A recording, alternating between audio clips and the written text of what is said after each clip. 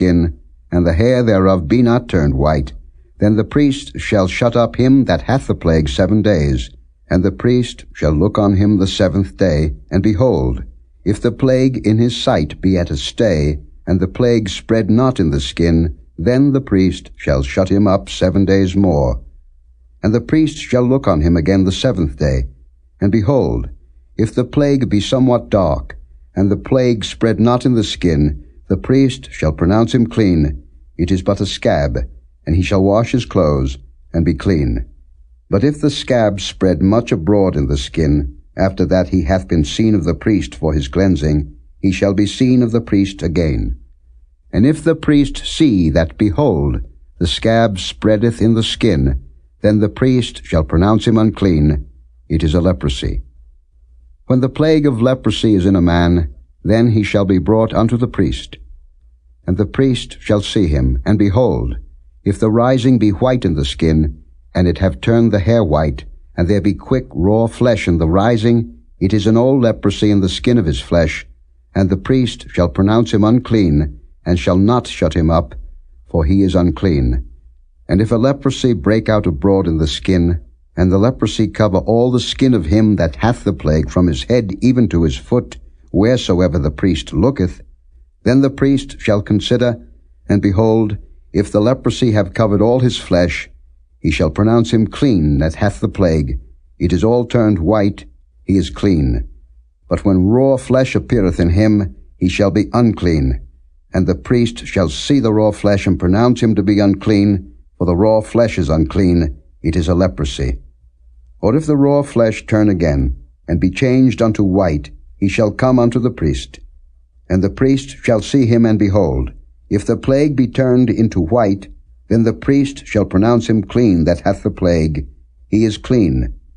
The flesh also, in which, even in the skin thereof, was a boil, and is healed. And in the place of the boil there be a white rising, or a bright spot, white, and somewhat reddish, and it be showed to the priest. And if, when the priest seeth it, behold, it be in sight lower than the skin, and the hair thereof be turned white, the priest shall pronounce him unclean. It is a plague of leprosy broken out of the boil. But if the priest look on it, and behold, there be no white hairs therein, and if it be not lower than the skin, but be somewhat dark, then the priest shall shut him up 7 days. And if it spread much abroad in the skin, then the priest shall pronounce him unclean. It is a plague. But if the bright spot stay in his place, and spread not, it is a burning boil, and the priest shall pronounce him clean. Or if there be any flesh, in the skin whereof there is a hot burning, and the quick flesh that burneth have a white bright spot, somewhat reddish or white, then the priest shall look upon it, and behold, if the hair in the bright spot be turned white, and it be in sight deeper than the skin, it is a leprosy broken out of the burning, wherefore the priest shall pronounce him unclean. It is the plague of leprosy. But if the priest look on it, and behold, there be no white hair in the bright spot, and it be no lower than the other skin, but be somewhat dark, then the priest shall shut him up 7 days. And the priest shall look upon him the 7th day, and if it be spread much abroad in the skin, then the priest shall pronounce him unclean. It is the plague of leprosy. And if the bright spot stay in his place, and spread not in the skin, but it be somewhat dark, it is a rising of the burning, and the priest shall pronounce him clean, for it is an inflammation of the burning. If a man or woman have a plague upon the head or the beard, then the priest shall see the plague, and behold, if it be in sight deeper than the skin, and there be in it a yellow thin hair, then the priest shall pronounce him unclean. It is a dry scall, even a leprosy upon the head or beard. And if the priest look on the plague of the scall, and behold, it be not in sight deeper than the skin, and that there is no black hair in it, then the priest shall shut up him that hath the plague of the scall 7 days. And in the 7th day the priest shall look on the plague, and behold, if the scall spread not, and there be in it no yellow hair, and the scall be not in sight deeper than the skin, he shall be shaven, but the scall shall he not shave, and the priest shall shut up him that hath the scall 7 days more. And in the 7th day the priest shall look on the scall, and behold, if the scall be not spread in the skin, nor be in sight deeper than the skin, then the priest shall pronounce him clean, and he shall wash his clothes, and be clean. But if the scall spread much in the skin after his cleansing, then the priest shall look on him, and behold, if the scall be spread in the skin, the priest shall not seek for yellow hair, he is unclean. But if the scall be in his sight at a stay, and that there is black hair grown up therein, the scall is healed, he is clean, and the priest shall pronounce him clean. If a man also or a woman have in the skin of their flesh bright spots, even white bright spots, then the priest shall look, and behold, if the bright spots in the skin of their flesh be darkish white, it is a freckled spot that groweth in the skin, he is clean. And the man whose hair is fallen off his head, he is bald, yet is he clean. And he that hath his hair fallen off from the part of his head toward his face, he is forehead bald, yet is he clean. And if there be in the bald head, or bald forehead, a white reddish sore, it is a leprosy sprung up in his bald head, or his bald forehead. Then the priest shall look upon it, and behold, if the rising of the sore be white reddish in his bald head, or in his bald forehead, as the leprosy appeareth in the skin of the flesh, he is a leprous man, he is unclean. The priest shall pronounce him utterly unclean, his plague is in his head.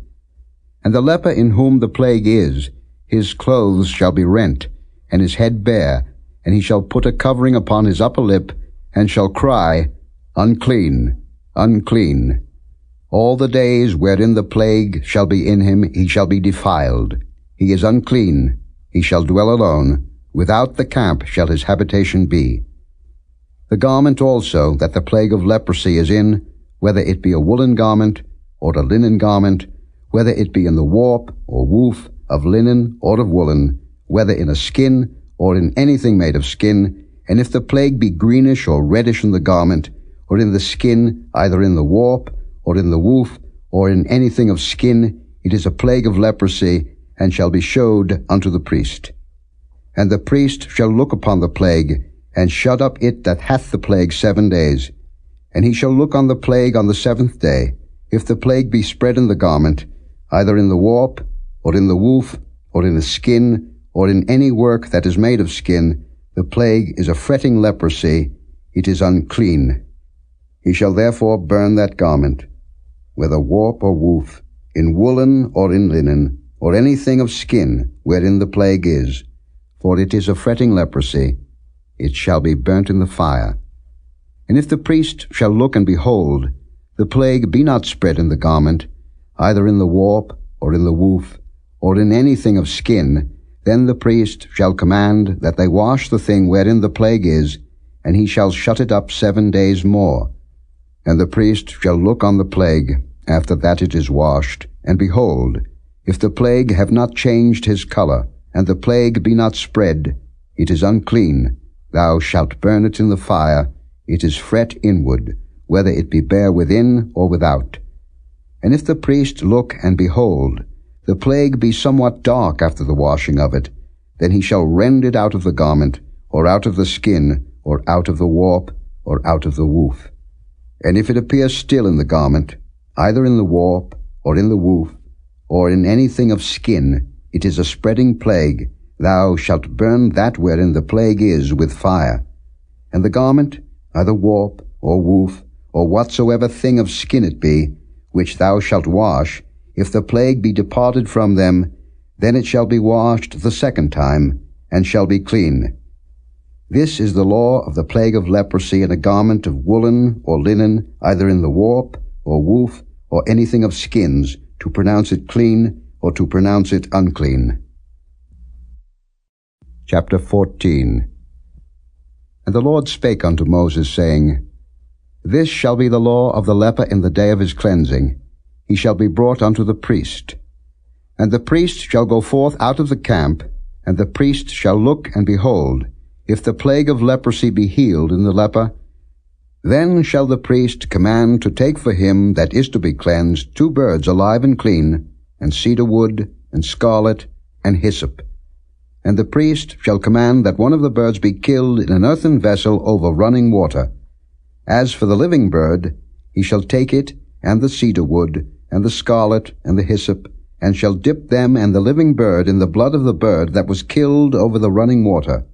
And he shall sprinkle upon him that is to be cleansed from the leprosy 7 times, and shall pronounce him clean, and shall let the living bird loose into the open field. And he that is to be cleansed shall wash his clothes, and shave off all his hair, and wash himself in water, that he may be clean. And after that he shall come into the camp, and shall tarry abroad out of his tent 7 days. But it shall be on the 7th day that he shall shave all his hair off his head, and his beard, and his eyebrows, even all his hair he shall shave off. And he shall wash his clothes, also he shall wash his flesh in water, and he shall be clean. And on the 8th day he shall take 2 he-lambs without blemish, and 1 ewe-lamb of the 1st year without blemish, and 3/10 deals of fine flour for a meat offering, mingled with oil, and 1 log of oil. And the priest that maketh him clean shall present the man that is to be made clean, and those things before the Lord, at the door of the tabernacle of the congregation. And the priest shall take 1 he-lamb, and offer him for a trespass offering, and the log of oil, and wave them for a wave offering before the Lord. And he shall slay the lamb in the place where he shall kill the sin offering and the burnt offering, in the holy place. For as the sin offering is the priest's, so is the trespass offering. It is most holy. And the priest shall take some of the blood of the trespass offering, and the priest shall put it upon the tip of the right ear of him that is to be cleansed, and upon the thumb of his right hand, and upon the great toe of his right foot. And the priest shall take some of the log of oil, and pour it into the palm of his own left hand. And the priest shall dip his right finger in the oil that is in his left hand, and shall sprinkle of the oil with his finger 7 times before the Lord. And of the rest of the oil that is in his hand shall the priest put upon the tip of the right ear of him that is to be cleansed, and upon the thumb of his right hand, and upon the great toe of his right foot, upon the blood of the trespass offering.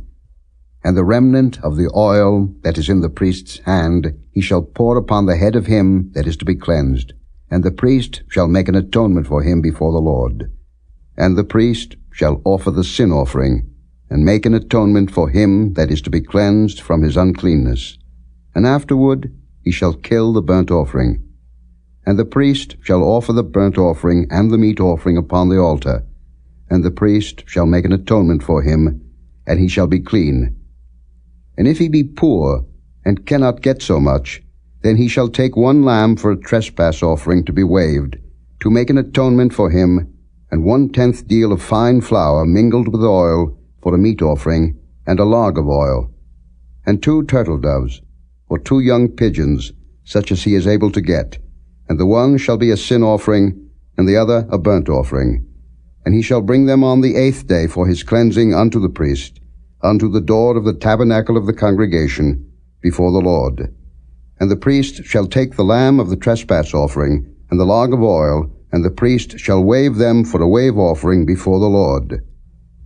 And he shall kill the lamb of the trespass offering, and the priest shall take some of the blood of the trespass offering, and put it upon the tip of the right ear of him that is to be cleansed, and upon the thumb of his right hand, and upon the great toe of his right foot. And the priest shall pour of the oil into the palm of his own left hand. And the priest shall sprinkle with his right finger some of the oil that is in his left hand 7 times before the Lord. And the priest shall put of the oil that is in his hand upon the tip of the right ear of him that is to be cleansed, and upon the thumb of his right hand, and upon the great toe of his right foot, upon the place of the blood of the trespass offering. And the rest of the oil that is in the priest's hand he shall put upon the head of him that is to be cleansed, to make an atonement for him before the Lord. And he shall offer the one of the turtle doves, or of the young pigeons, such as he can get, even such as he is able to get, the one for a sin offering, and the other for a burnt offering, with the meat offering, and the priest shall make an atonement for him that is to be cleansed before the Lord. This is the Lord of him in whom is the plague of leprosy, whose hand is not able to get that which pertaineth to his cleansing. And the Lord spake unto Moses and unto Aaron, saying, When ye be come into the land of Canaan, which I give to you for a possession, and I put the plague of leprosy in a house of the land of your possession, and he that owneth the house shall come and tell the priest, saying, It seemeth to me there is as it were a plague in the house. Then the priest shall command that they empty the house, before the priest go in to see the plague, that all that is in the house be not made unclean, and afterward the priest shall go in to see the house. And he shall look on the plague, and behold, if the plague be in the walls of the house with hollow strakes, greenish or reddish, which in sight are lower than the wall, then the priest shall go out of the house to the door of the house, and shut up the house 7 days. And the priest shall come again the 7th day, and shall look, and behold, if the plague be spread in the walls of the house, then the priest shall command that they take away the stones in which the plague is, and they shall cast them into an unclean place without the city.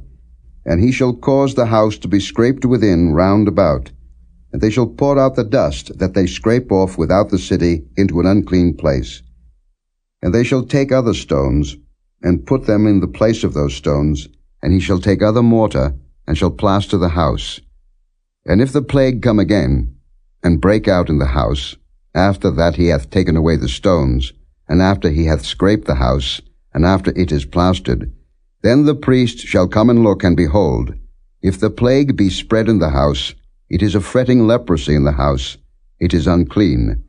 And he shall break down the house, the stones of it, and the timber thereof, and all the mortar of the house, and he shall carry them forth out of the city into an unclean place. Moreover, he that goeth into the house all the while that it is shut up shall be unclean until the even. And he that lieth in the house shall wash his clothes, and he that eateth in the house shall wash his clothes. And if the priest shall come in and look upon it, and behold, the plague hath not spread in the house, after the house was plastered, then the priest shall pronounce the house clean, because the plague is healed. And he shall take to cleanse the house 2 birds, and cedar wood, and scarlet, and hyssop. And he shall kill the one of the birds in an earthen vessel over running water. And he shall take the cedar wood, and the hyssop, and the scarlet, and the living bird, and dip them in the blood of the slain bird, and in the running water, and sprinkle the house 7 times. And he shall cleanse the house with the blood of the bird, and with the running water, and with the living bird, and with the cedar wood, and with the hyssop, and with the scarlet. But he shall let go the living bird out of the city into the open fields, and make an atonement for the house, and it shall be clean. This is the law for all manner of plague of leprosy and scall, and for the leprosy of a garment and of a house, and for a rising, and for a scab, and for a bright spot, to teach when it is unclean, and when it is clean. This is the law of leprosy. Chapter 15.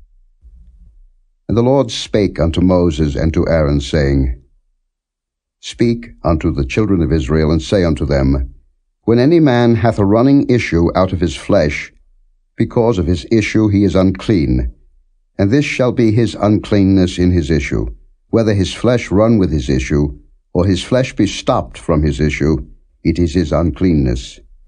Every bed whereon he lieth that hath the issue is unclean, and everything whereon he sitteth shall be unclean. And whosoever toucheth his bed shall wash his clothes, and bathe himself in water, and be unclean until the even. And he that sitteth on anything whereon he sat that hath the issue shall wash his clothes, and bathe himself in water, and be unclean until the even. And he that toucheth the flesh of him that hath the issue shall wash his clothes, and bathe himself in water, and be unclean until the even. And if he that hath the issue spit upon him that is clean, then he shall wash his clothes, and bathe himself in water, and be unclean until the even. And what saddle soever he rideth upon that hath the issue shall be unclean. And whosoever toucheth anything that was under him shall be unclean until the even. And he that beareth any of those things shall wash his clothes, and bathe himself in water, and be unclean until the even. And whomsoever he toucheth that hath the issue, and hath not rinsed his hands in water, he shall wash his clothes, and bathe himself in water, and be unclean until the even. And the vessel of earth that he toucheth, which hath the issue, shall be broken, and every vessel of wood shall be rinsed in water. And when he that hath an issue is cleansed of his issue, then he shall number to himself 7 days for his cleansing, and wash his clothes, and bathe his flesh in running water, and shall be clean. And on the 8th day he shall take to him 2 turtle-doves, or 2 young pigeons, and come before the Lord unto the door of the tabernacle of the congregation, and give them unto the priest. And the priest shall offer them, the one for a sin offering, and the other for a burnt offering, and the priest shall make an atonement for him before the Lord for his issue. And if any man's seed of copulation go out from him, then he shall wash all his flesh in water, and be unclean until the even. And every garment, and every skin whereon is the seed of copulation, shall be washed with water, and be unclean until the even. The woman also with whom man shall lie with seed of copulation, they shall both bathe themselves in water, and be unclean until the even. And if a woman have an issue, and her issue in her flesh be blood, she shall be put apart 7 days, and whosoever toucheth her shall be unclean until the even. And everything that she lieth upon in her separation shall be unclean. Everything also that she sitteth upon shall be unclean. And whosoever toucheth her bed shall wash his clothes, and bathe himself in water, and be unclean until the even. And whosoever toucheth anything that she sat upon shall wash his clothes, and bathe himself in water, and be unclean until the even. And if it be on her bed, or on anything whereon she sitteth, when he toucheth it, he shall be unclean until the even. And if any man lie with her at all, and her flowers be upon him, he shall be unclean 7 days, and all the bed whereon he lieth shall be unclean. And if a woman have an issue of her blood many days out of the time of her separation, or if it run beyond the time of her separation, all the days of the issue of her uncleanness shall be as the days of her separation. She shall be unclean. Every bed whereon she lieth all the days of her issue shall be unto her as the bed of her separation, and whatsoever she sitteth upon shall be unclean, as the uncleanness of her separation. And whosoever toucheth those things shall be unclean, and shall wash his clothes, and bathe himself in water, and be unclean until the even. But if she be cleansed of her issue, then she shall number to herself 7 days, and after that she shall be clean. And on the 8th day she shall take unto her 2 turtles, or 2 young pigeons, and bring them unto the priest, to the door of the tabernacle of the congregation. And the priest shall offer the one for a sin offering, and the other for a burnt offering, and the priest shall make an atonement for her before the Lord for the issue of her uncleanness. Thus shall ye separate the children of Israel from their uncleanness, that they die not in their uncleanness, when they defile my tabernacle that is among them. This is the law of him that hath an issue, and of him whose seed goeth from him, and is defiled therewith, and of her that is sick of her flowers, and of him that hath an issue, of the man and of the woman, and of him that lieth with her that is unclean. Chapter 16. And the Lord spake unto Moses after the death of the 2 sons of Aaron, when they offered before the Lord, and died. And the Lord said unto Moses, Speak unto Aaron thy brother, that he come not at all times into the holy place within the veil before the mercy seat, which is upon the ark, that he die not. For I will appear in the cloud upon the mercy seat. Thus shall Aaron come into the holy place, with a young bullock for a sin offering, and a ram for a burnt offering. He shall put on the holy linen coat, and he shall have the linen breeches upon his flesh, and shall be girded with a linen girdle, and with the linen mitre shall he be attired. These are holy garments. Therefore shall he wash his flesh in water, and so put them on. And he shall take of the congregation of the children of Israel 2 kids of the goats for a sin offering, and 1 ram for a burnt offering. And Aaron shall offer his bullock of the sin offering, which is for himself, and make an atonement for himself and for his house. And he shall take the 2 goats, and present them before the Lord at the door of the tabernacle of the congregation. And Aaron shall cast lots upon the 2 goats. one lot for the Lord, and the other lot for the scapegoat. And Aaron shall bring the goat upon which the Lord's lot fell, and offer him for a sin offering. But the goat, on which the lot fell to be the scapegoat, shall be presented alive before the Lord, to make an atonement with him, and to let him go for a scapegoat into the wilderness. And Aaron shall bring the bullock of the sin offering, which is for himself, and shall make an atonement for himself and for his house, and shall kill the bullock of the sin offering, which is for himself. And he shall take a censer full of burning coals of fire from off the altar before the Lord, and his hands full of sweet incense beaten small, and bring it within the veil. And he shall put the incense upon the fire before the Lord, that the cloud of the incense may cover the mercy seat that is upon the testimony, that he die not. And he shall take of the blood of the bullock, and sprinkle it with his finger upon the mercy seat eastward, and before the mercy seat shall he sprinkle of the blood with his finger 7 times. Then shall he kill the goat of the sin offering, that is for the people, and bring his blood within the veil, and do with that blood as he did with the blood of the bullock, and sprinkle it upon the mercy seat, and before the mercy seat. And he shall make an atonement for the holy place, because of the uncleanness of the children of Israel, and because of their transgressions in all their sins. And so shall he do for the tabernacle of the congregation, that remaineth among them in the midst of their uncleanness. And there shall be no man in the tabernacle of the congregation when he goeth in to make an atonement in the holy place, until he come out, and have made an atonement for himself, and for his household, and for all the congregation of Israel. And he shall go out unto the altar that is before the Lord, and make an atonement for it, and shall take of the blood of the bullock, and of the blood of the goat, and put it upon the horns of the altar round about. And he shall sprinkle of the blood upon it with his finger 7 times, and cleanse it, and hallow it from the uncleanness of the children of Israel. And when he hath made an end of reconciling the holy place, and the tabernacle of the congregation, and the altar, he shall bring the live goat.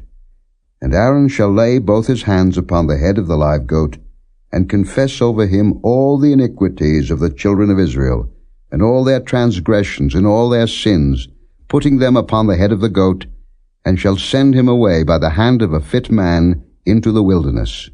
And the goat shall bear upon him all their iniquities unto a land not inhabited, and he shall let go the goat in the wilderness.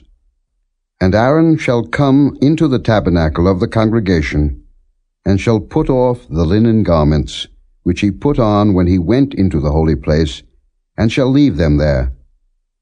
And he shall wash his flesh with water in the holy place, and put on his garments, and come forth, and offer his burnt offering, and the burnt offering of the people, and make an atonement for himself and for the people.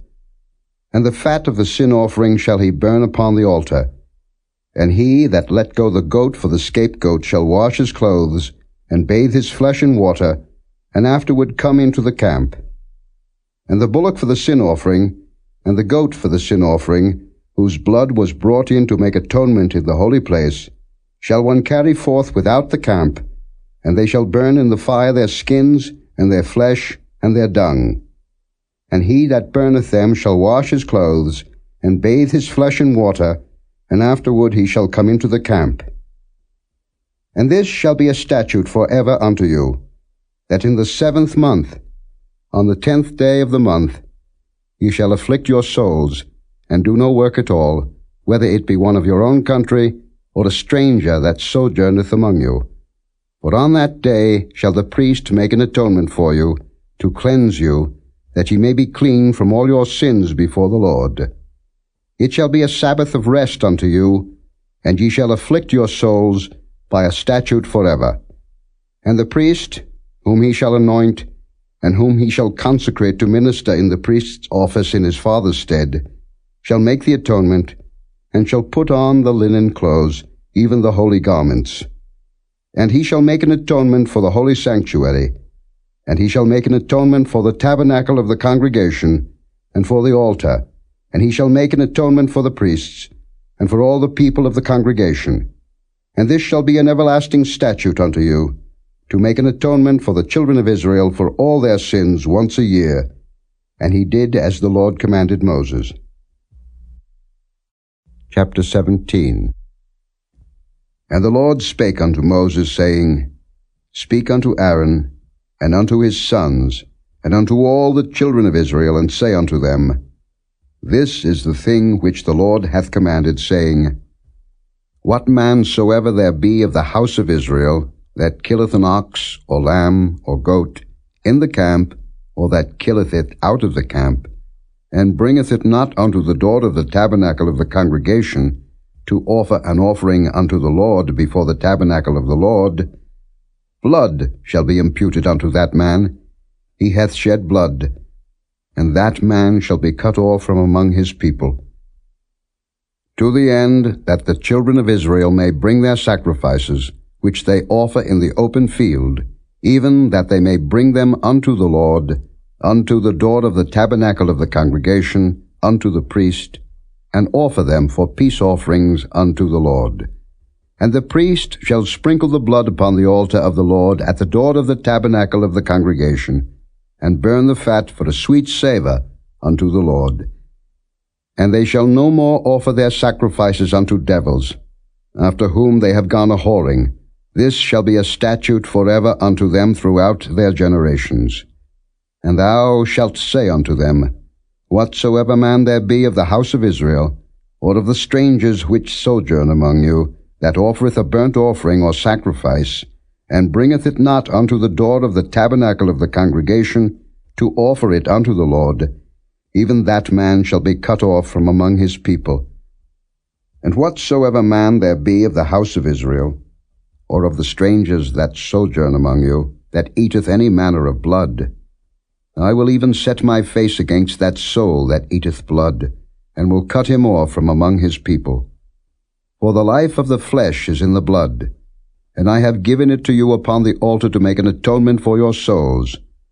For it is the blood that maketh an atonement for the soul. Therefore I said unto the children of Israel, No soul of you shall eat blood, neither shall any stranger that sojourneth among you eat blood. And whatsoever man there be of the children of Israel, or of the strangers that sojourn among you, which hunteth and catcheth any beast or fowl that may be eaten, he shall even pour out the blood thereof, and cover it with dust.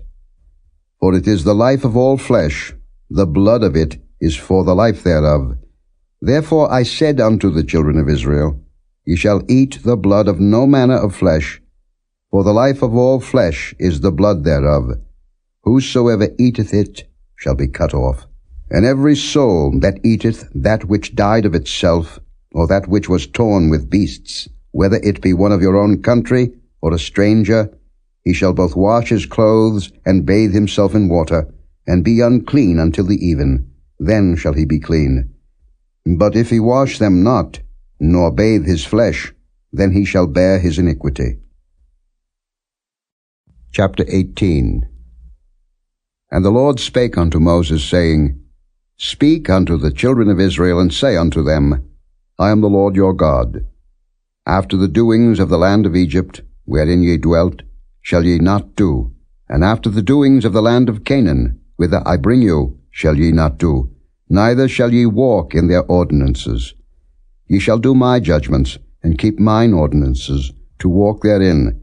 I am the Lord your God. Ye shall therefore keep my statutes and my judgments, which if a man do, he shall live in them. I am the Lord. None of you shall approach to any that is near of kin to him, to uncover their nakedness. I am the Lord. The nakedness of thy father, or the nakedness of thy mother, shalt thou not uncover. She is thy mother. Thou shalt not uncover her nakedness.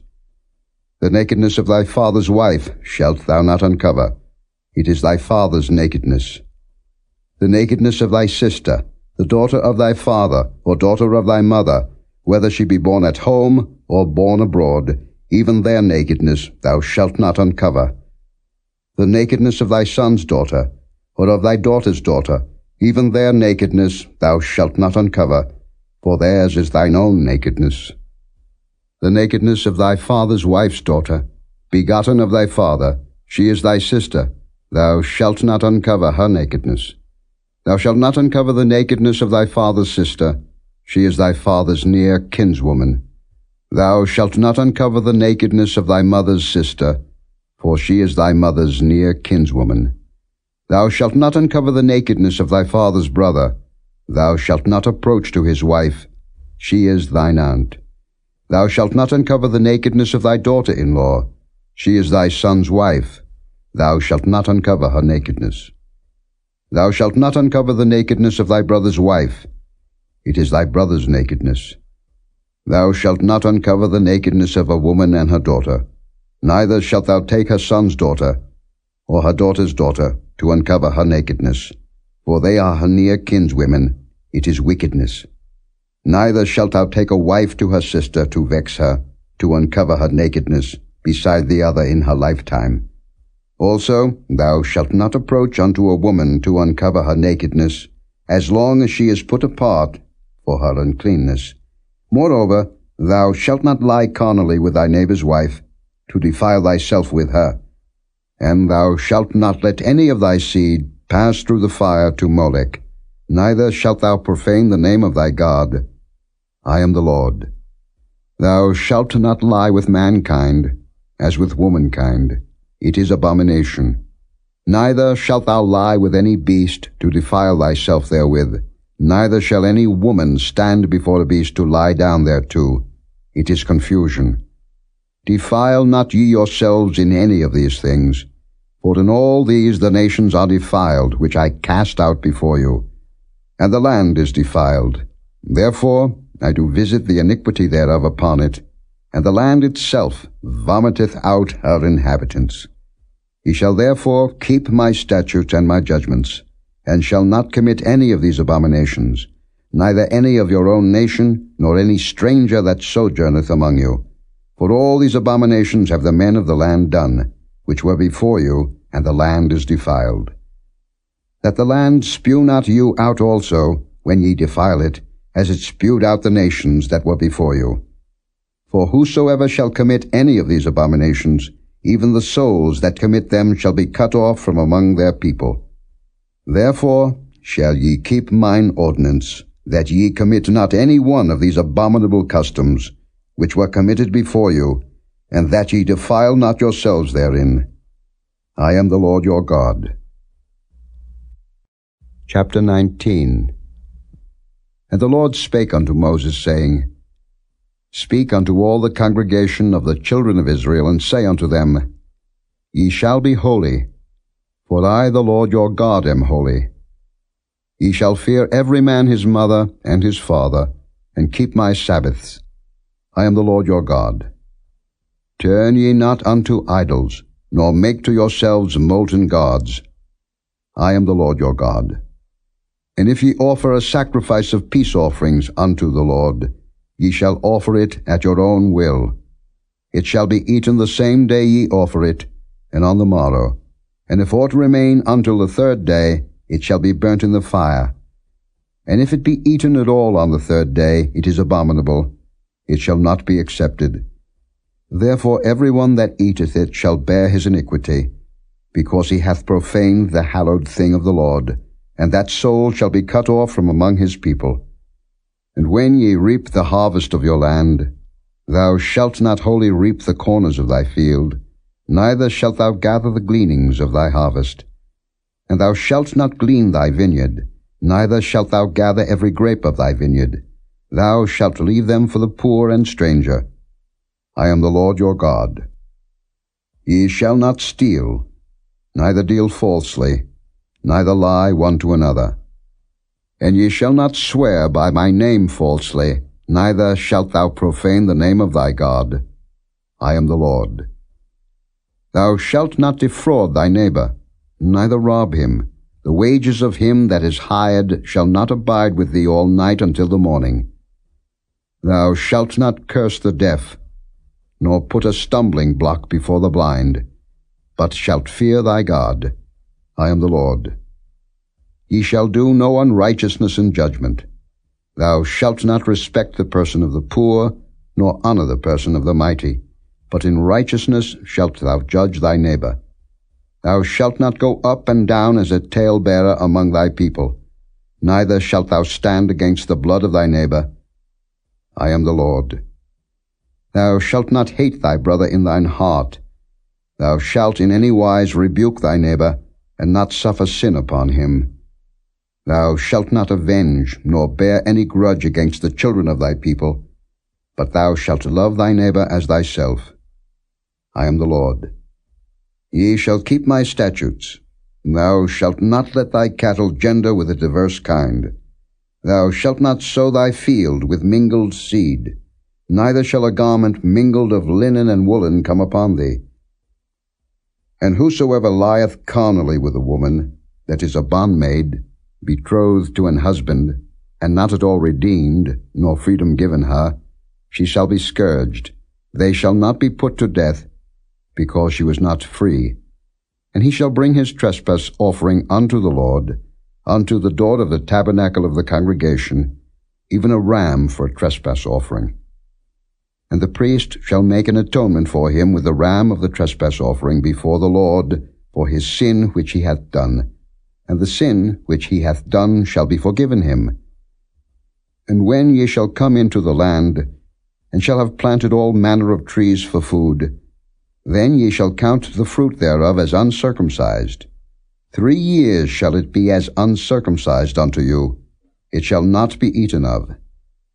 But in the 4th year all the fruit thereof shall be holy to praise the Lord withal. And in the 5th year shall ye eat of the fruit thereof, that it may yield unto you the increase thereof. I am the Lord your God. Ye shall not eat anything with the blood, neither shall ye use enchantment, nor observe times. Ye shall not round the corners of your heads, neither shalt thou mar the corners of thy beard. Ye shall not make any cuttings in your flesh for the dead, nor print any marks upon you. I am the Lord. Do not prostitute thy daughter, to cause her to be a whore, lest the land fall to whoredom, and the land become full of wickedness. Ye shall keep my Sabbaths, and reverence my sanctuary. I am the Lord. Regard not them that have familiar spirits, neither seek after wizards, to be defiled by them. I am the Lord your God. Thou shalt rise up before the hoary head, and honor the face of the old man, and fear thy God. I am the Lord. And if a stranger sojourn with thee in your land, ye shall not vex him. But the stranger that dwelleth with you shall be unto you as one born among you, and thou shalt love him as thyself.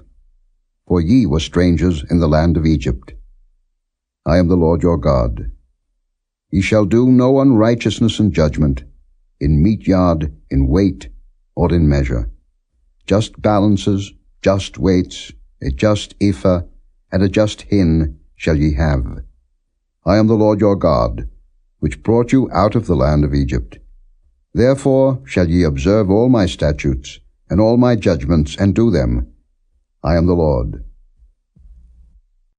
Chapter 20. And the Lord spake unto Moses, saying, Again thou shalt say to the children of Israel, Whosoever he be of the children of Israel, or of the strangers that sojourn in Israel, that giveth any of his seed unto Molech, he shall surely be put to death. The people of the land shall stone him with stones.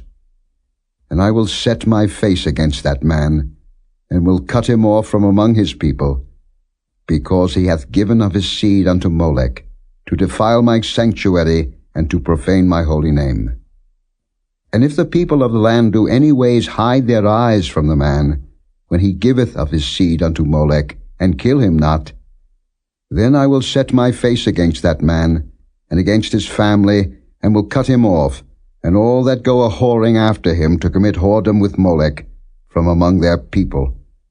And the soul that turneth after such as have familiar spirits, and after wizards, to go a-whoring after them, I will even set my face against that soul, and will cut him off from among his people.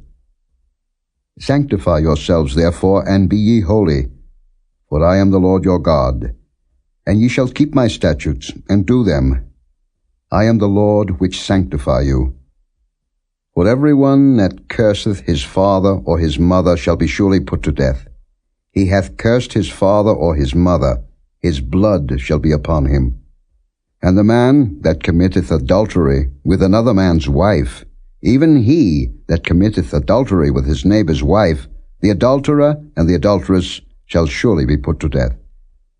And the man that lieth with his father's wife hath uncovered his father's nakedness. Both of them shall surely be put to death. Their blood shall be upon them.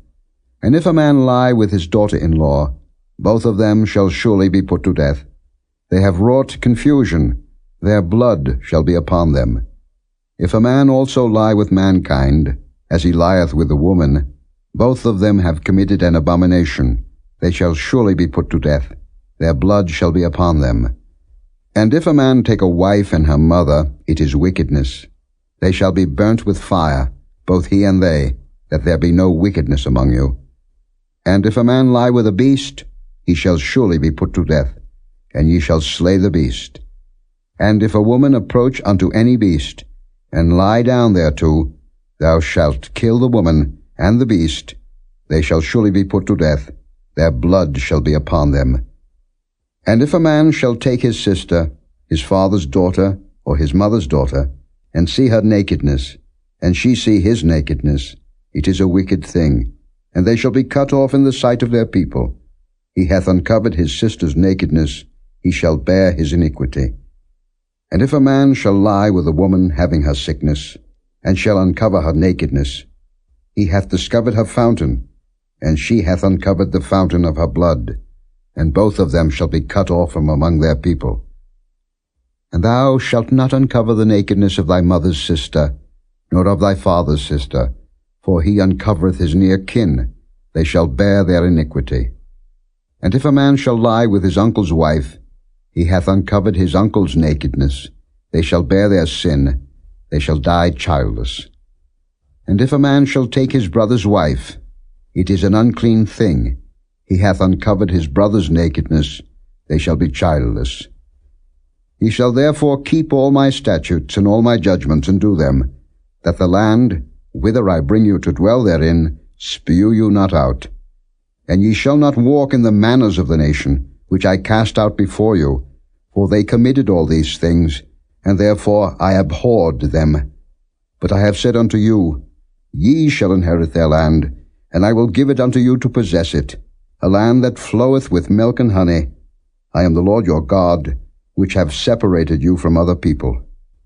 Ye shall therefore put difference between clean beasts and unclean, and between unclean fowls and clean. And ye shall not make your souls abominable by beast, or by fowl, or by any manner of living thing that creepeth on the ground, which I have separated from you as unclean. And ye shall be holy unto me. For I, the Lord, am holy, and have severed you from other people, that ye should be mine. A man also, or woman, that hath a familiar spirit, or that is a wizard, shall surely be put to death. They shall stone them with stones. Their blood shall be upon them. Chapter 21. And the Lord said unto Moses, Speak unto the priests, the sons of Aaron, and say unto them, There shall none be defiled for the dead among his people, but for his kin that is near unto him, that is for his mother, and for his father, and for his son, and for his daughter, and for his brother, and for his sister a virgin that is nigh unto him, which hath had no husband, for her may he be defiled. But he shall not defile himself, being a chief man among his people, to profane himself. They shall not make baldness upon their head, neither shall they shave off the corner of their beard, nor make any cuttings in their flesh. They shall be holy unto their God, and not profane the name of their God, for the offerings of the Lord made by fire, and the bread of their God they do offer, therefore they shall be holy. They shall not take a wife that is a whore or profane, neither shall they take a woman put away from her husband, for he is holy unto his God. Thou shalt sanctify him therefore, for he offereth the bread of thy God. He shall be holy unto thee. For I the Lord, which sanctify you, am holy. And the daughter of any priest, if she profane herself by playing the whore, she profaneth her father. She shall be burnt with fire. And he that is the high priest among his brethren, upon whose head the anointing oil was poured, and that is consecrated to put on the garments, shall not uncover his head, nor rend his clothes. Neither shall he go in to any dead body, nor defile himself for his father or for his mother.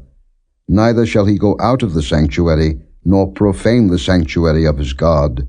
For the crown of the anointing oil of his God is upon him. I am the Lord. And he shall take a wife in her virginity. A widow, or a divorced woman, or profane, or an harlot, these shall he not take, but he shall take a virgin of his own people to wife. Neither shall he profane his seed among his people, for I the Lord do sanctify him. And the Lord spake unto Moses, saying, Speak unto Aaron, saying, Whosoever he be of thy seed in their generations that hath any blemish, let him not approach to offer the bread of his God. For whatsoever man he be that hath a blemish, he shall not approach, a blind man, or a lame, or he that hath a flat nose, or anything superfluous, or a man that is broken-footed, or broken-handed, or crook-backed, or a dwarf, or that hath a blemish in his eye, or be scurvy, or scabbed, or hath his stones broken. No man that hath a blemish of the seed of Aaron the priest shall come nigh to offer the offerings of the Lord made by fire. He hath a blemish. He shall not come nigh to offer the bread of his God. He shall eat the bread of his God, both of the most holy and of the holy.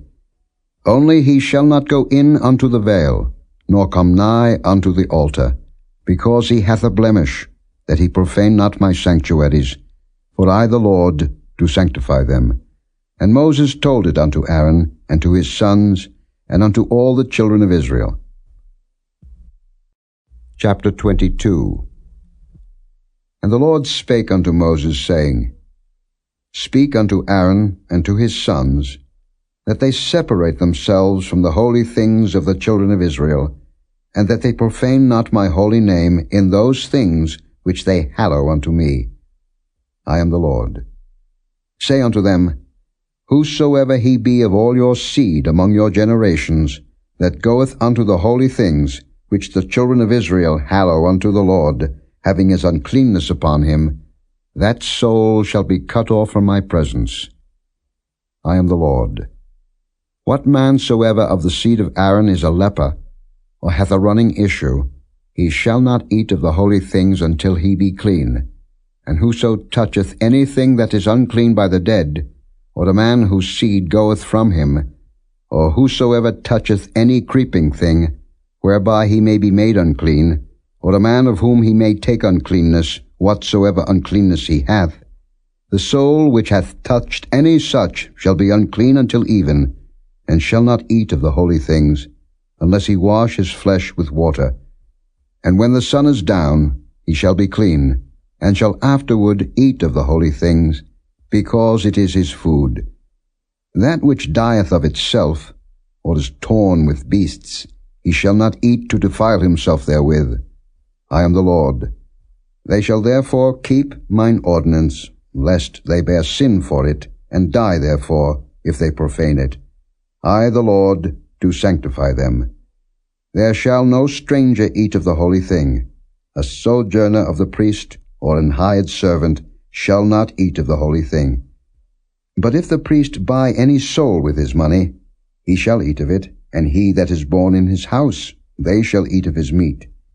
If the priest's daughter also be married unto a stranger, she may not eat of an offering of the holy things. But if the priest's daughter be a widow, or divorced, and have no child, and is returned unto her father's house as in her youth, she shall eat of her father's meat, but there shall no stranger eat thereof. And if a man eat of the holy thing unwittingly, then he shall put the fifth part thereof unto it, and shall give it unto the priest with the holy thing.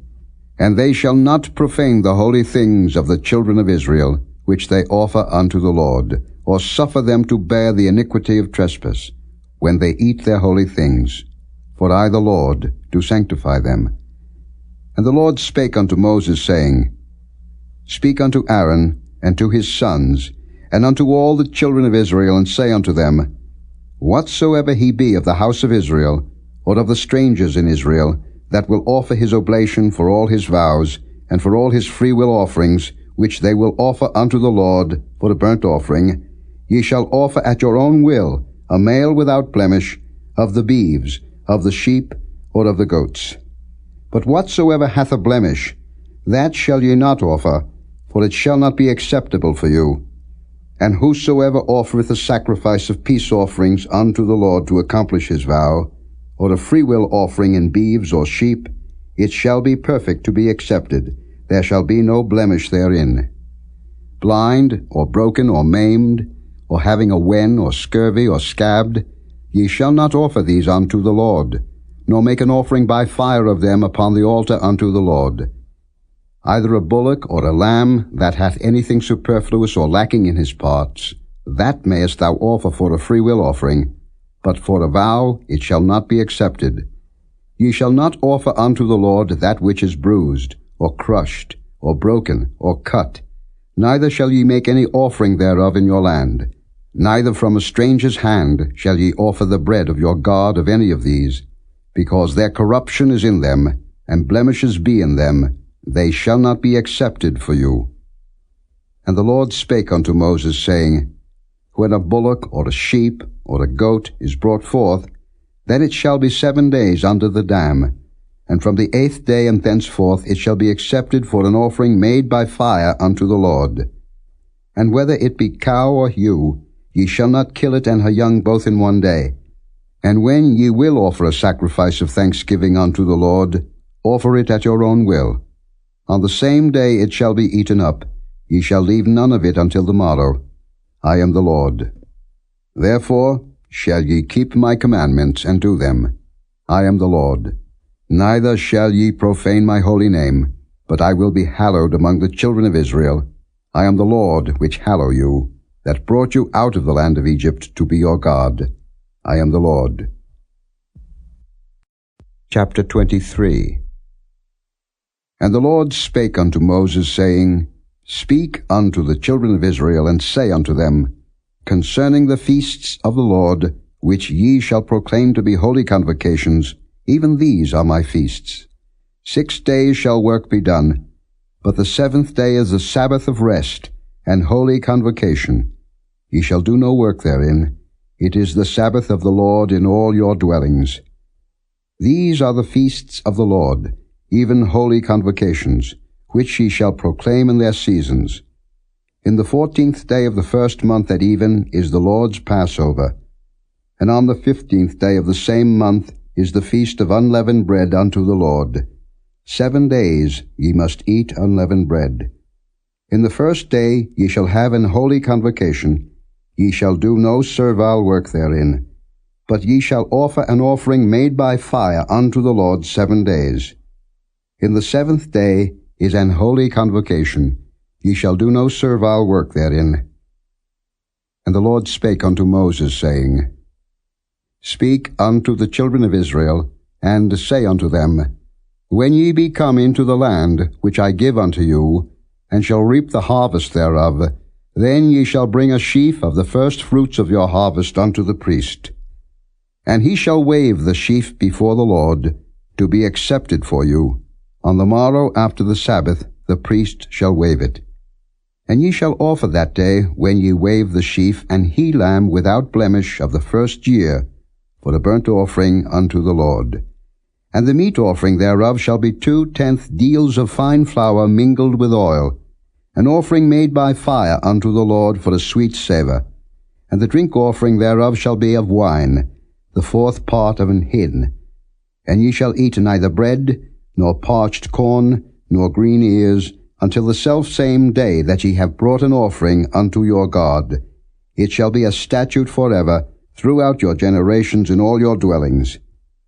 And ye shall count unto you from the morrow after the Sabbath, from the day that ye brought the sheaf of the wave offering, 7 Sabbaths shall be complete.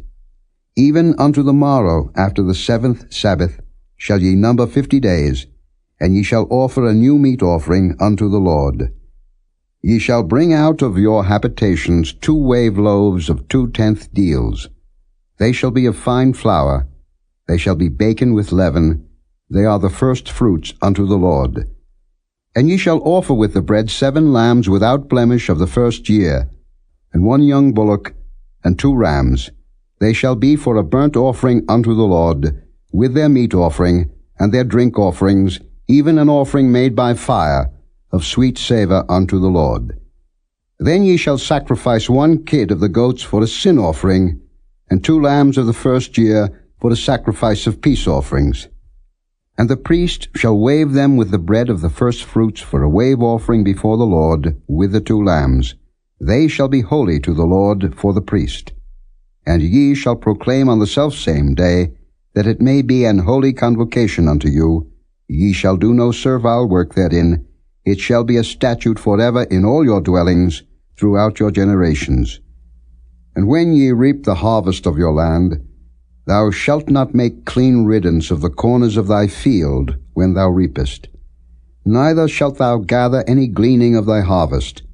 Thou shalt leave them unto the poor and to the stranger. I am the Lord your God. And the Lord spake unto Moses, saying, Speak unto the children of Israel, saying, In the 7th month, in the 1st day of the month, shall ye have a Sabbath, a memorial of blowing of trumpets, and holy convocation. Ye shall do no servile work therein, but ye shall offer an offering made by fire unto the Lord. And the Lord spake unto Moses, saying, Also on the 10th day of this 7th month there shall be a day of atonement. It shall be an holy convocation unto you, and ye shall afflict your souls, and offer an offering made by fire unto the Lord. And ye shall do no work in that same day, for it is a day of atonement, to make an atonement for you before the Lord your God. For whatsoever soul it be that shall not be afflicted in that same day, he shall be cut off from among his people. And whatsoever soul it be that doeth any work in that same day, the same soul will I destroy from among his people. Ye shall do no manner of work. It shall be a statute forever throughout your generations in all your dwellings. It shall be unto you a Sabbath of rest, and ye shall afflict your souls. In the 9th day of the month at even, from even unto even, shall ye celebrate your Sabbath. And the Lord spake unto Moses, saying, Speak unto the children of Israel, saying, The 15th day of this 7th month shall be the feast of tabernacles for 7 days unto the Lord. On the 1st day shall be an holy convocation. Ye shall do no servile work therein. 7 days ye shall offer an offering made by fire unto the Lord. On the 8th day shall be an holy convocation unto you, and he shall offer an offering made by fire unto the Lord. It is a solemn assembly, and ye shall do no servile work therein. These are the feasts of the Lord, which ye shall proclaim to be holy convocations, to offer an offering made by fire unto the Lord, a burnt offering, and a meat offering, a sacrifice, and drink offerings, everything upon his day, beside the Sabbaths of the Lord, and beside your gifts, and beside all your vows, and beside all your freewill offerings, which ye give unto the Lord. Also in the 15th day of the 7th month, when ye have gathered in the fruit of the land, ye shall keep a feast unto the Lord 7 days. On the 1st day shall be a Sabbath, and on the 8th day shall be a Sabbath. And ye shall take you on the 1st day the boughs of goodly trees, branches of palm trees, and the boughs of thick trees, and willows of the brook, and ye shall rejoice before the Lord your God 7 days. And ye shall keep it a feast unto the Lord 7 days in the year. It shall be a statute forever in your generations. Ye shall celebrate it in the 7th month. Ye shall dwell in booths 7 days. All that are Israelites born shall dwell in booths, that your generations may know that I made the children of Israel to dwell in booths, when I brought them out of the land of Egypt. I am the Lord your God. And Moses declared unto the children of Israel the feasts of the Lord. Chapter 24. And the Lord spake unto Moses, saying, Command the children of Israel, that they bring unto thee pure oil olive beaten for the light, to cause the lamps to burn continually. Without the veil of the testimony, in the tabernacle of the congregation, shall Aaron order it from the evening unto the morning before the Lord continually. It shall be a statute forever in your generations. He shall order the lamps upon the pure candlestick before the Lord continually. And thou shalt take fine flour, and bake 12 cakes thereof. 2 tenth deals shall be in 1 cake. And thou shalt set them in 2 rows, 6 on a row, upon the pure table before the Lord. And thou shalt put pure frankincense upon each row, that it may be on the bread for a memorial, even an offering made by fire unto the Lord. Every Sabbath he shall set it in order before the Lord continually, being taken from the children of Israel by an everlasting covenant. And it shall be Aaron's and his sons, and they shall eat it in the holy place, for it is most holy unto him of the offerings of the Lord made by fire, by a perpetual statute. And the son of an Israelitish woman, whose father was an Egyptian, went out among the children of Israel. And this son of the Israelitish woman and a man of Israel strove together in the camp. And the Israelitish woman's son blasphemed the name of the Lord and cursed.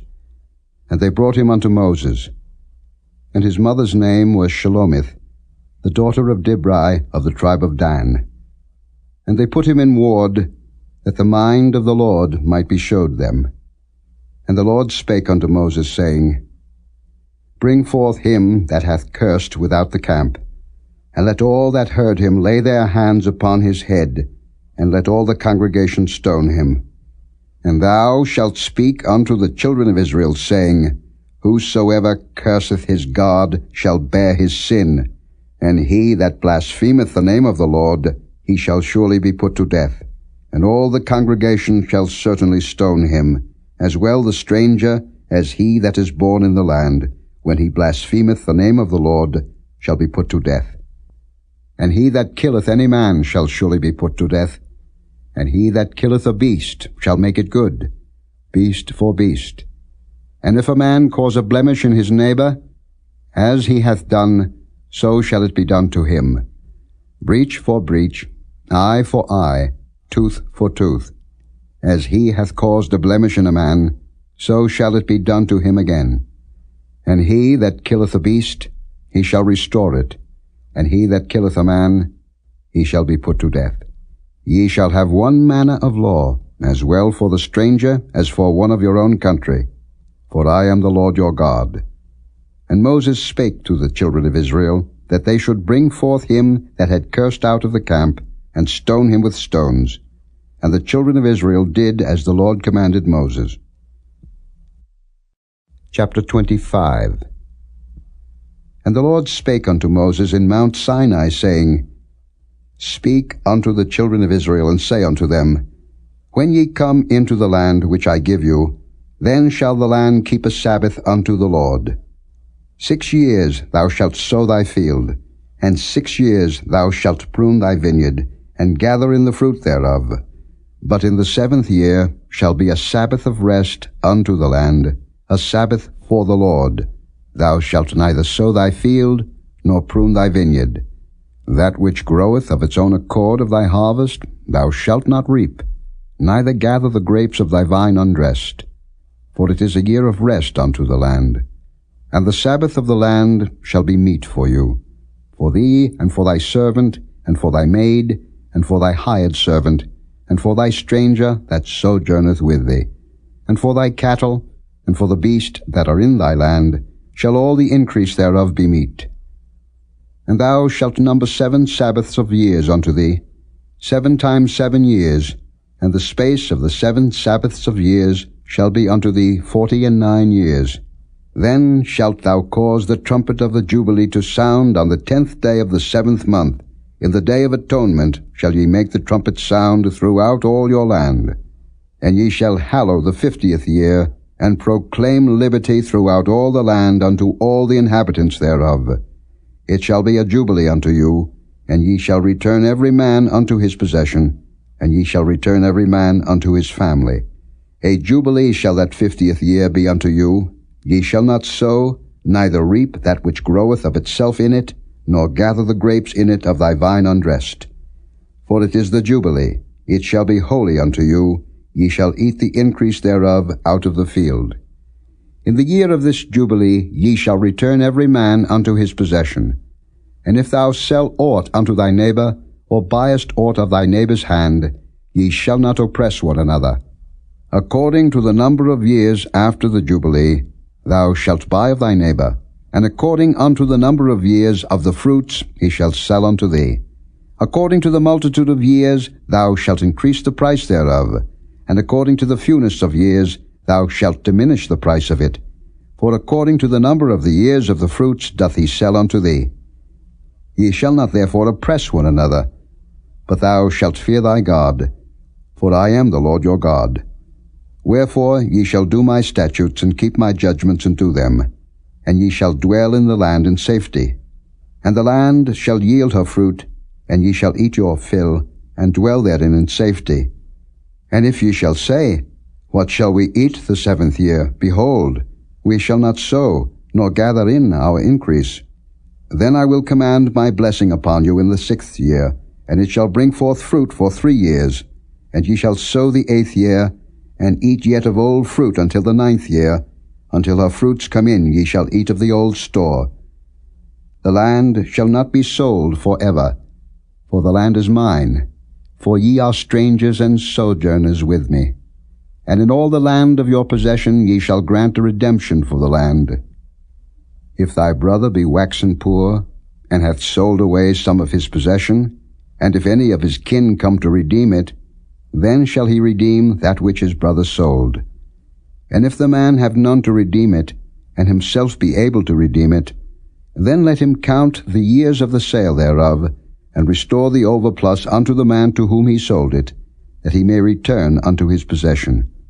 But if he be not able to restore it to him, then that which is sold shall remain in the hand of him that hath bought it until the year of Jubilee, and in the Jubilee it shall go out, and he shall return unto his possession. And if a man sell a dwelling house in a walled city, then he may redeem it within a whole year after it is sold. Within a full year may he redeem it. And if it be not redeemed within the space of a full year, then the house that is in the walled city shall be established forever to him that bought it throughout his generations. It shall not go out in the Jubilee. But the houses of the villages which have no wall round about them shall be counted as the fields of the country. They may be redeemed, and they shall go out in the Jubilee. Notwithstanding the cities of the Levites, and the houses of the cities of their possession, may the Levites redeem at any time. And if a man purchase of the Levites, then the house that was sold, and the city of his possession, shall go out in the year of Jubilee, for the houses of the cities of the Levites are their possession among the children of Israel. But the field of the suburbs of their cities may not be sold, for it is their perpetual possession. And if thy brother be waxen poor, and fallen in decay with thee, then thou shalt relieve him, yea, though he be a stranger or a sojourner, that he may live with thee. Take thou no usury of him, or increase, but fear thy God, that thy brother may live with thee. Thou shalt not give him thy money upon usury, nor lend him thy victuals for increase. I am the Lord your God, which brought you forth out of the land of Egypt, to give you the land of Canaan, and to be your God. And if thy brother that dwelleth by thee be waxen poor, and be sold unto thee, thou shalt not compel him to serve as a bondservant, but as an hired servant, and as a sojourner he shall be with thee, and shall serve thee unto the year of Jubilee.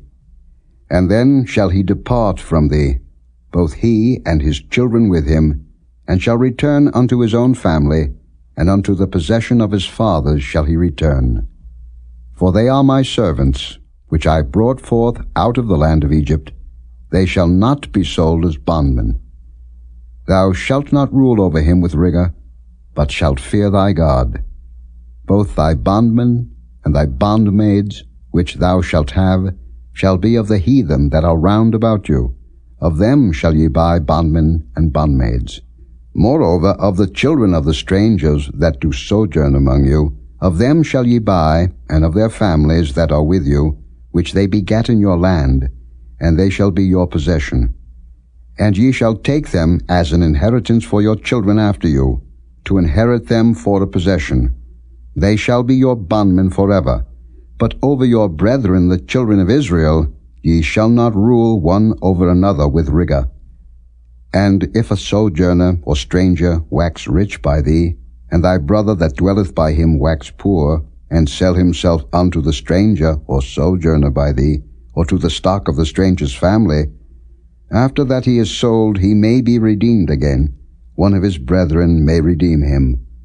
Either his uncle or his uncle's son may redeem him, or any that is nigh of kin unto him of his family may redeem him, or if he be able, he may redeem himself. And he shall reckon with him that bought him from the year that he was sold to him unto the year of Jubilee. And the price of his sale shall be according unto the number of years, according to the time of an hired servant shall it be with him. If there be yet many years behind, according unto them he shall give again the price of his redemption out of the money that he was bought for. And if there remain but few years unto the year of Jubilee, then he shall count with him, and according unto his years shall he give him again the price of his redemption.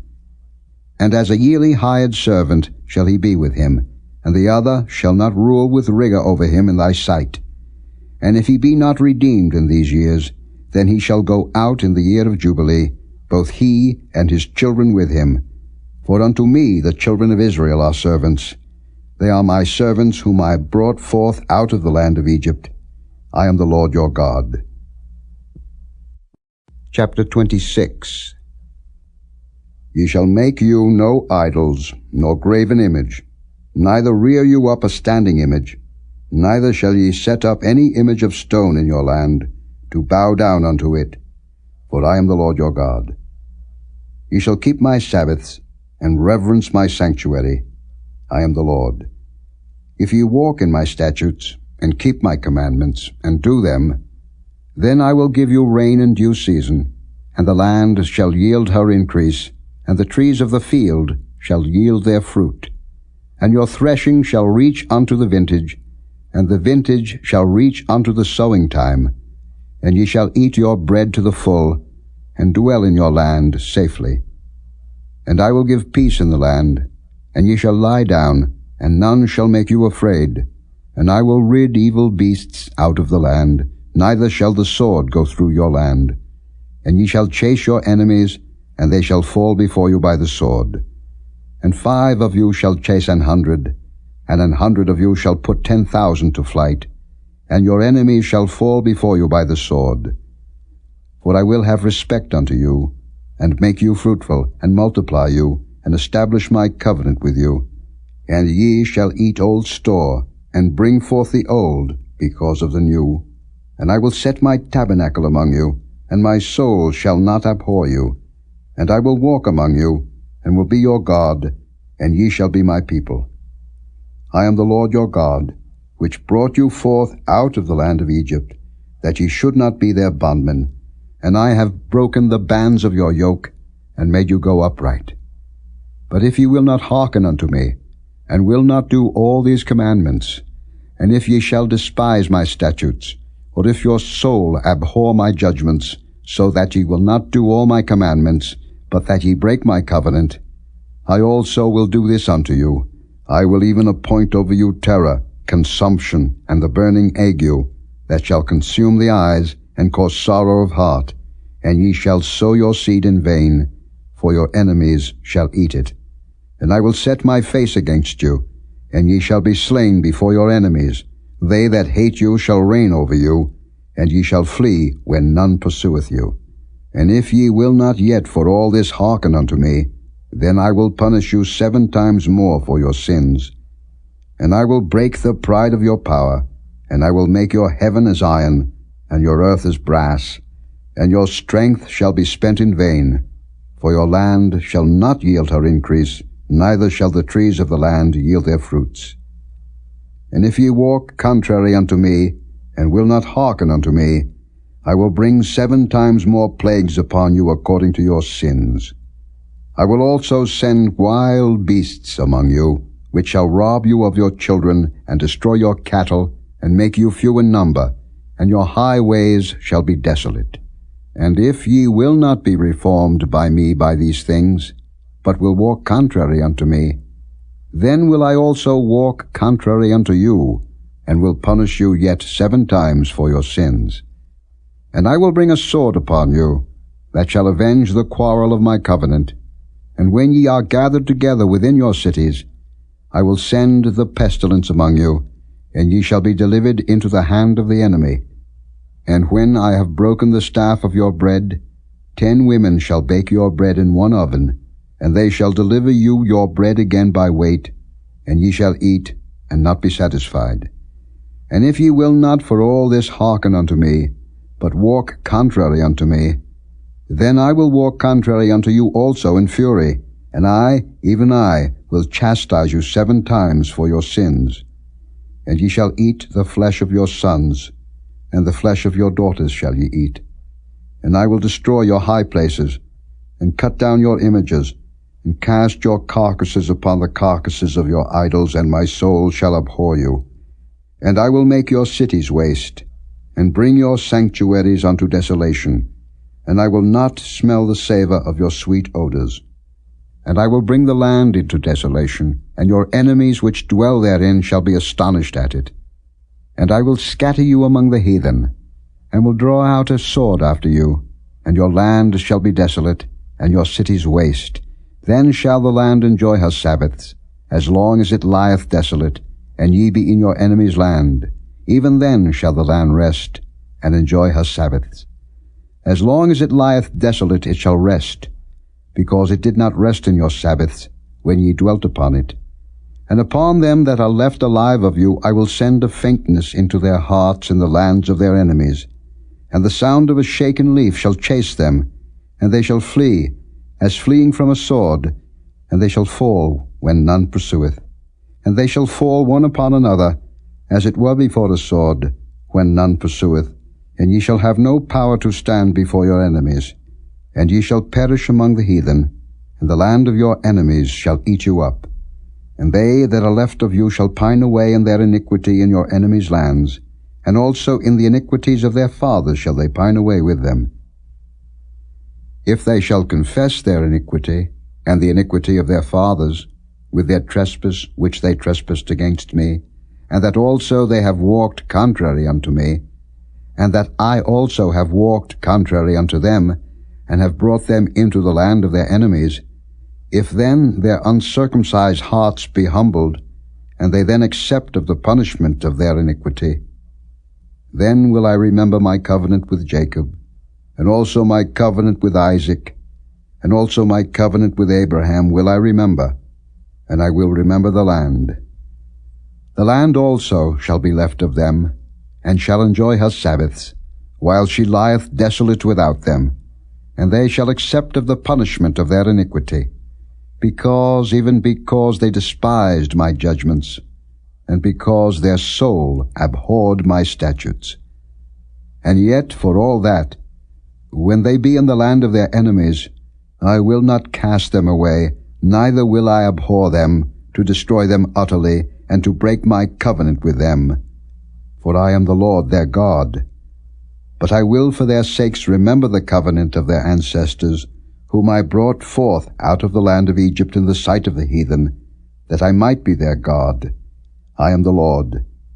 These are the statutes and judgments and laws, which the Lord made between him and the children of Israel in Mount Sinai by the hand of Moses. Chapter 27.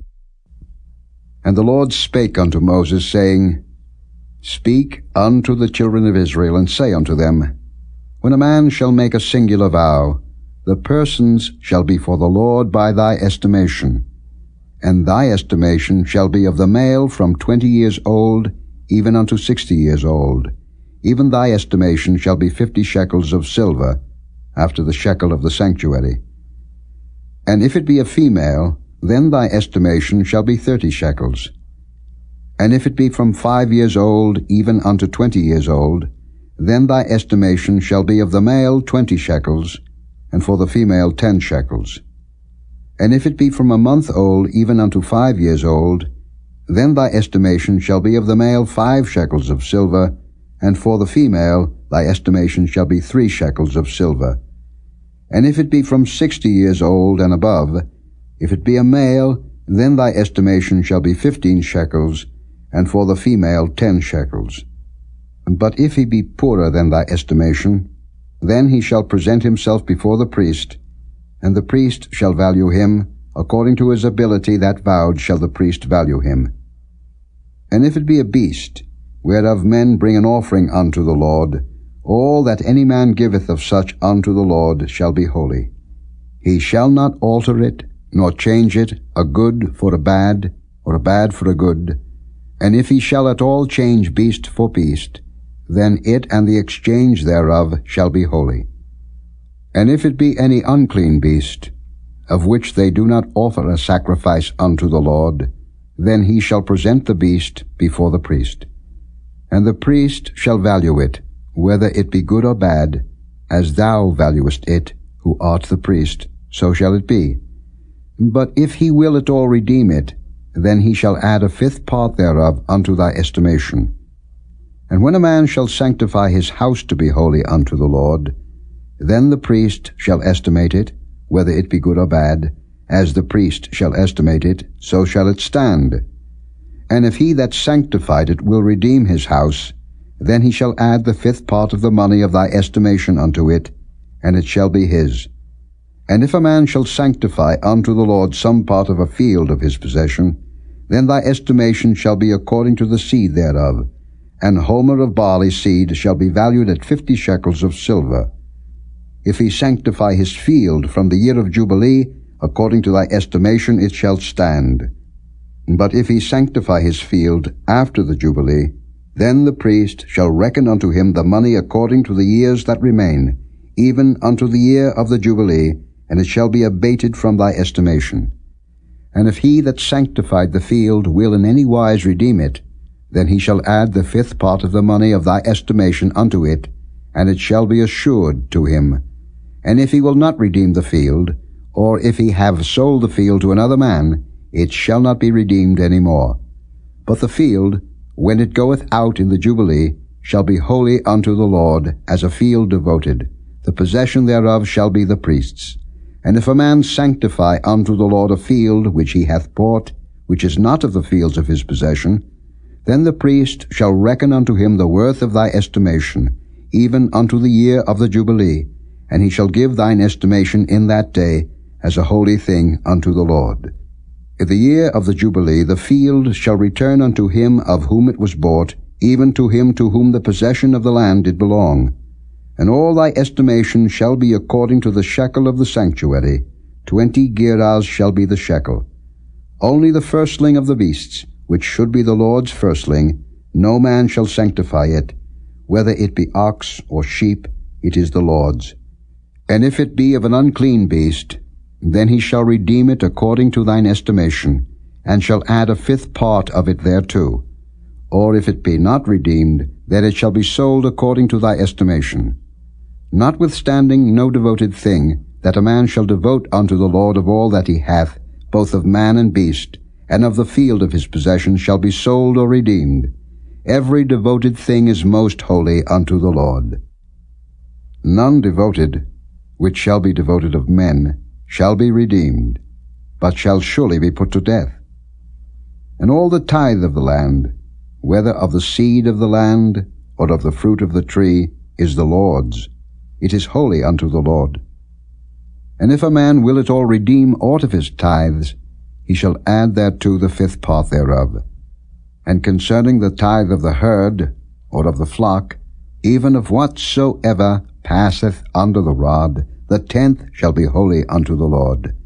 He shall not search whether it be good or bad, neither shall he change it. And if he change it at all, then both it and the change thereof shall be holy.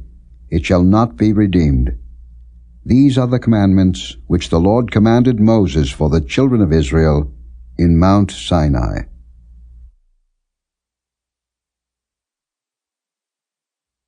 The 4th book of Moses, called Numbers. Chapter 1. And the Lord spake unto Moses in the wilderness of Sinai, in the tabernacle of the congregation, on the 1st day of the 2nd month, in the 2nd year after they were come out of the land of Egypt, saying, Take ye the sum of all the congregation of the children of Israel, after their families, by the house of their fathers, with the number of their names, every male by their polls, from 20 years old and upward, all that are able to go forth to war in Israel. Thou and Aaron shall number them by their armies. And with you there shall be a man of every tribe, every one head of the house of his fathers. And these are the names of the men that shall stand with you. Of the tribe of Reuben, Elizur the son of Shedeiah. Of Simeon, Shelumiel the son of Zurishaddai. Of Judah, Nahshon the son of Amminadab. Of Issachar, Nethaneel the son of Zuar. Of Zebulun, Eliab the son of Helon. Of the children of Joseph, of Ephraim, Elishama the son of Ammihud. Of Manasseh, Gamaliel the son of Pedazur. Of Benjamin, Abidan the son of Gideoni. Of Dan, Ahiezer the son of Ammishaddai. Of Asher, Pagiel the son of Ochran. Of Gad, Eliasaph the son of Deuel. Of Naphtali, Ahira the son of Enan. These were the renowned of the congregation, princes of the tribes of their fathers, heads of thousands in Israel. And Moses and Aaron took these men which are expressed by their names, and they assembled all the congregation together on the 1st day of the 2nd month, and they declared their pedigrees after their families, by the house of their fathers, according to the number of the names, from 20 years old and upward, by their polls. As the Lord commanded Moses, so he numbered them in the wilderness of Sinai. And the children of Reuben, Israel's eldest son, by their generations, after their families, by the house of their fathers, according to the number of the names, by their polls, every male from 20 years old and upward, all that were able to go forth to war. Those that were numbered of them, even of the tribe of Reuben, were 46,500. Of the children of Simeon, by their generations, after their families, by the house of their fathers, those that were numbered of them, according to the number of the names, by their polls, every male from 20 years old and upward, all that were able to go forth to war, those that were numbered of them, even of the tribe of Simeon, were 59,300. Of the children of Gad, by their generations, after their families, by the house of their fathers, according to the number of the names, from 20 years old and upward, all that were able to go forth to war, those that were numbered of them, even of the tribe of Gad, were 45,650. Of the children of Judah, by their generations, after their families, by the house of their fathers, according to the number of the names, from 20 years old and upward, all that were able to go forth to war, those that were numbered of them, even of the tribe of Judah, were 314,600. Of the children of Issachar, by their generations, after their families, by the house of their fathers, according to the number of the names, from 20 years old and upward, all that were able to go forth to war, those that were numbered of them, even of the tribe of Issachar, were 54,400.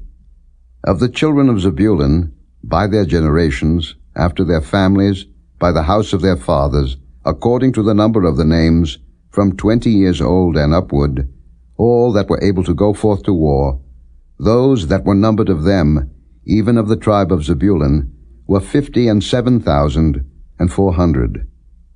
Of the children of Joseph, namely of the children of Ephraim, by their generations, after their families, by the house of their fathers, according to the number of the names, from 20 years old and upward, all that were able to go forth to war, those that were numbered of them, even of the tribe of Ephraim, were 40,500.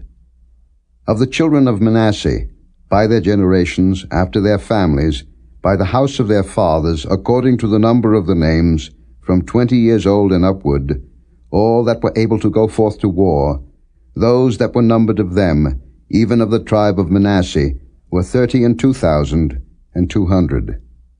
Of the children of Benjamin, by their generations, after their families, by the house of their fathers, according to the number of the names, from 20 years old and upward, all that were able to go forth to war, those that were numbered of them, even of the tribe of Benjamin, were 30,500. Of the children of Dan, by their generations, after their families, by the house of their fathers, according to the number of the names, from 20 years old and upward, all that were able to go forth to war, those that were numbered of them, even of the tribe of Dan, were 62,700. Of the children of Asher, by their generations, after their families, by the house of their fathers, according to the number of the names, from 20 years old and upward, all that were able to go forth to war, those that were numbered of them, even of the tribe of Asher, were 41,500. Of the children of Naphtali, throughout their generations, after their families, by the house of their fathers, according to the number of the names, from 20 years old and upward, all that were able to go forth to war, those that were numbered of them, even of the tribe of Naphtali, were 53,400. These are those that were numbered, which Moses and Aaron numbered, and the princes of Israel, being 12 men, each one was for the house of his fathers.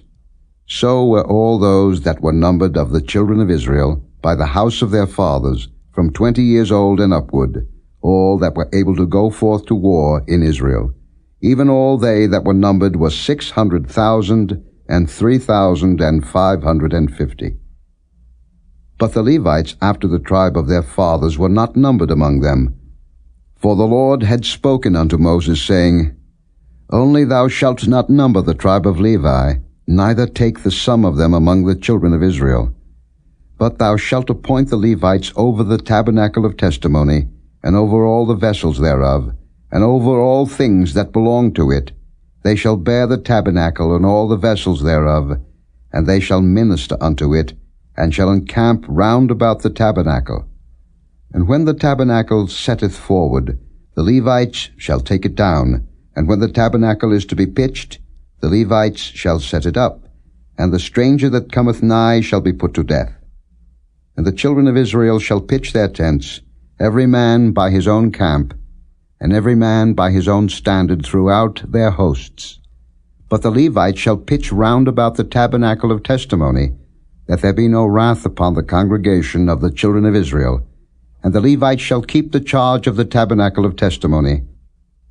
And the children of Israel did according to all that the Lord commanded Moses, so did they.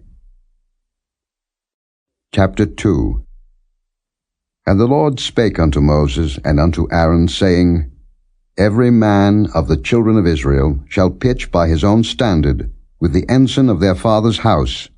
Far off about the tabernacle of the congregation shall they pitch. And on the east side toward the rising of the sun shall they of the standard of the camp of Judah pitch throughout their armies. And Nahshon the son of Amminadab shall be captain of the children of Judah. And his host, and those that were numbered of them, were 614,600. And those that do pitch next unto him shall be the tribe of Issachar. And Nethaneel the son of Zuar shall be captain of the children of Issachar. And his host, and those that were numbered thereof, were 54,400. Then the tribe of Zebulun, and Eliab the son of Helon shall be captain of the children of Zebulun. And his host, and those that were numbered thereof, were 57,400. All that were numbered in the camp of Judah were 100,000 and 80,000 and 6,400 throughout their armies. These shall first set forth. On the south side shall be the standard of the camp of Reuben according to their armies. And the captain of the children of Reuben shall be Elizur the son of Shedeur. And his host, and those that were numbered thereof, were 46,500. And those which pitch by him shall be the tribe of Simeon, and the captain of the children of Simeon shall be Shelumiel the son of Zurishaddai. And his host, and those that were numbered of them, were 59,300. Then the tribe of Gad, And the captain of the sons of Gad shall be Eliasaph the son of Reuel, and his host, and those that were numbered of them, were 45,650. All that were numbered in the camp of Reuben were 100,050, and 1,450 throughout their armies, and they shall set forth in the second rank. Then the tabernacle of the congregation shall set forward with the camp of the Levites in the midst of the camp. As they encamp, so shall they set forward, every man in his place by their standards. On the west side shall be the standard of the camp of Ephraim according to their armies, and the captain of the sons of Ephraim shall be Elishama the son of Ammihud, and his host, and those that were numbered of them, were 40,500.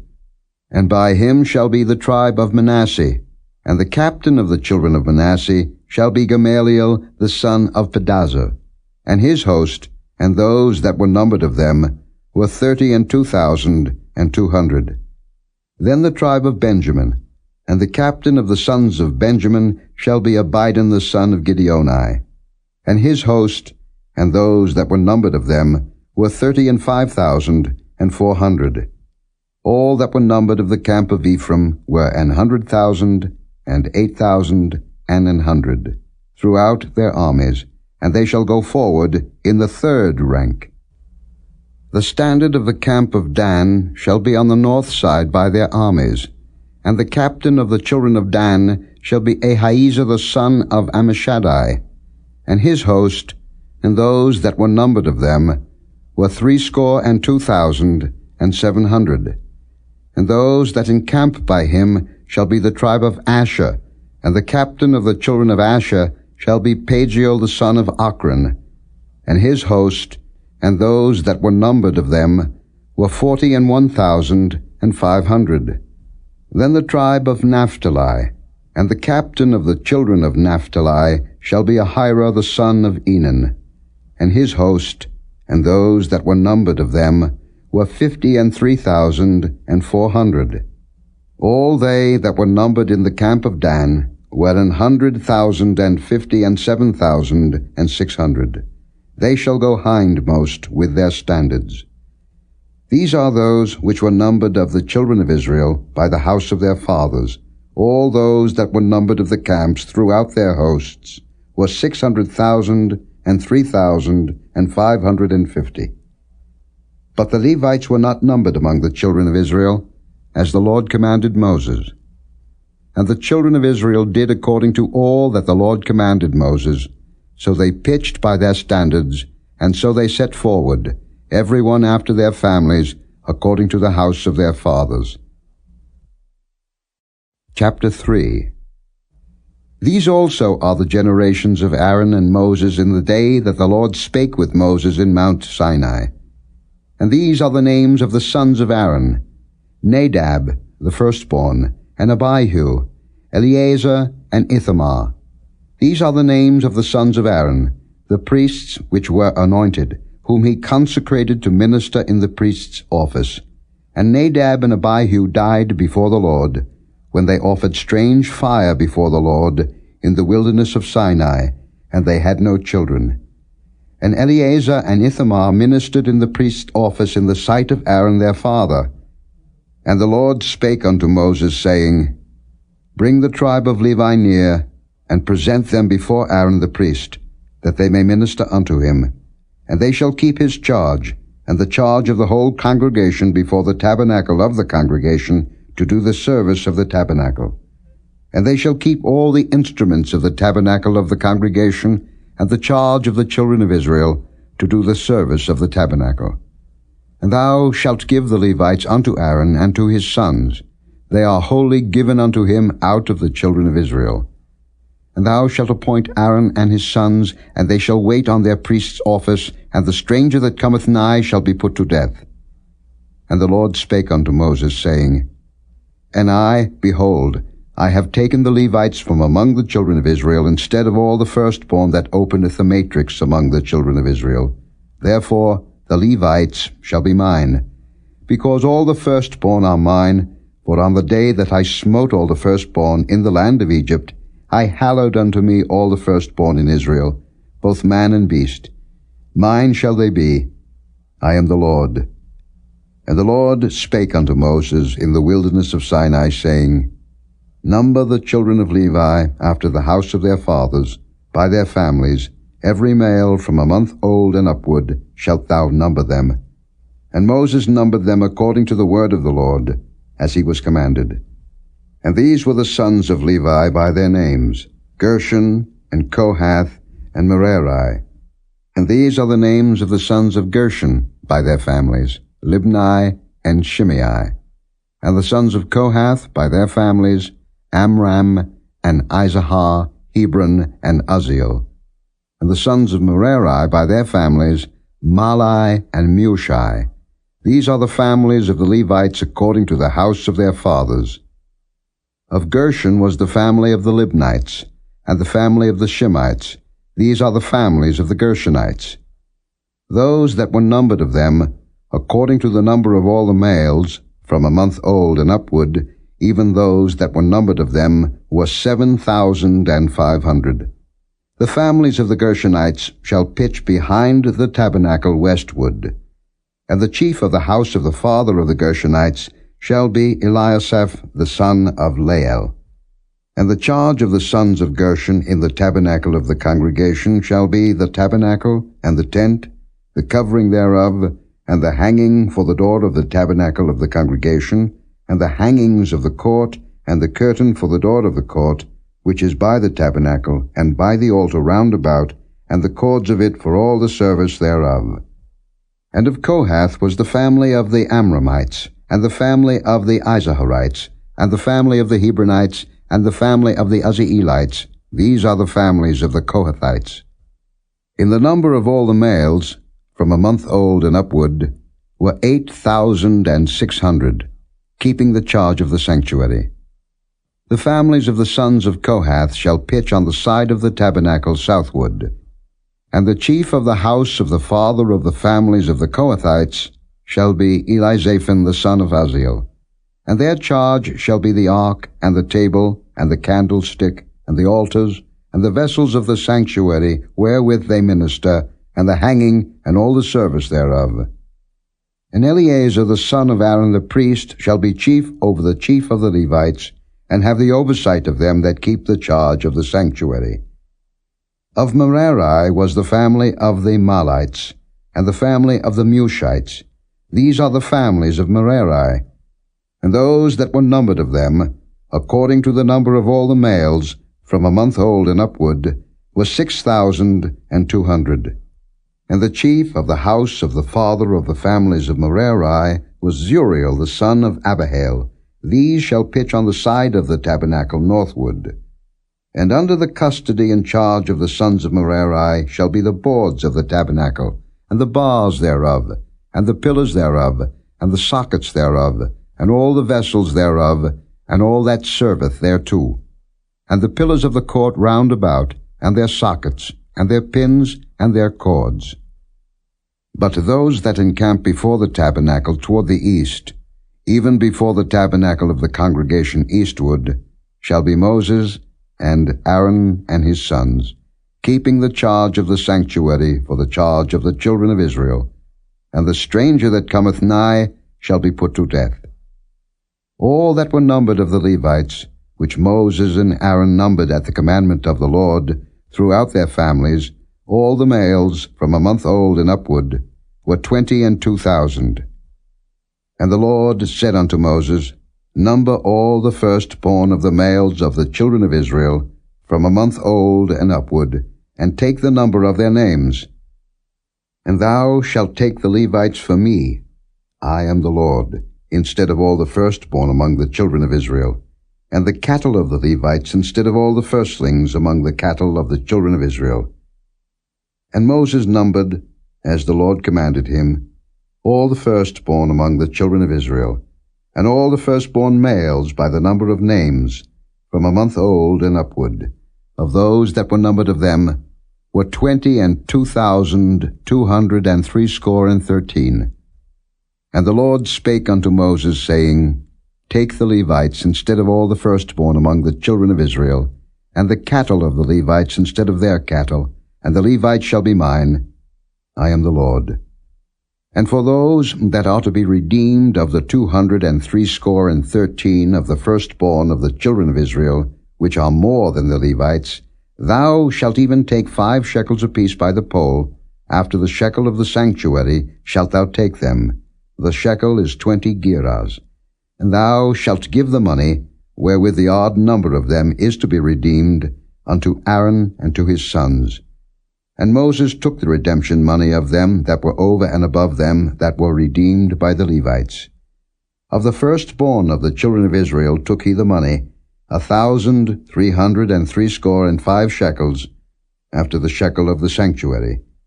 And Moses gave the money of them that were redeemed unto Aaron and to his sons, according to the word of the Lord, as the Lord commanded Moses. Chapter 4. And the Lord spake unto Moses and unto Aaron, saying, Take the sum of the sons of Kohath, from among the sons of Levi, after their families, by the house of their fathers, from 30 years old and upward, even until 50 years old, all that enter into the host, to do the work in the tabernacle of the congregation. This shall be the service of the sons of Kohath in the tabernacle of the congregation, about the most holy things. And when the camp setteth forward, Aaron shall come, and his sons, and they shall take down the covering veil, and cover the ark of testimony with it, and shall put thereon the covering of badgers' skins, and shall spread over it a cloth wholly of blue, and shall put in the staves thereof. And upon the table of showbread they shall spread a cloth of blue, and put thereon the dishes, and the spoons, and the bowls, and covers to cover withal, and the continual bread shall be thereon. And they shall spread upon them a cloth of scarlet, and cover the same with a covering of badgers' skins, and shall put in the staves thereof. And they shall take a cloth of blue, and cover the candlestick of the light, and his lamps, and his tongues, and his snuff dishes, and all the oil vessels thereof, wherewith they minister unto it. And they shall put it and all the vessels thereof within a covering of badgers' skins, and shall put it upon a bar. And upon the golden altar they shall spread a cloth of blue, and cover it with a covering of badgers' skins, and shall put to the staves thereof. And they shall take all the instruments of ministry, wherewith they minister in the sanctuary, and put them in a cloth of blue, and cover them with a covering of badgers' skins, and shall put them on a bar. And they shall take away the ashes from the altar, and spread a purple cloth thereon. And they shall put upon it all the vessels thereof, wherewith they minister about it, even the censers, the flesh hooks, and the shovels, and the basins, all the vessels of the altar. And they shall spread upon it a covering of badgers' skins, and put to the staves of it. And when Aaron and his sons have made an end of covering the sanctuary, and all the vessels of the sanctuary, as the camp is to set forward, after that the sons of Kohath shall come to bear it, but they shall not touch any holy thing, lest they die. These things are the burden of the sons of Kohath in the tabernacle of the congregation. And to the office of Eleazar, the son of Aaron the priest, pertaineth the oil for the light, and the sweet incense, and the daily meat offering, and the anointing oil, and the oversight of all the tabernacle, and of all that therein is, in the sanctuary, and in the vessels thereof. And the Lord spake unto Moses and unto Aaron, saying, Cut ye not off the tribe of the families of the Kohathites from among the Levites, but thus do unto them, that they may live and not die when they approach unto the most holy things. Aaron and his sons shall go in, and appoint them every one to his service and to his burden. But they shall not go in to see when the holy things are covered, lest they die. And the Lord spake unto Moses, saying, Take also the sum of the sons of Gershon, throughout the houses of their fathers by their families. From 30 years old and upward until 50 years old shalt thou number them, all that enter in to perform the service, to do the work in the tabernacle of the congregation. This is the service of the families of the Gershonites, to serve and for burdens. And they shall bear the curtains of the tabernacle, and the tabernacle of the congregation, his covering, and the covering of the badger skins that is above upon it, and the hanging for the door of the tabernacle of the congregation, and the hangings of the court, and the hanging for the door of the gate of the court, which is by the tabernacle, and by the altar round about, and their cords, and all the instruments of their service, and all that is made for them, so shall they serve. At the appointment of Aaron and his sons shall be all the service of the sons of the Gershonites, in all their burdens, and in all their service, and ye shall appoint unto them in charge all their burdens. This is the service of the families of the sons of Gershon in the tabernacle of the congregation, and their charge shall be under the hand of Ithamar the son of Aaron the priest. As for the sons of Merari, thou shalt number them after their families, by the house of their fathers, from 30 years old and upward even unto 50 years old shalt thou number them, every one that entereth into the service, to do the work of the tabernacle of the congregation. And this is the charge of their burden, according to all their service in the tabernacle of the congregation: the boards of the tabernacle, and the bars thereof, and the pillars thereof, and sockets thereof, and the pillars of the court round about, and their sockets, and their pins, and their cords, with all their instruments, and with all their service. And by name ye shall reckon the instruments of the charge of their burden. This is the service of the families of the sons of Merari, according to all their service, in the tabernacle of the congregation, under the hand of Ithamar the son of Aaron the priest. And Moses and Aaron and the chief of the congregation numbered the sons of the Kohathites after their families, and after the house of their fathers, from 30 years old and upward, even unto 50 years old, every one that entereth into the service, for the work in the tabernacle of the congregation. And those that were numbered of them by their families were 2,750. These were they that were numbered of the families of the Kohathites, all that might do service in the tabernacle of the congregation, which Moses and Aaron did number according to the commandment of the Lord by the hand of Moses. And those that were numbered of the sons of Gershon throughout their families, and by the house of their fathers, from 30 years old and upward even unto 50 years old, every one that entereth into the service for the work in the tabernacle of the congregation, even those that were numbered of them throughout their families by the house of their fathers, were 2,630.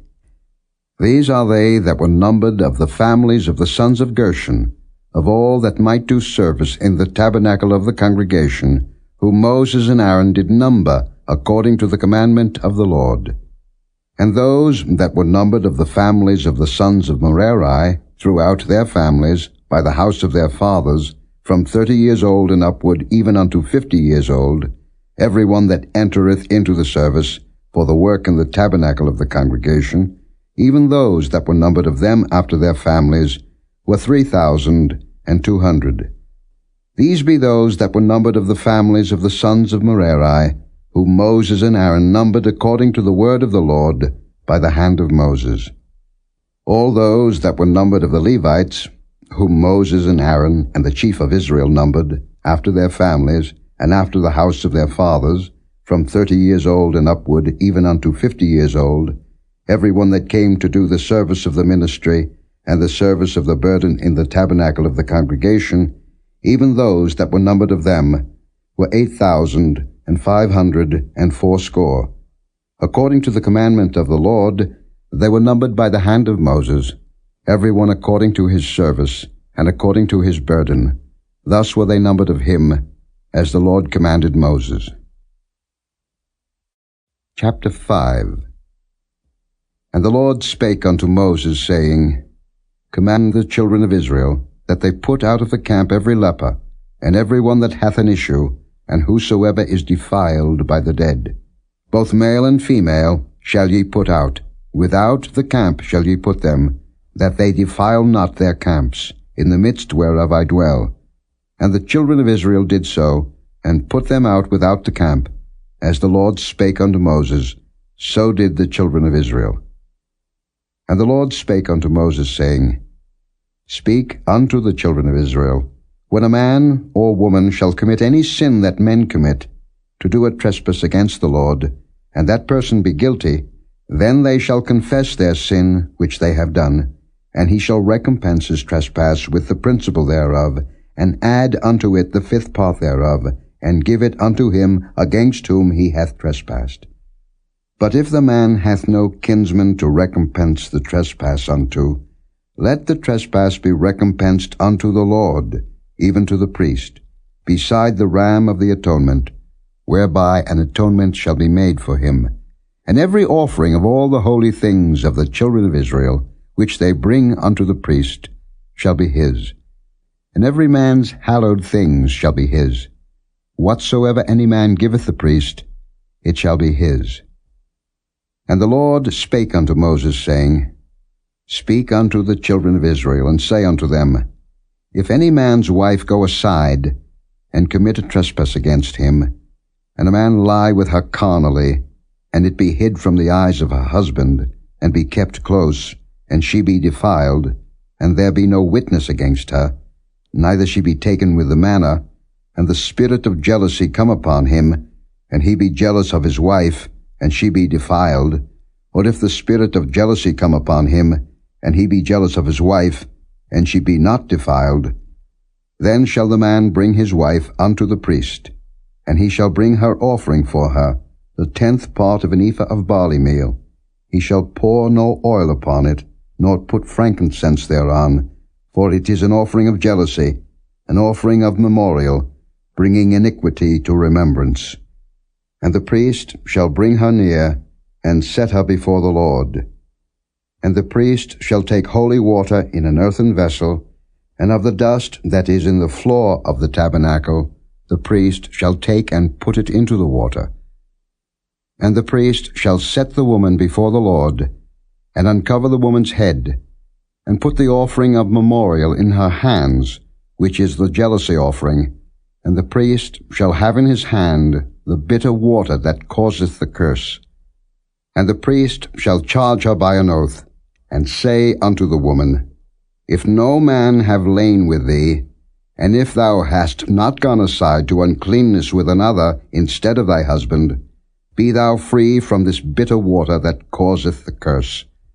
But if thou hast gone aside to another instead of thy husband, and if thou be defiled, and some man have lain with thee beside thine husband, then the priest shall charge the woman with an oath of cursing, and the priest shall say unto the woman, The Lord make thee a curse and an oath among thy people, when the Lord doth make thy thigh to rot, and thy belly to swell. And this water that causeth the curse shall go into thy bowels, to make thy belly to swell, and thy thigh to rot. And the woman shall say, Amen, Amen. And the priest shall write these curses in a book, and he shall blot them out with the bitter water. And he shall cause the woman to drink the bitter water that causeth the curse, and the water that causeth the curse shall enter into her, and become bitter. Then the priest shall take the jealousy offering out of the woman's hand, and shall wave the offering before the Lord, and offer it upon the altar. And the priest shall take an handful of the offering, even the memorial thereof, and burn it upon the altar, and afterward shall cause the woman to drink the water. And when he hath made her to drink the water, then it shall come to pass that, if she be defiled, and have done trespass against her husband, that the water that causeth the curse shall enter into her, and become bitter, and her belly shall swell, and her thigh shall rot, and the woman shall be a curse among her people. And if the woman be not defiled, but be clean, then she shall be free, and shall conceive seed. This is the law of jealousies, when a wife goeth aside to another instead of her husband, and is defiled, or when the spirit of jealousy cometh upon him, and he be jealous over his wife, and shall set the woman before the Lord, and the priest shall execute upon her all this law. Then shall the man be guiltless from iniquity, and this woman shall bear her iniquity. Chapter 6. And the Lord spake unto Moses, saying, Speak unto the children of Israel, and say unto them, When either man or woman shall separate themselves to vow a vow of a Nazarite, to separate themselves unto the Lord, he shall separate himself from wine and strong drink, and shall drink no vinegar of wine, or vinegar of strong drink, neither shall he drink any liquor of grapes, nor eat moist grapes or dried. All the days of his separation shall he eat nothing that is made of the vine tree, from the kernels even to the husk. All the days of the vow of his separation there shall no razor come upon his head, until the days be fulfilled, in the which he separateth himself unto the Lord. He shall be holy, and shall let the locks of the hair of his head grow. All the days that he separateth himself unto the Lord, he shall come at no dead body. He shall not make himself unclean for his father, or for his mother, for his brother, or for his sister when they die, because the consecration of his God is upon his head. All the days of his separation he is holy unto the Lord. And if any man die very suddenly by him, and he hath defiled the head of his consecration, then he shall shave his head in the day of his cleansing. On the 7th day shall he shave it. And on the 8th day he shall bring 2 turtles, or 2 young pigeons, to the priest, to the door of the tabernacle of the congregation. And the priest shall offer the one for a sin offering, and the other for a burnt offering, and make an atonement for him, for that he sinned by the dead, and shall hallow his head that same day. And he shall consecrate unto the Lord the days of his separation, and shall bring a lamb of the first year for a trespass offering. But the days that were before shall be lost, because his separation was defiled. And this is the law of the Nazarite, when the days of his separation are fulfilled. He shall be brought unto the door of the tabernacle of the congregation, and he shall offer his offering unto the Lord, 1 he-lamb of the first year without blemish for a burnt offering, and 1 ewe-lamb of the first year without blemish for a sin offering, and 1 ram without blemish for peace offerings, and a basket of unleavened bread, cakes of fine flour mingled with oil, and wafers of unleavened bread anointed with oil, and their meat offering, and their drink offerings. And the priest shall bring them before the Lord, and shall offer his sin offering, and his burnt offering, and he shall offer the ram for the sacrifice of peace offerings unto the Lord, with the basket of unleavened bread. The priest shall offer also his meat offering, and his drink offering. And the Nazarite shall shave the head of his separation at the door of the tabernacle of the congregation, and shall take the hair of the head of his separation, and put it in the fire which is under the sacrifice of the peace offerings. And the priest shall take the sodden shoulder of the ram, and 1 unleavened cake out of the basket, and 1 unleavened wafer, and shall put them upon the hands of the Nazarite, after the hair of his separation is shaven. And the priest shall wave them for a wave offering before the Lord. This is holy for the priest, with the wave breast and heave shoulder, and after that the Nazarite may drink wine. This is the law of the Nazarite who hath vowed, and of his offering unto the Lord for his separation, beside that his hand shall get, according to the vow which he vowed, so he must do after the law of his separation. And the Lord spake unto Moses, saying, Speak unto Aaron and unto his sons, saying, On this wise ye shall bless the children of Israel, saying unto them, The Lord bless thee and keep thee. The Lord make his face shine upon thee, and be gracious unto thee. The Lord lift up his countenance upon thee, and give thee peace. And they shall put my name upon the children of Israel, and I will bless them. Chapter 7. And it came to pass on the day that Moses had fully set up the tabernacle, and had anointed it, and sanctified it, and all the instruments thereof, both the altar and all the vessels thereof, and had anointed them, and sanctified them, that the princes of Israel, heads of the house of their fathers, who were the princes of the tribes, and were over them that were numbered, offered. And they brought their offering before the Lord, 6 covered wagons, and 12 oxen, a wagon for 2 of the princes, and for each one an ox. And they brought them before the tabernacle. And the Lord spake unto Moses, saying, Take it of them, that they may be to do the service of the tabernacle of the congregation, and thou shalt give them unto the Levites, to every man according to his service. And Moses took the wagons and the oxen, and gave them unto the Levites.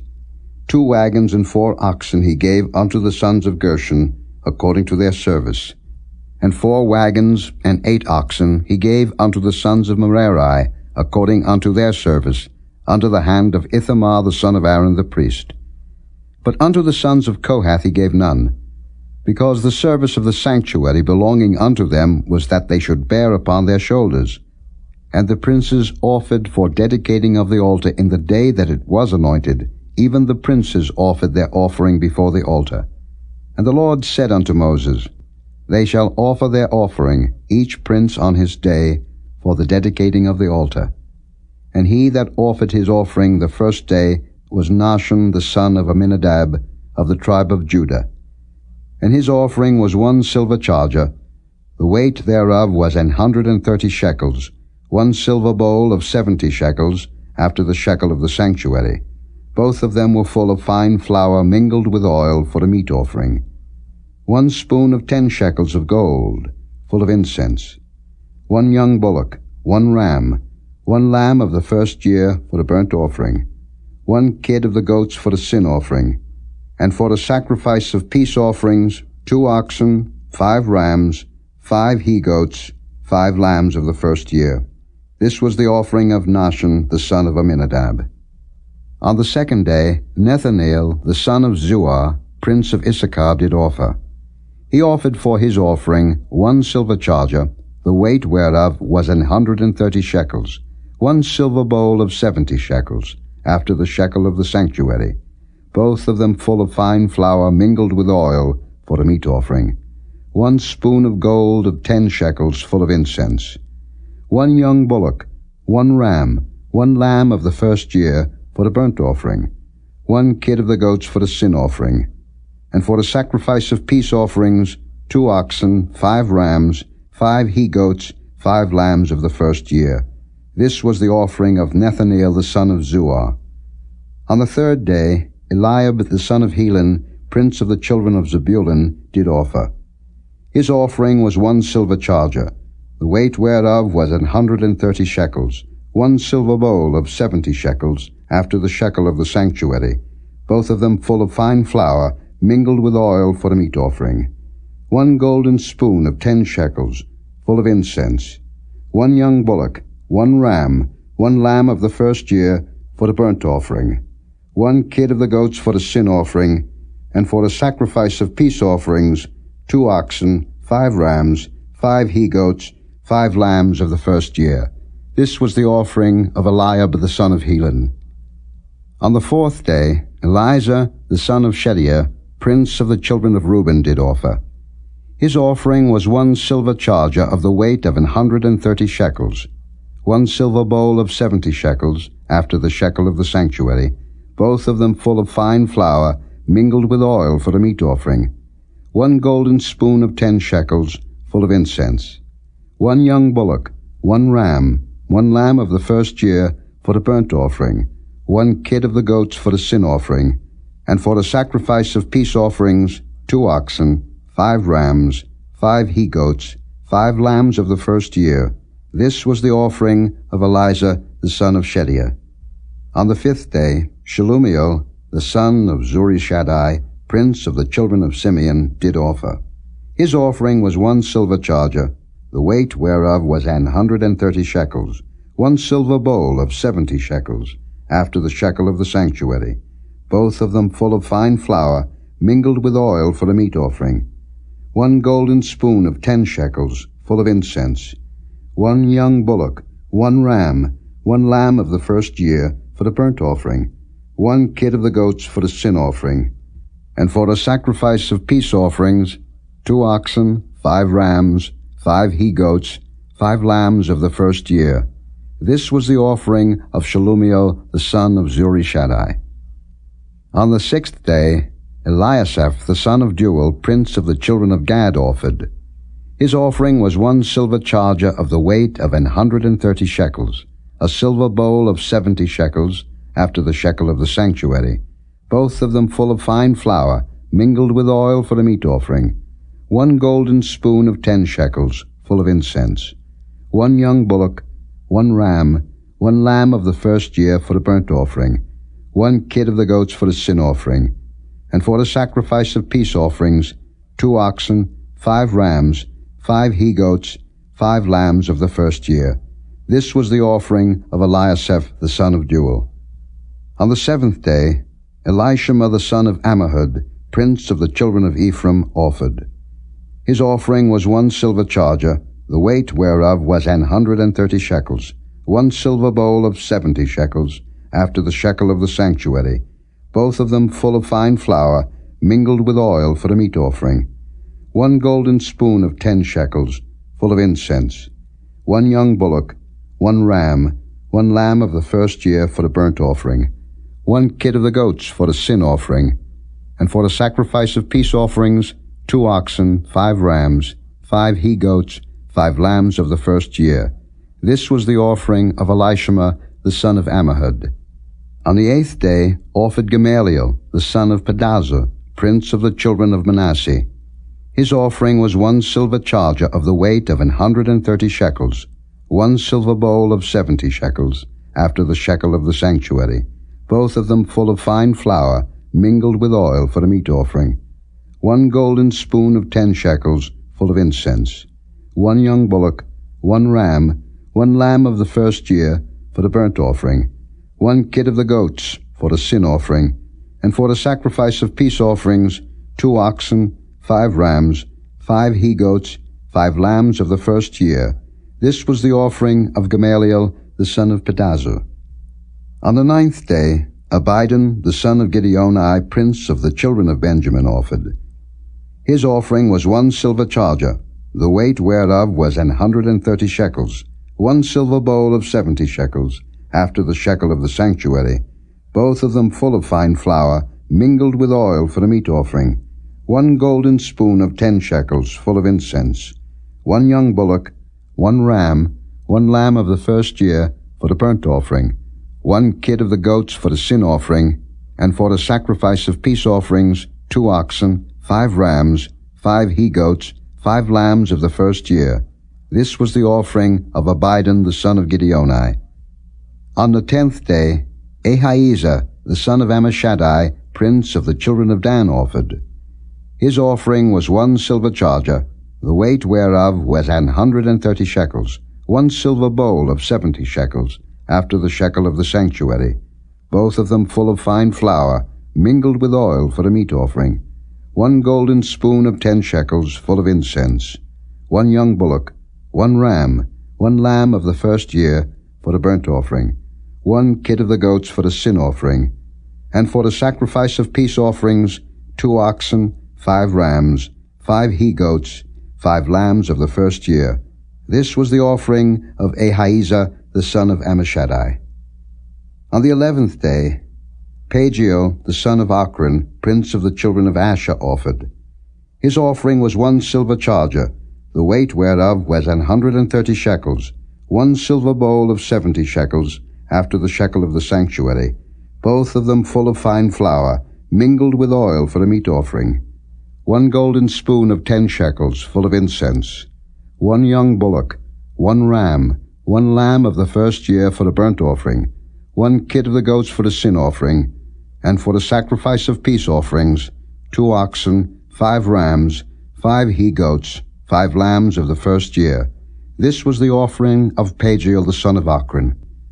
On the 12th day, Ahira the son of Enan, prince of the children of Naphtali, offered. His offering was 1 silver charger, the weight whereof was 130 shekels, 1 silver bowl of 70 shekels, after the shekel of the sanctuary, both of them full of fine flour, mingled with oil for a meat offering, 1 golden spoon of 10 shekels, full of incense, 1 young bullock, 1 ram, 1 lamb of the first year for a burnt offering, 1 kid of the goats for the sin offering, and for the sacrifice of peace offerings, 2 oxen, 5 rams, 5 he-goats, 5 lambs of the first year. This was the offering of Ahira the son of Enan. This was the dedication of the altar, in the day when it was anointed by the princes of Israel, 12 chargers of silver, 12 silver bowls, 12 spoons of gold. Each charger of silver weighing 130 shekels, each bowl 70. All the silver vessels weighed 2,400 shekels, after the shekel of the sanctuary. The golden spoons were 12, full of incense, weighing 10 shekels apiece, after the shekel of the sanctuary. All the gold of the spoons was 120 shekels.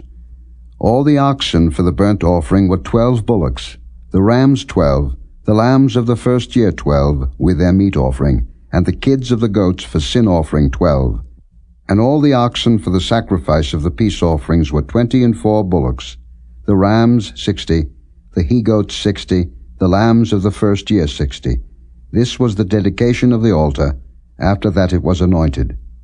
And when Moses was gone into the tabernacle of the congregation to speak with him, then he heard the voice of one speaking unto him from off the mercy seat that was upon the ark of testimony, from between the 2 cherubims, and he spake unto him. Chapter 8. And the Lord spake unto Moses, saying, Speak unto Aaron, and say unto him, When thou lightest the lamps, the 7 lamps shall give light over against the candlestick. And Aaron did so. He lighted the lamps thereof over against the candlestick, as the Lord commanded Moses. And this work of the candlestick was of beaten gold. Unto the shaft thereof, unto the flowers thereof, was beaten work. According unto the pattern which the Lord had showed Moses, so he made the candlestick. And the Lord spake unto Moses, saying, Take the Levites from among the children of Israel, and cleanse them. And thus shalt thou do unto them to cleanse them. Sprinkle water of purifying upon them, and let them shave all their flesh, and let them wash their clothes, and so make themselves clean. Then let them take a young bullock with his meat offering, even fine flour mingled with oil, and another young bullock shalt thou take for a sin offering. And thou shalt bring the Levites before the tabernacle of the congregation, and thou shalt gather the whole assembly of the children of Israel together. And thou shalt bring the Levites before the Lord, and the children of Israel shall put their hands upon the Levites. And Aaron shall offer the Levites before the Lord for an offering of the children of Israel, that they may execute the service of the Lord. And the Levites shall lay their hands upon the heads of the bullocks, and thou shalt offer the one for a sin offering, and the other for a burnt offering, unto the Lord, to make an atonement for the Levites. And thou shalt set the Levites before Aaron, and before his sons, and offer them for an offering unto the Lord. Thus shalt thou separate the Levites from among the children of Israel, and the Levites shall be mine. And after that shall the Levites go in to do the service of the tabernacle of the congregation. And thou shalt cleanse them, and offer them for an offering. For they are wholly given unto me from among the children of Israel. Instead of such as open every womb, even instead of the firstborn of all the children of Israel, have I taken them unto me. For all the firstborn of the children of Israel are mine, both man and beast. On the day that I smote every firstborn in the land of Egypt, I sanctified them for myself. And I have taken the Levites for all the firstborn of the children of Israel.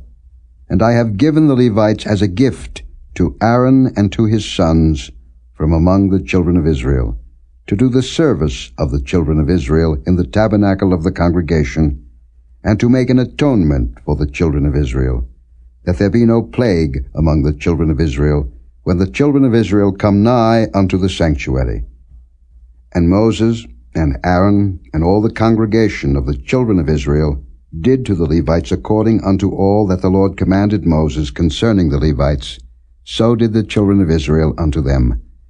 And the Levites were purified, and they washed their clothes, and Aaron offered them as an offering before the Lord, and Aaron made an atonement for them to cleanse them.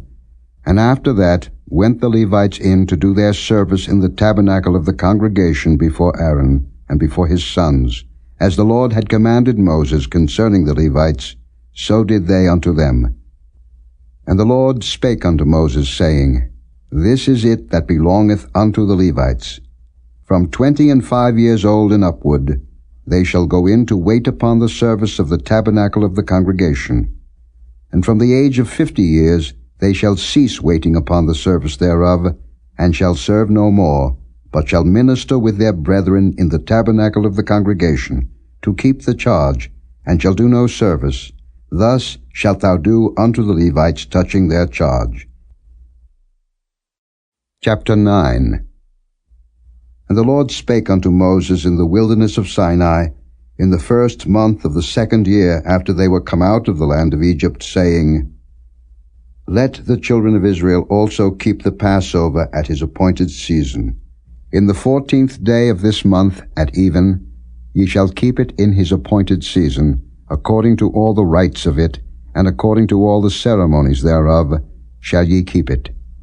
And Moses spake unto the children of Israel, that they should keep the Passover. And they kept the Passover on the 14th day of the 1st month at even in the wilderness of Sinai, according to all that the Lord commanded Moses. So did the children of Israel. And there were certain men who were defiled by the dead body of a man, that they could not keep the Passover on that day. And they came before Moses and before Aaron on that day. And those men said unto him, We are defiled by the dead body of a man. Wherefore are we kept back, that we may not offer an offering of the Lord in his appointed season among the children of Israel?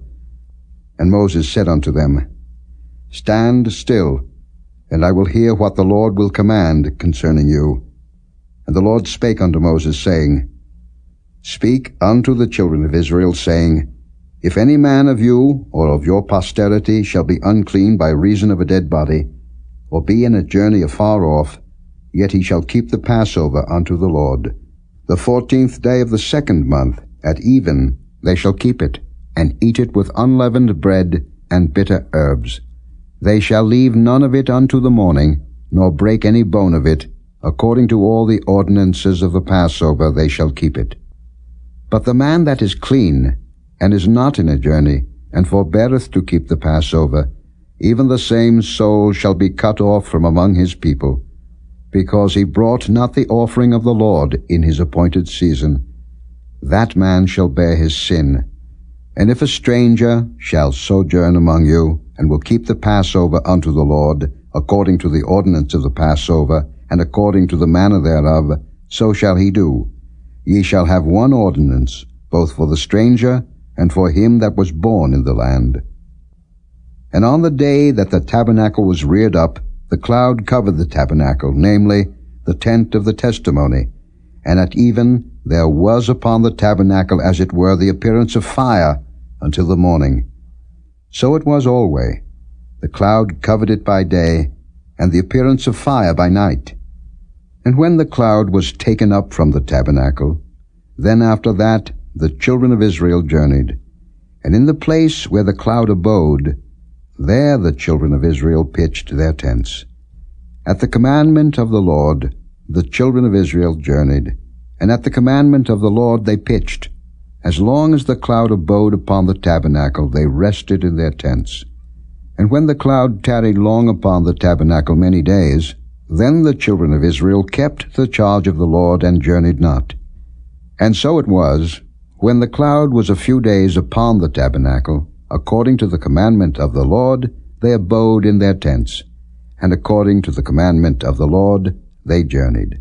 And so it was, when the cloud abode from even unto the morning, and that the cloud was taken up in the morning, then they journeyed. Whether it was by day or by night that the cloud was taken up, they journeyed. Or whether it were 2 days, or a month, or a year, that the cloud tarried upon the tabernacle, remaining thereon, the children of Israel abode in their tents, and journeyed not. But when it was taken up, they journeyed. At the commandment of the Lord they rested in the tents, and at the commandment of the Lord they journeyed. They kept the charge of the Lord, at the commandment of the Lord, by the hand of Moses. Chapter 10. And the Lord spake unto Moses, saying, Make thee 2 trumpets of silver, of a whole piece shalt thou make them, that thou mayest use them for the calling of the assembly, and for the journeying of the camps. And when they shall blow with them, all the assembly shall assemble themselves to thee at the door of the tabernacle of the congregation. And if they blow but with 1 trumpet, then the princes, which are heads of the thousands of Israel, shall gather themselves unto thee. When ye blow an alarm, then the camps that lie on the east parts shall go forward. When ye blow an alarm the second time, then the camps that lie on the south side shall take their journey. They shall blow an alarm for their journeys. But when the congregation is to be gathered together, ye shall blow, but ye shall not sound an alarm. And the sons of Aaron, the priests, shall blow with the trumpets, and they shall be to you for an ordinance forever throughout your generations. And if ye go to war in your land against the enemy that oppresseth you, then ye shall blow an alarm with the trumpets, and ye shall be remembered before the Lord your God, and ye shall be saved from your enemies. Also in the day of your gladness, and in your solemn days, and in the beginnings of your months, ye shall blow with the trumpets over your burnt offerings, and over the sacrifices of your peace offerings, that they may be to you for a memorial before your God. I am the Lord your God. And it came to pass on the 20th day of the second month, in the second year, that the cloud was taken up from off the tabernacle of the testimony.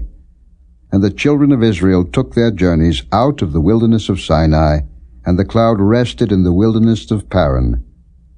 And they first took their journey according to the commandment of the Lord by the hand of Moses. In the first place went the standard of the camp of the children of Judah according to their armies, and over his host was Nahshon the son of Amminadab. And over the host of the tribe of the children of Issachar was Nethaneel the son of Zuar. And over the host of the tribe of the children of Zebulun was Eliab the son of Helon. And the tabernacle was taken down, and the sons of Gershon and the sons of Merari set forward, bearing the tabernacle. And the standard of the camp of Reuben set forward according to their armies, and over his host was Elizur the son of Shedeiah. And over the host of the tribe of the children of Simeon was Shelumiel the son of Zurishaddai. And over the host of the tribe of the children of Gad was Eliasaph the son of Jeuel. And the Kohathites set forward, bearing the sanctuary, and the other did set up the tabernacle against they came. And the standard of the camp of the children of Ephraim set forward according to their armies, and over his host was Elishama the son of Ammihud. And over the host of the tribe of the children of Manasseh was Gamaliel the son of Pedazur. And over the host of the tribe of the children of Benjamin was Abidan the son of Gideoni.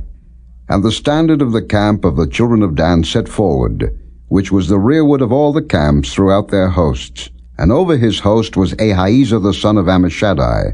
And over the host of the tribe of the children of Asher was Pagiel the son of Ochran. And over the host of the tribe of the children of Naphtali was Ahira the son of Enan. Thus were the journeyings of the children of Israel according to their armies, when they set forward. And Moses said unto Hobab the son of Raguel the Midianite, Moses' father-in-law, We are journeying unto the place of which the Lord said, I will give it you. Come thou with us, and we will do thee good. For the Lord hath spoken good concerning Israel. And he said unto him, I will not go, but I will depart to mine own land, and to my kindred.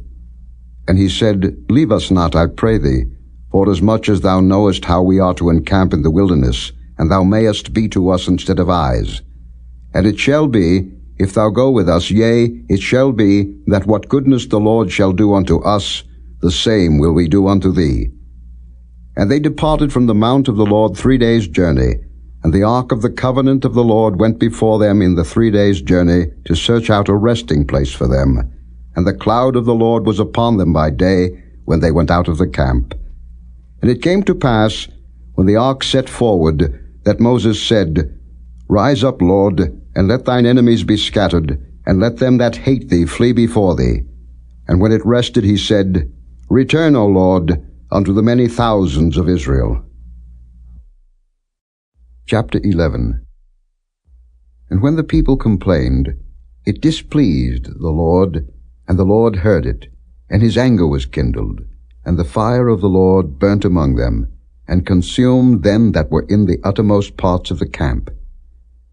And the people cried unto Moses, and when Moses prayed unto the Lord, the fire was quenched. And he called the name of the place Taberah, because the fire of the Lord burnt among them. And the mixed multitude that was among them fell a-lusting, and the children of Israel also wept again, and said, Who shall give us flesh to eat?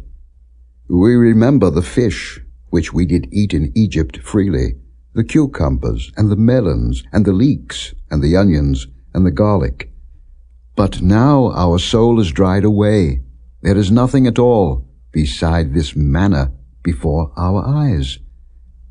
And the manna was as coriander seed, and the color thereof as the color of bdellium. And the people went about, and gathered it, and ground it in mills, or beat it in a mortar, and baked it in pans, and made cakes of it. And the taste of it was as the taste of fresh oil. And when the dew fell upon the camp in the night, the manna fell upon it. Then Moses heard the people weep throughout their families, every man in the door of his tent. And the anger of the Lord was kindled greatly. Moses also was displeased. And Moses said unto the Lord, Wherefore hast thou afflicted thy servant? And wherefore have I not found favor in thy sight, that thou layest the burden of all this people upon me? Have I conceived all this people?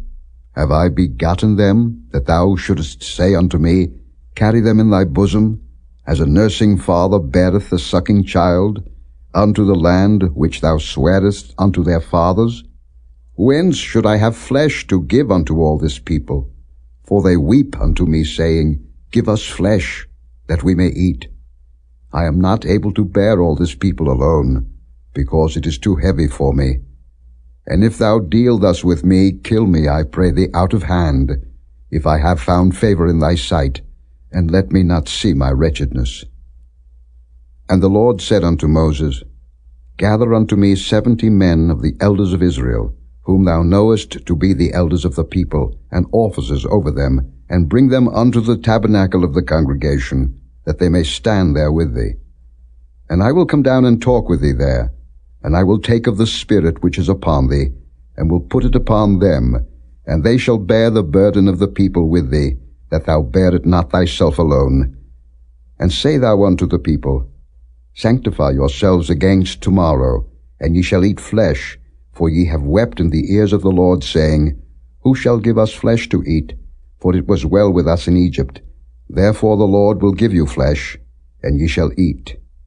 Ye shall not eat 1 day, nor 2 days, nor 5 days, neither 10 days nor 20 days, but even a whole month, until it come out at your nostrils, and it be loathsome unto you, because that ye have despised the Lord which is among you, and have wept before him, saying, Why came we forth out of Egypt? And Moses said, The people, among whom I am, are 600,000 footmen, and thou hast said, I will give them flesh, that they may eat a whole month. Shall the flocks and the herds be slain for them, to suffice them? Or shall all the fish of the sea be gathered together for them, to suffice them? And the Lord said unto Moses, Is the Lord's hand waxed short? Thou shalt see now whether my word shall come to pass unto thee or not. And Moses went out, and told the people the words of the Lord, and gathered the 70 men of the elders of the people, and set them round about the tabernacle. And the Lord came down in a cloud, and spake unto him, and took of the Spirit that was upon him, and gave it unto the 70 elders. And it came to pass that, when the Spirit rested upon them, they prophesied, and did not cease. But there remained 2 of the men in the camp. The name of the one was Eldad, and the name of the other Medad. And the Spirit rested upon them, and they were of them that were written, but went not out unto the tabernacle, and they prophesied in the camp. And there ran a young man, and told Moses, and said, Eldad and Medad do prophesy in the camp. And Joshua the son of Nun, the servant of Moses, one of his young men, answered and said, My lord Moses, forbid them. And Moses said unto him, Enviest thou for my sake? Would God that all the Lord's people were prophets, and that the Lord would put his Spirit upon them.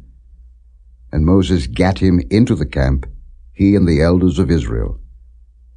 And there went forth a wind from the Lord, and brought quails from the sea, and let them fall by the camp, as it were a day's journey on this side, and as it were a day's journey on the other side, round about the camp, and as it were 2 cubits high upon the face of the earth. And the people stood up all that day, and all that night, and all the next day, and they gathered the quails, He that gathered least gathered 10 homers, and they spread them all abroad for themselves round about the camp. And while the flesh was yet between their teeth, ere it was chewed, the wrath of the Lord was kindled against the people, and the Lord smote the people with a very great plague. And he called the name of that place Kibroth-Hattaavah, because there they buried the people that lusted. And the people journeyed from Kibroth-Hattaavah unto Hazeroth, and abode at Hazeroth. Chapter 12. And Miriam and Aaron spake against Moses because of the Ethiopian woman whom he had married, for he had married an Ethiopian woman. And they said, Hath the Lord indeed spoken only by Moses? Hath he not spoken also by us? And the Lord heard it. Now the man Moses was very meek, above all the men which were upon the face of the earth. And the Lord spake suddenly unto Moses, and unto Aaron, and unto Miriam, Come out, ye three, unto the tabernacle of the congregation. And they three came out. And the Lord came down in the pillar of the cloud, and stood in the door of the tabernacle, and called Aaron and Miriam, and they both came forth.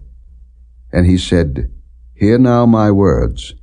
If there be a prophet among you, I, the Lord, will make myself known unto him in a vision, and will speak unto him in a dream. My servant Moses is not so, who is faithful in all mine house. With him will I speak mouth to mouth, even apparently, and not in dark speeches, and the similitude of the Lord shall he behold. Wherefore then were ye not afraid to speak against my servant Moses? And the anger of the Lord was kindled against them, and he departed. And the cloud departed from off the tabernacle, and behold, Miriam became leprous, white as snow. And Aaron looked upon Miriam, and behold, she was leprous. And Aaron said unto Moses, Alas, my Lord, I beseech thee, lay not the sin upon us, wherein we have done foolishly, and wherein we have sinned. Let her not be as one dead, of whom the flesh is half consumed when he cometh out of his mother's womb.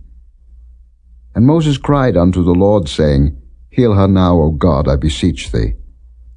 And the Lord said unto Moses, If her father had but spit in her face, should she not be ashamed 7 days? Let her be shut out from the camp 7 days, and after that let her be received in again. And Miriam was shut out from the camp 7 days, and the people journeyed not till Miriam was brought in again. And afterward the people removed from Hazeroth, and pitched in the wilderness of Paran. Chapter 13.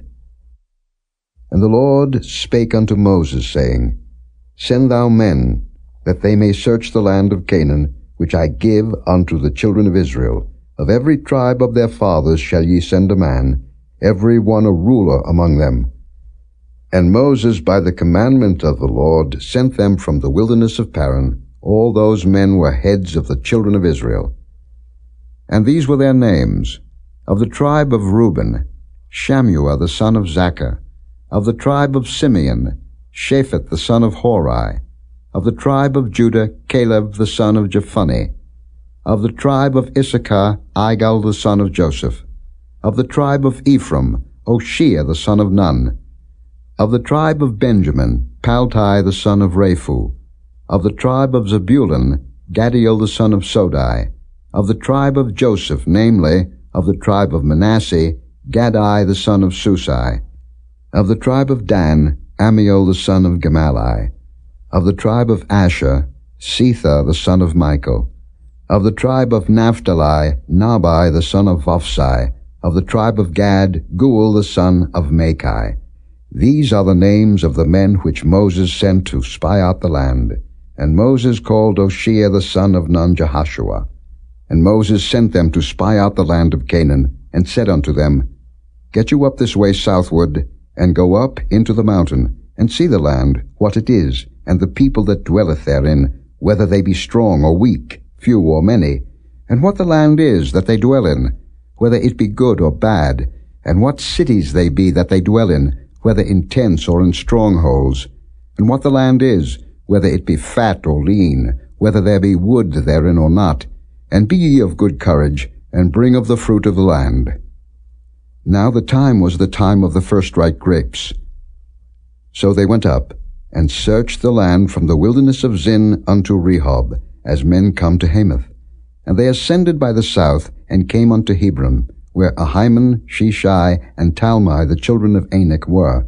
Now Hebron was built 7 years before Zoan in Egypt.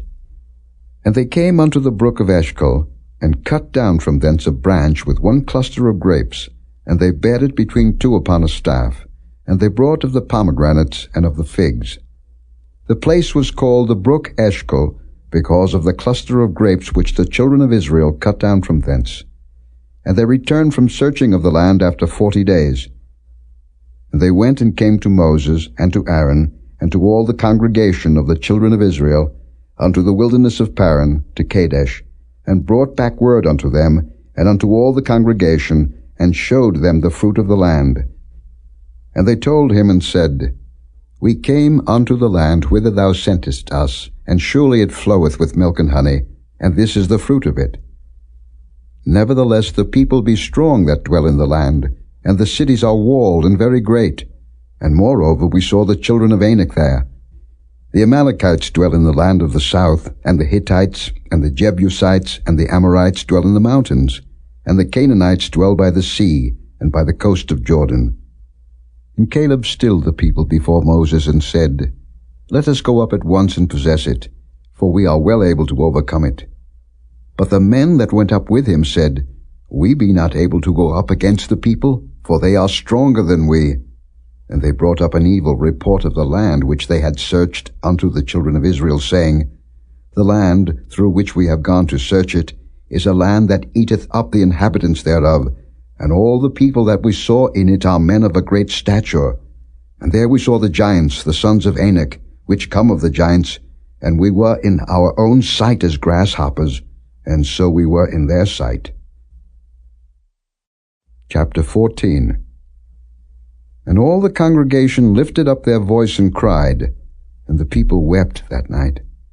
And all the children of Israel murmured against Moses and against Aaron, and the whole congregation said unto them, Would God that we had died in the land of Egypt, or would God we had died in this wilderness? And wherefore hath the Lord brought us unto this land, to fall by the sword, that our wives and our children should be a prey? Were it not better for us to return into Egypt? And they said one to another, Let us make a captain, and let us return into Egypt.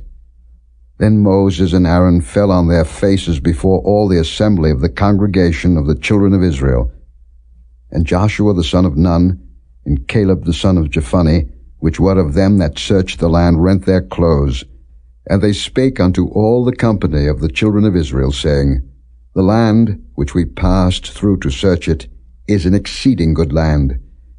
If the Lord delight in us, then he will bring us into this land, and give it us, a land which floweth with milk and honey.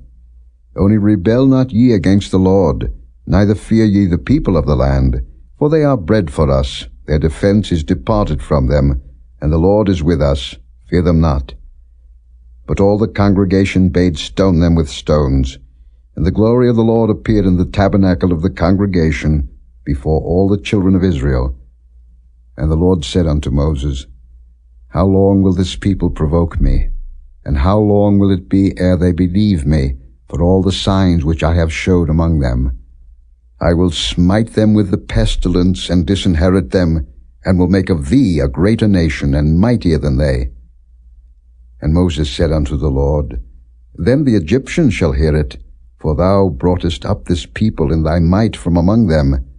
And they will tell it to the inhabitants of this land, for they have heard that thou, Lord, art among this people, that thou, Lord, art seen face to face, and that thy cloud standeth over them, and that thou goest before them by daytime in a pillar of a cloud, and in a pillar of fire by night.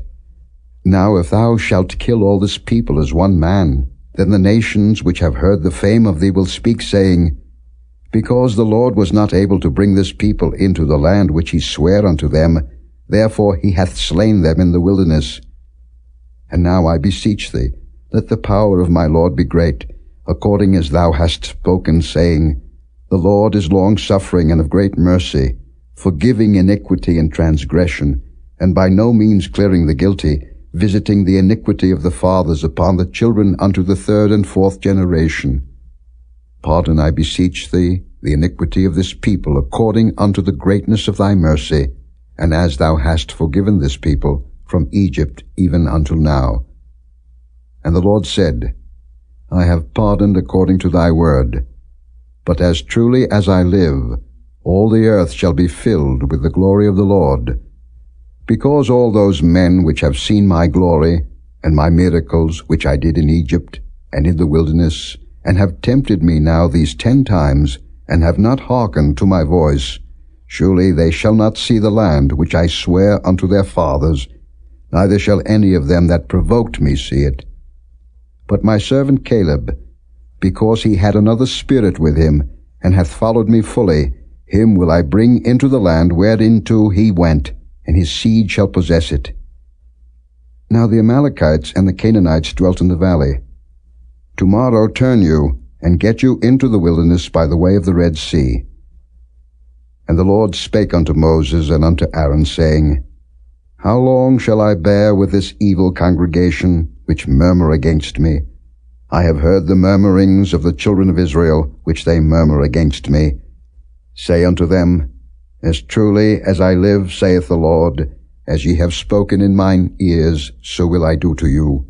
Your carcasses shall fall in this wilderness, and all that were numbered of you, according to your whole number, from 20 years old and upward, which have murmured against me, doubtless ye shall not come into the land, concerning which I swear to make you dwell therein, save Caleb the son of Jephunneh, and Joshua the son of Nun. But your little ones, which ye said should be a prey, them will I bring in, and they shall know the land which ye have despised. But as for you, your carcasses, they shall fall in this wilderness. And your children shall wander in the wilderness 40 years, and bear your whoredoms, until your carcasses be wasted in the wilderness. After the number of the days in which ye searched the land, even 40 days, each day for a year, shall ye bear your iniquities, even 40 years, and ye shall know my breach of promise.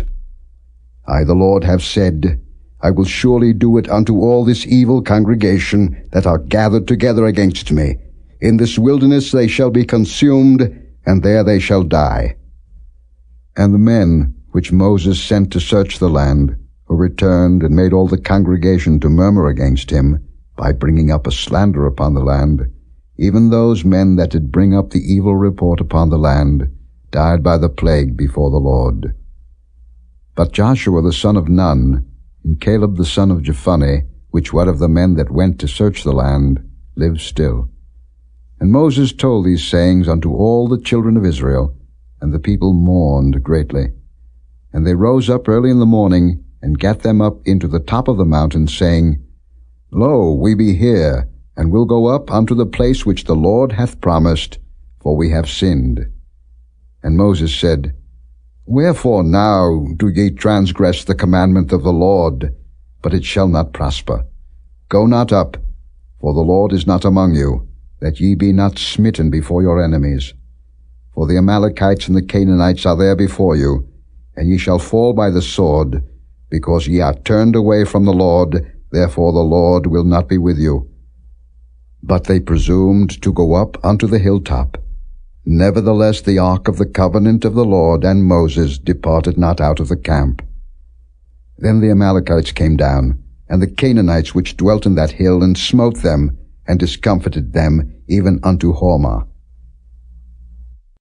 Chapter 15. And the Lord spake unto Moses, saying, Speak unto the children of Israel, and say unto them, When ye be come into the land of your habitations, which I give unto you, and will make an offering by fire unto the Lord, a burnt offering, or a sacrifice in performing a vow, or in a freewill offering, or in your solemn feasts, to make a sweet savour unto the Lord, of the herd or of the flock, then shall he that offereth his offering unto the Lord bring a meat offering of 1/10 deal of flour, mingled with the 4th part of an hin of oil, And the 4th part of an hin of wine for a drink offering shalt thou prepare with the burnt offering or sacrifice for 1 lamb. Or for a ram thou shalt prepare for a meat offering 2/10 deals of flour, mingled with the 3rd part of an hin of oil. And for a drink offering thou shalt offer the 3rd part of an hin of wine, for a sweet savour unto the Lord. And when thou preparest a bullock for a burnt offering, or for a sacrifice in performing a vow, or peace offerings unto the Lord, then shall he bring with a bullock a meat offering of 3/10 deals of flour, mingled with half an hin of oil. And thou shalt bring for a drink offering half an hin of wine, for an offering made by fire, of a sweet savour unto the Lord. Thus shall it be done for 1 bullock, or for 1 ram, or for a lamb, or a kid. According to the number that ye shall prepare, so shall ye do to every one according to their number. All that are born of the country shall do these things after this manner, in offering an offering made by fire, of a sweet savour unto the Lord. And if a stranger sojourn with you, or whosoever be among you in your generations, and will offer an offering made by fire, of a sweet savour unto the Lord, as ye do, so he shall do. 1 ordinance shall be both for you of the congregation, and also for the stranger that sojourneth with you, an ordinance for ever in your generations. As ye are, so shall the stranger be before the Lord. 1 law and 1 manner shall be for you, and for the stranger that sojourneth with you. And the Lord spake unto Moses, saying, Speak unto the children of Israel, and say unto them, When ye come into the land whither I bring you, then it shall be that, when ye eat of the bread of the land, ye shall offer up an heave offering unto the Lord. Ye shall offer up a cake of the first of your dough for an heave offering. As ye do the heave offering of the threshing floor, so shall ye heave it. Of the first of your dough ye shall give unto the Lord an heave offering in your generations. And if ye have erred, and not observed all these commandments which the Lord hath spoken unto Moses, even all that the Lord hath commanded you by the hand of Moses, from the day that the Lord commanded Moses, and henceforward among your generations, then it shall be, if aught be committed by ignorance without the knowledge of the congregation, that all the congregation shall offer 1 young bullock for a burnt offering, for a sweet savour unto the Lord, with his meat offering and his drink offering according to the manner, and 1 kid of the goats for a sin offering. And the priest shall make an atonement for all the congregation of the children of Israel, and it shall be forgiven them, for it is ignorance. And they shall bring their offering, a sacrifice made by fire unto the Lord, and their sin offering before the Lord, for their ignorance. And it shall be forgiven all the congregation of the children of Israel, and the stranger that sojourneth among them, seeing all the people were in ignorance. And if any soul sin through ignorance, then he shall bring a she-goat of the first year for a sin offering. And the priest shall make an atonement for the soul that sinneth ignorantly, when he sinneth by ignorance before the Lord, to make an atonement for him, and it shall be forgiven him. Ye shall have 1 law for him that sinneth through ignorance, both for him that is born among the children of Israel, and for the stranger that sojourneth among them. But the soul that doeth aught presumptuously, whether he be born in the land or a stranger, the same reproacheth the Lord, and that soul shall be cut off from among his people. Because he hath despised the word of the Lord, and hath broken his commandment, that soul shall utterly be cut off, his iniquity shall be upon him. And while the children of Israel were in the wilderness, they found a man that gathered sticks upon the Sabbath day. And they that found him gathering sticks brought him unto Moses and Aaron, and unto all the congregation. And they put him in ward, because it was not declared what should be done to him. And the Lord said unto Moses, The man shall be surely put to death. All the congregation shall stone him with stones without the camp. And all the congregation brought him without the camp, and stoned him with stones, and he died, as the Lord commanded Moses. And the Lord spake unto Moses, saying, Speak unto the children of Israel, and bid them that they make them fringes in the borders of their garments throughout their generations, and that they put upon the fringe of the borders a riband of blue. And it shall be unto you for a fringe, that ye may look upon it, and remember all the commandments of the Lord, and do them. and that ye seek not after your own heart and your own eyes, after which ye used to go a-whoring, that ye may remember, and do all my commandments, and be holy unto your God. I am the Lord your God, which brought you out of the land of Egypt, to be your God. I am the Lord your God. Chapter 16. Now Korah, the son of Izhar, the son of Kohath, the son of Levi, and Dathan and Abiram, the sons of Eliab, and On, the son of Peleth, sons of Reuben, took men. And they rose up before Moses, with certain of the children of Israel, 250 princes of the assembly, famous in the congregation, men of renown, and they gathered themselves together against Moses and against Aaron, and said unto them, Ye take too much upon you, seeing all the congregation are holy, every one of them, and the Lord is among them. Wherefore then lift ye up yourselves above the congregation of the Lord? And when Moses heard it, he fell upon his face, and he spake unto Korah and unto all his company, saying, Even tomorrow the Lord will show who are his and who is holy, and will cause him to come near unto him. Even him whom he hath chosen will he cause to come near unto him. This too, take you censers, Korah and all his company, and put fire therein, and put incense in them before the Lord tomorrow. And it shall be that the man whom the Lord doth choose, he shall be holy. Ye take too much upon you, ye sons of Levi. And Moses said unto Korah, Hear, I pray you, ye sons of Levi. Seemeth it but a small thing unto you, that the God of Israel hath separated you from the congregation of Israel, to bring you near to himself, to do the service of the tabernacle of the Lord, and to stand before the congregation to minister unto them? And he hath brought thee near to him, and all thy brethren the sons of Levi with thee, and seek ye the priesthood also? For which cause both thou and all thy company are gathered together against the Lord. And what is Aaron, that ye murmur against him? And Moses sent to call Dathan and Abiram, the sons of Eliab, which said, We will not come up.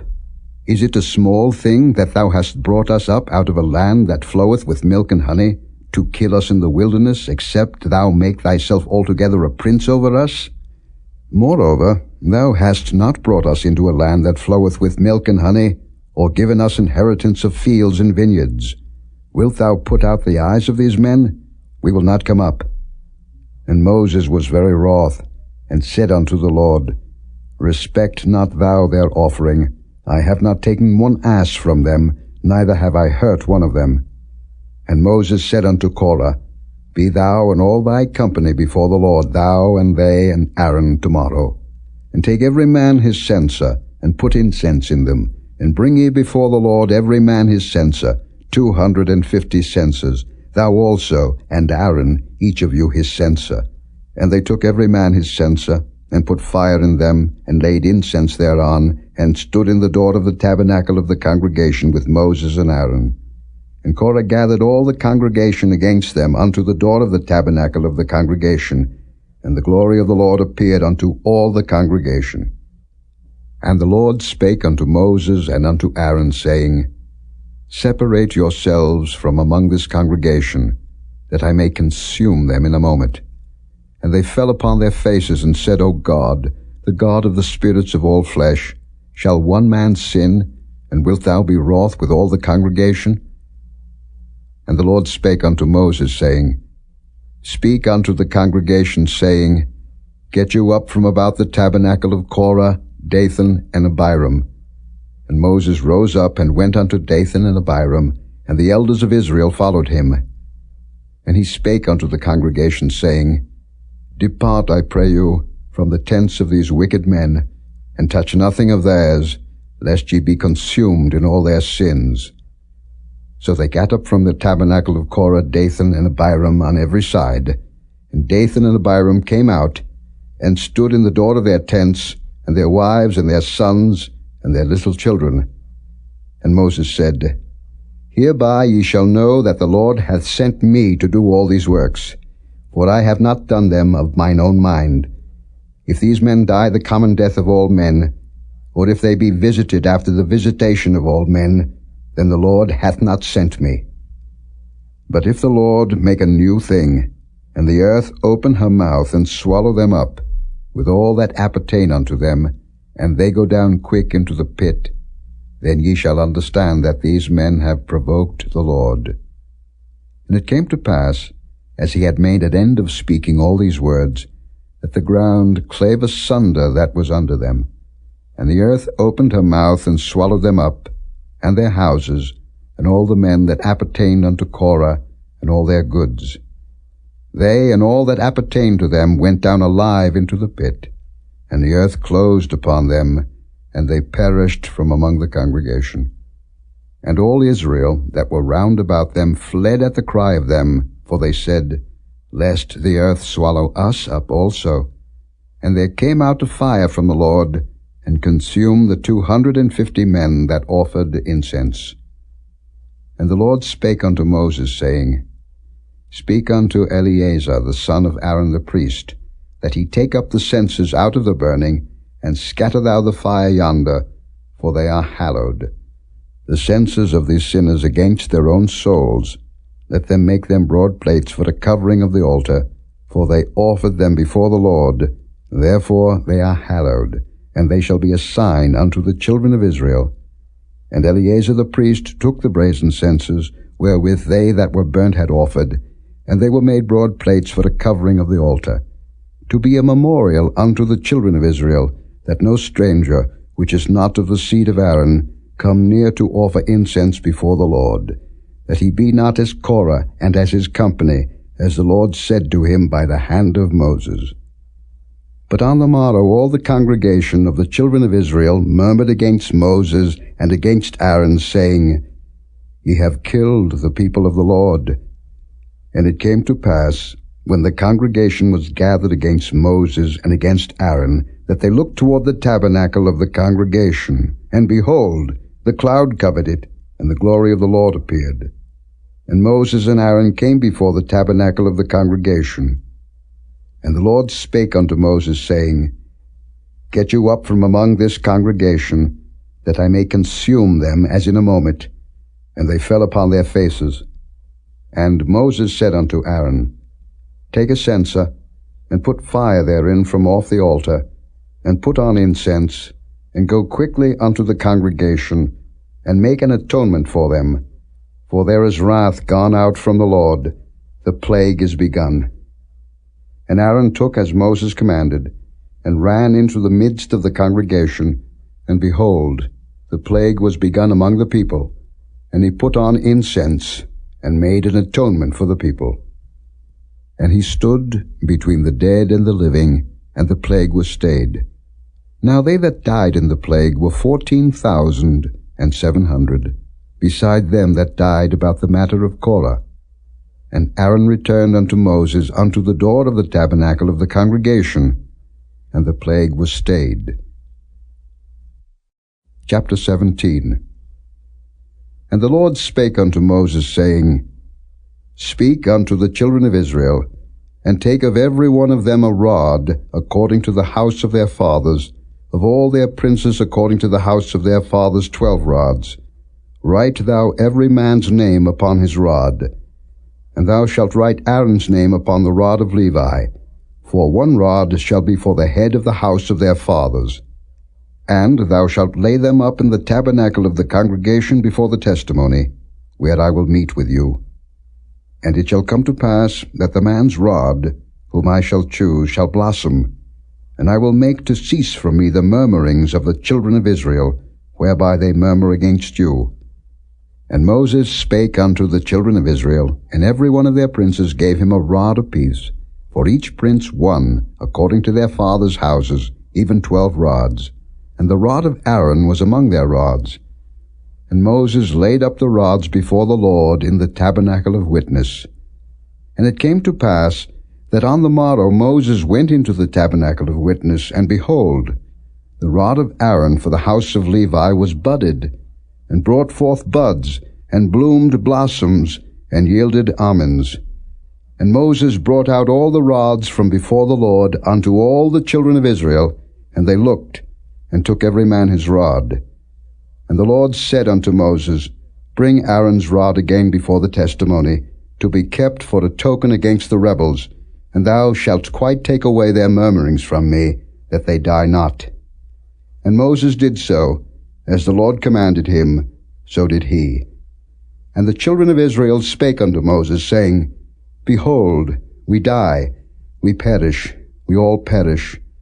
Whosoever cometh anything near unto the tabernacle of the Lord shall die. Shall we be consumed with dying? Chapter 18. And the Lord said unto Aaron, Thou and thy sons and thy father's house with thee shall bear the iniquity of the sanctuary, and thou and thy sons with thee shall bear the iniquity of your priesthood. And thy brethren also of the tribe of Levi, the tribe of thy father, bring thou with thee, that they may be joined unto thee and minister unto thee. But thou and thy sons with thee shall minister before the tabernacle of witness. And they shall keep thy charge, and the charge of all the tabernacle, only they shall not come nigh the vessels of the sanctuary and the altar, that neither they nor ye also die. And they shall be joined unto thee, and keep the charge of the tabernacle of the congregation, for all the service of the tabernacle, and a stranger shall not come nigh unto you. And ye shall keep the charge of the sanctuary, and the charge of the altar, that there be no wrath any more upon the children of Israel. And I, behold, I have taken your brethren the Levites from among the children of Israel. To you they are given as a gift for the Lord, to do the service of the tabernacle of the congregation. Therefore thou and thy sons with thee shall keep your priest's office for everything of the altar, and within the veil, and ye shall serve. I have given your priest's office unto you as a service of gift, and the stranger that cometh nigh shall be put to death. And the Lord spake unto Aaron, Behold, I also have given thee the charge of mine heave offerings of all the hallowed things of the children of Israel. Unto thee have I given them by reason of the anointing, and to thy sons by an ordinance forever. This shall be thine of the most holy things, reserved from the fire, every oblation of theirs, every meat offering of theirs, and every sin offering of theirs, and every trespass offering of theirs, which they shall render unto me, shall be most holy for thee and for thy sons. In the most holy place shalt thou eat it. Every male shall eat it. It shall be holy unto thee. And this is thine, the heave offering of their gift, with all the wave offerings of the children of Israel. I have given them unto thee, and to thy sons and to thy daughters with thee, by a statute forever. Every one that is clean in thy house shall eat of it. All the best of the oil, and all the best of the wine, and of the wheat, the first fruits of them which they shall offer unto the Lord, them have I given thee. And whatsoever is first ripe in the land, which they shall bring unto the Lord, shall be thine. Every one that is clean in thine house shall eat of it. Everything devoted in Israel shall be thine. Everything that openeth the matrix in all flesh, which they bring unto the Lord, whether it be of men or beasts, shall be thine. Nevertheless, the firstborn of man shalt thou surely redeem, and the firstling of unclean beasts shalt thou redeem. And those that are to be redeemed from a month old shalt thou redeem, according to thine estimation, for the money of 5 shekels, after the shekel of the sanctuary, which is 20 gerahs. But the firstling of a cow, or the firstling of a sheep, or the firstling of a goat, thou shalt not redeem. They are holy. Thou shalt sprinkle their blood upon the altar, and shalt burn their fat for an offering made by fire, for a sweet savour unto the Lord. And the flesh of them shall be thine, as the wave breast and as the right shoulder are thine. All the heave offerings of the holy things, which the children of Israel offer unto the Lord, have I given thee, and thy sons and thy daughters with thee, by a statute forever. It is a covenant of salt forever before the Lord, unto thee and to thy seed with thee. And the Lord spake unto Aaron, Thou shalt have no inheritance in their land, neither shalt thou have any part among them. I am thy part and thine inheritance among the children of Israel. And behold, I have given the children of Levi all the 10th in Israel for an inheritance, for their service which they serve, even the service of the tabernacle of the congregation. Neither must the children of Israel henceforth come nigh the tabernacle of the congregation, lest they bear sin and die. But the Levites shall do the service of the tabernacle of the congregation, and they shall bear their iniquity. It shall be a statute forever throughout your generations, that among the children of Israel they have no inheritance. But the tithes of the children of Israel, which they offer as an heave offering unto the Lord, I have given to the Levites to inherit. Therefore I have said unto them, Among the children of Israel they shall have no inheritance. And the Lord spake unto Moses, saying, Thus speak unto the Levites, and say unto them, When ye take of the children of Israel the tithes which I have given you from them for your inheritance, then ye shall offer up an heave offering of it for the Lord, even a 10th part of the tithe.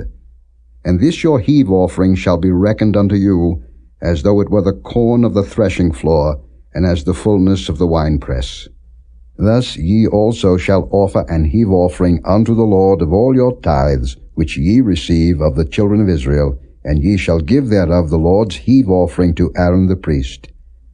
Out of all your gifts ye shall offer every heave offering of the Lord, of all the best thereof, even the hallowed part thereof out of it. Therefore thou shalt say unto them, When ye have heaved the best thereof from it, then it shall be counted unto the Levites as the increase of the threshing floor, and as the increase of the winepress. And ye shall eat it in every place, ye and your households, for it is your reward for your service in the tabernacle of the congregation. And ye shall bear no sin by reason of it, when ye have heaved from it the best of it, neither shall ye pollute the holy things of the children of Israel, lest ye die. Chapter 19. And the Lord spake unto Moses and unto Aaron, saying, This is the ordinance of the law which the Lord hath commanded, saying, Speak unto the children of Israel, that they bring thee a red heifer without spot, wherein is no blemish, and upon which never came yoke. And ye shall give her unto Eleazar the priest, that he may bring her forth without the camp, and one shall slay her before his face. And Eleazar the priest shall take of her blood with his finger, and sprinkle of her blood directly before the tabernacle of the congregation 7 times. And one shall burn the heifer in his sight, her skin and her flesh and her blood with her dung shall he burn. And the priest shall take cedar wood and hyssop and scarlet, and cast it into the midst of the burning of the heifer. Then the priest shall wash his clothes, and he shall bathe his flesh in water, and afterward he shall come into the camp, and the priest shall be unclean until the even. And he that burneth her shall wash his clothes in water, and bathe his flesh in water, and shall be unclean until the even. And a man that is clean shall gather up the ashes of the heifer, and lay them up without the camp in a clean place, and it shall be kept for the congregation of the children of Israel for a water of separation. It is a purification for sin. And he that gathereth the ashes of the heifer shall wash his clothes, and be unclean until the even. And it shall be unto the children of Israel, and unto the stranger that sojourneth among them, for a statute forever. He that toucheth the dead body of any man shall be unclean 7 days. He shall purify himself with it on the 3rd day, and on the 7th day he shall be clean. But if he purify not himself the 3rd day, then the 7th day he shall not be clean. Whosoever toucheth the dead body of any man that is dead, and purifieth not himself, defileth the tabernacle of the Lord, and that soul shall be cut off from Israel. Because the water of separation was not sprinkled upon him, he shall be unclean. His uncleanness is yet upon him. This is the law. When a man dieth in a tent, all that come into the tent, and all that is in the tent, shall be unclean 7 days. And every open vessel, which hath no covering bound upon it, is unclean. And whosoever toucheth one that is slain with a sword in the open fields, or a dead body, or a bone of a man, or a grave, shall be unclean 7 days. And for an unclean person they shall take of the ashes of the burnt heifer of purification for sin, and running water shall be put thereto in a vessel.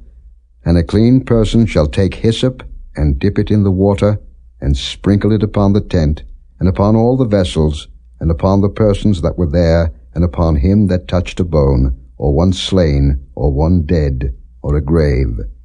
And the clean person shall sprinkle upon the unclean on the 3rd day, and on the 7th day, and on the 7th day he shall purify himself, and wash his clothes, and bathe himself in water, and shall be clean at even.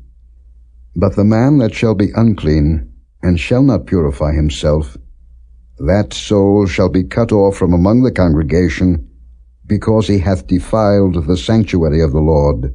The water of separation hath not been sprinkled upon him, he is unclean.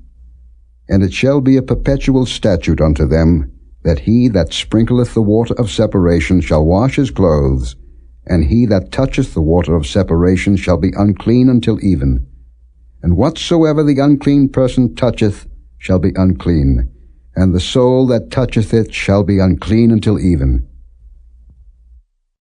Chapter 20. Then came the children of Israel, even the whole congregation, into the desert of Zin in the 1st month. And the people abode in Kadesh, and Miriam died there, and was buried there.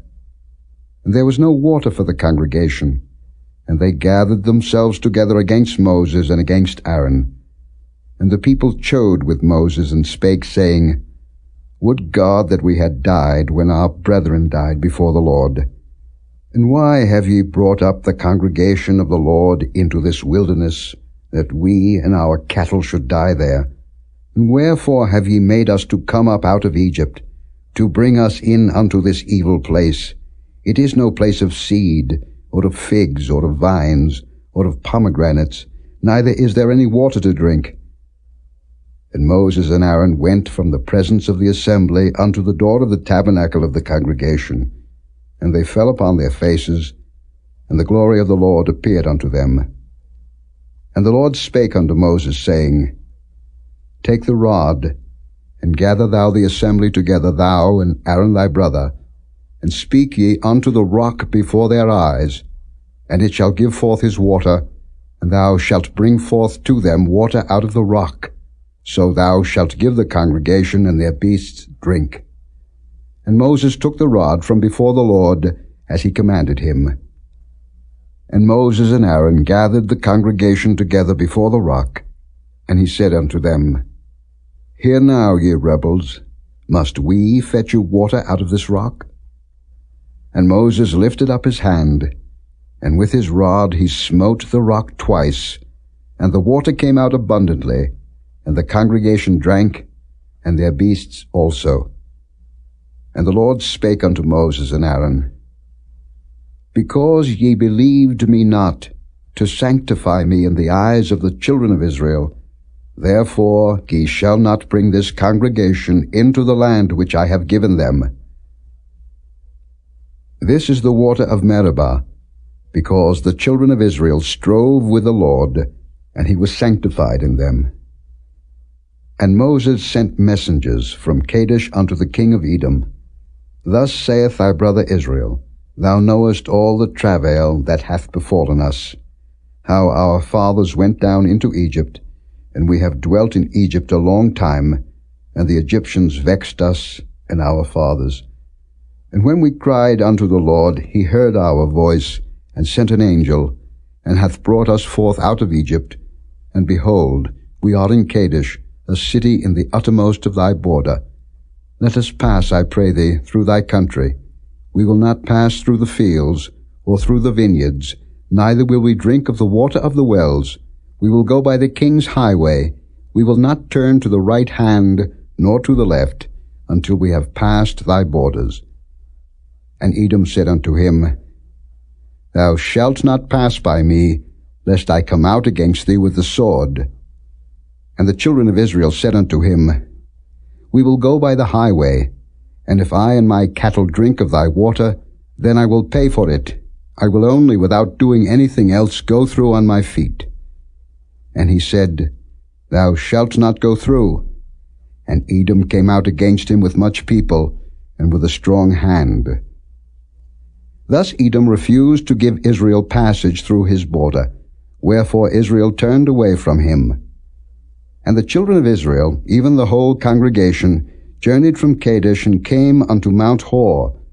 And the Lord spake unto Moses and Aaron in Mount Hor, by the coast of the land of Edom, saying, Aaron shall be gathered unto his people, for he shall not enter into the land which I have given unto the children of Israel, because ye rebelled against my word at the water of Meribah.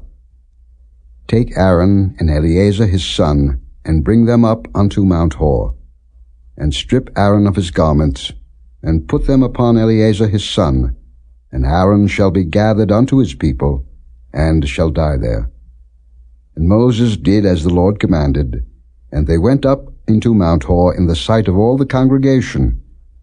And Moses stripped Aaron of his garments, and put them upon Eleazar his son, and Aaron died there in the top of the mount, and Moses and Eleazar came down from the mount. And when all the congregation saw that Aaron was dead, they mourned for Aaron 30 days, even all the house of Israel. Chapter 21. And when King Arad the Canaanite, which dwelt in the south, heard tell that Israel came by the way of the spies, then he fought against Israel, and took some of them prisoners. And Israel vowed a vow unto the Lord, and said, If thou wilt indeed deliver this people into my hand, then I will utterly destroy their cities. And the Lord hearkened to the voice of Israel, and delivered up the Canaanites, and they utterly destroyed them and their cities, and he called the name of the place Hormah. And they journeyed from Mount Hor by the way of the Red Sea to compass the land of Edom. And the soul of the people was much discouraged because of the way. And the people spake against God and against Moses. Wherefore have ye brought us up out of Egypt to die in the wilderness? For there is no bread, neither is there any water, and our soul loatheth this light bread. And the Lord sent fiery serpents among the people, and they bit the people, and much people of Israel died. Therefore the people came to Moses and said, We have sinned, for we have spoken against the Lord, and against thee. Pray unto the Lord, that he take away the serpents from us. And Moses prayed for the people. And the Lord said unto Moses, Make thee a fiery serpent, and set it upon a pole, and it shall come to pass that every one that is bitten, when he looketh upon it, shall live.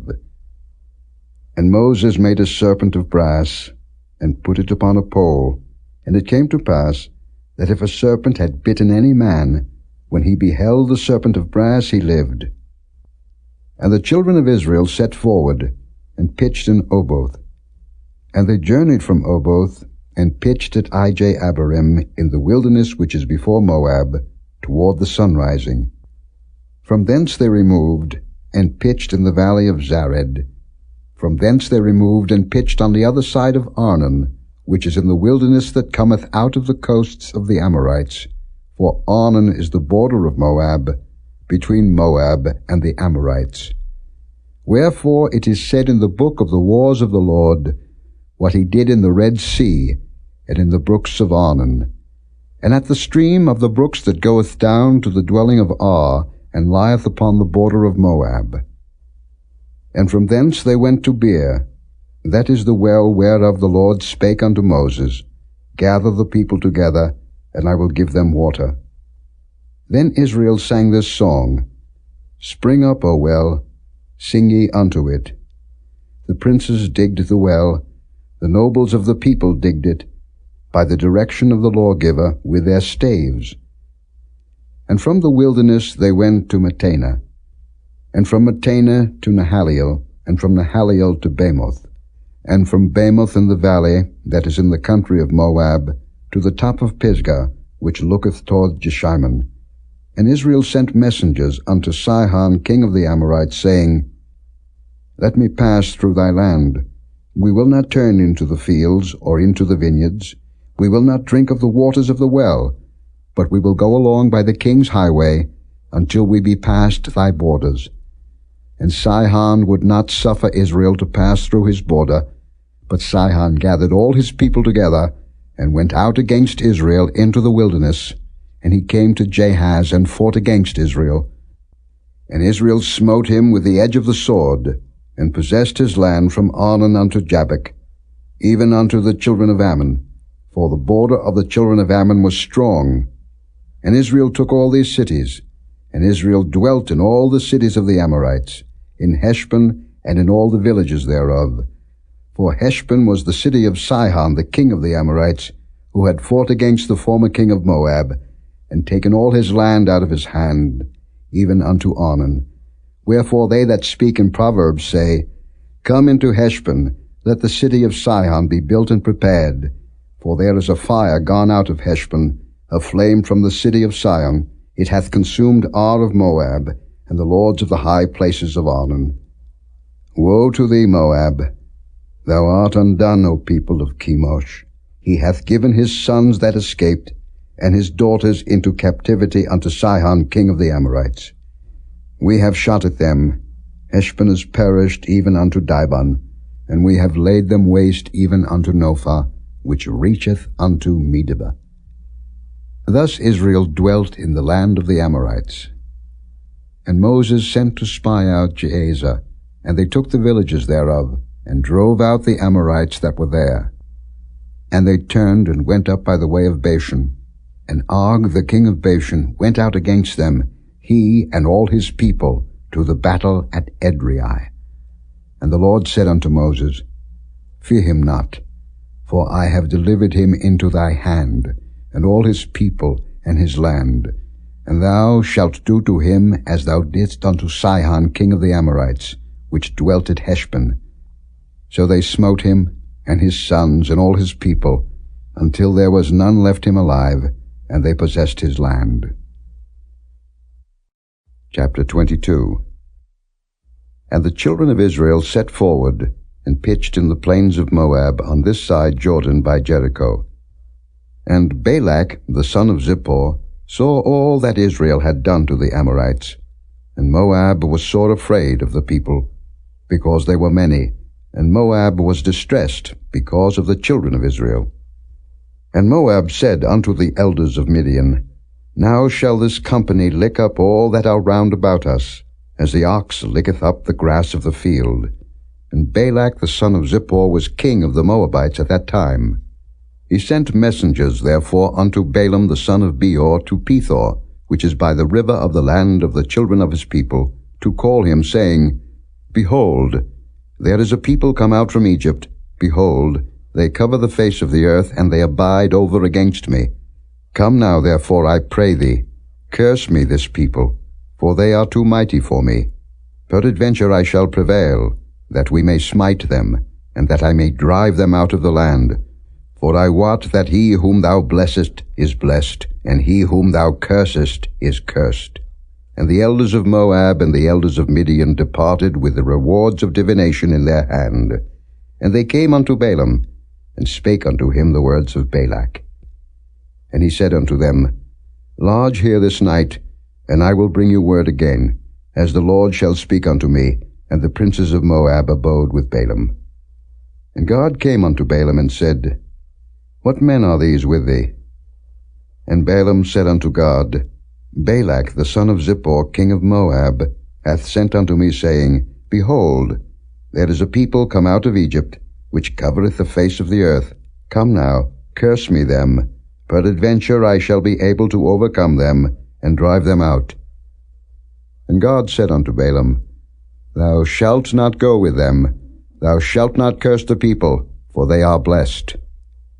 And Balaam rose up in the morning, and said unto the princes of Balak, Get you into your land, for the Lord refuseth to give me leave to go with you.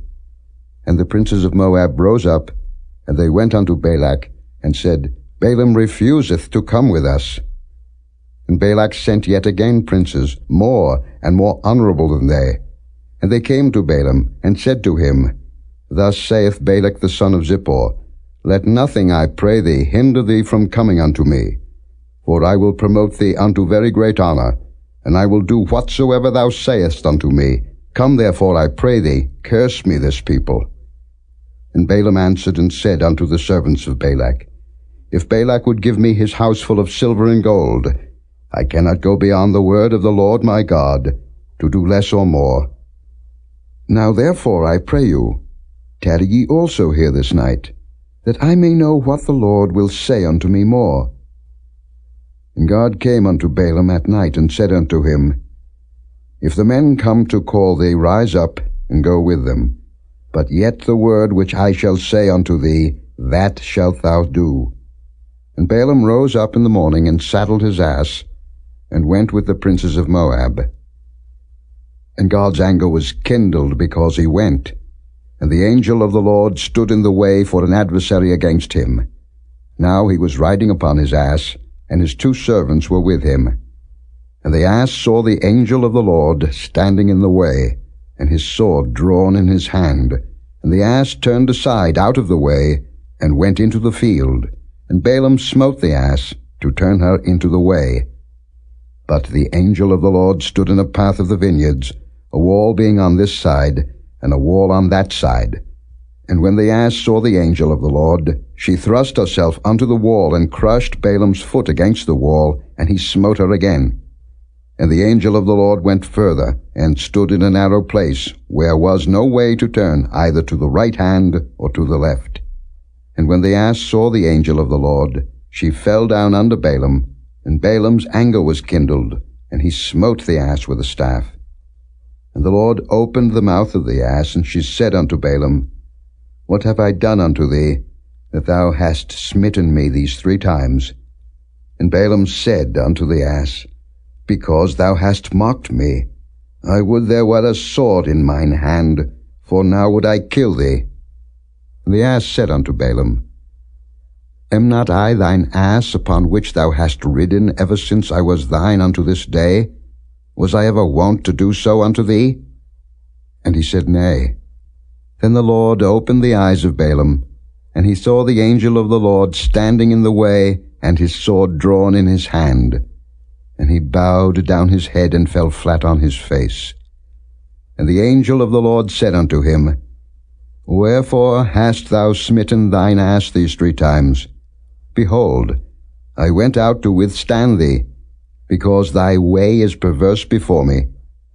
And the ass saw me, and turned from me these 3 times. Unless she had turned from me, surely now also I had slain thee, and saved her alive. And Balaam said unto the angel of the Lord, I have sinned, for I knew not that thou stoodest in the way against me. Now therefore, if it displease thee, I will get me back again.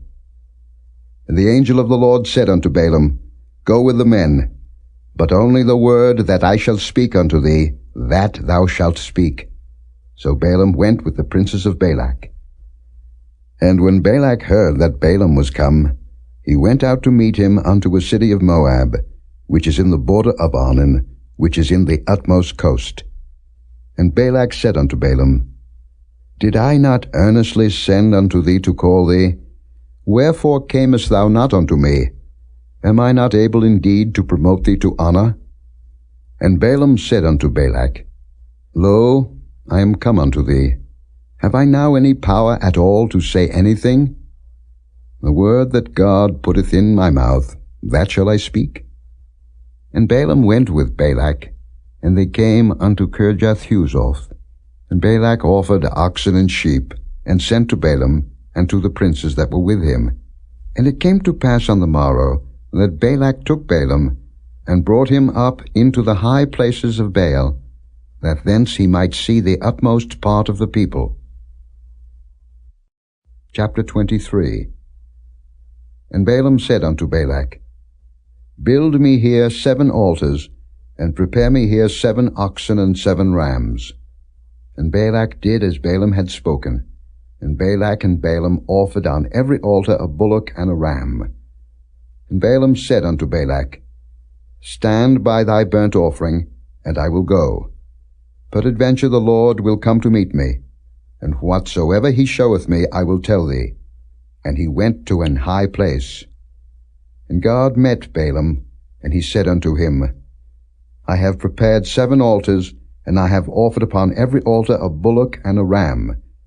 And the Lord put a word in Balaam's mouth, and said, Return unto Balak, and thus thou shalt speak. And he returned unto him, and lo, he stood by his burnt sacrifice, he and all the princes of Moab. And he took up his parable, and said, Balak the king of Moab hath brought me from Aram, out of the mountains of the east, saying, Come, curse me Jacob, and come, defy Israel. How shall I curse, whom God hath not cursed?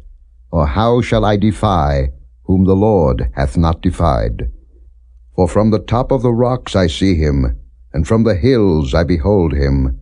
Lo, the people shall dwell alone, and shall not be reckoned among the nations. Who can count the dust of Jacob, and the number of the fourth part of Israel? Let me die the death of the righteous, and let my last end be like his. And Balak said unto Balaam, What hast thou done unto me? I took thee to curse mine enemies, and behold, thou hast blessed them altogether. And he answered and said, Must I not take heed to speak that which the Lord hath put in my mouth? And Balak said unto him, Come, I pray thee, with me unto another place, from whence thou mayest see them. Thou shalt see but the utmost part of them, and shalt not see them all, and curse me them from thence. And he brought him into the field of Zophim, to the top of Pisgah, and built 7 altars, and offered a bullock and a ram on every altar. And he said unto Balak, Stand here by thy burnt offering, while I meet the Lord yonder. And the Lord met Balaam, and put a word in his mouth, and said, Go again unto Balak, and say thus. And when he came to him, behold, he stood by his burnt offering, and the princes of Moab with him. And Balak said unto him, What hath the Lord spoken? And he took up his parable, and said, Rise up, Balak, and hear. Hearken unto me, thou son of Zippor. God is not a man that he should lie, neither the son of man that he should repent. Hath he said, and shall he not do it? Or hath he spoken, and shall he not make it good? Behold, I have received commandment to bless, and he hath blessed, and I cannot reverse it. He hath not beheld iniquity in Jacob, neither hath he seen perverseness in Israel. The Lord his God is with him, and the shout of a king is among them. God brought them out of Egypt. He hath as it were the strength of an unicorn. Surely there is no enchantment against Jacob, neither is there any divination against Israel.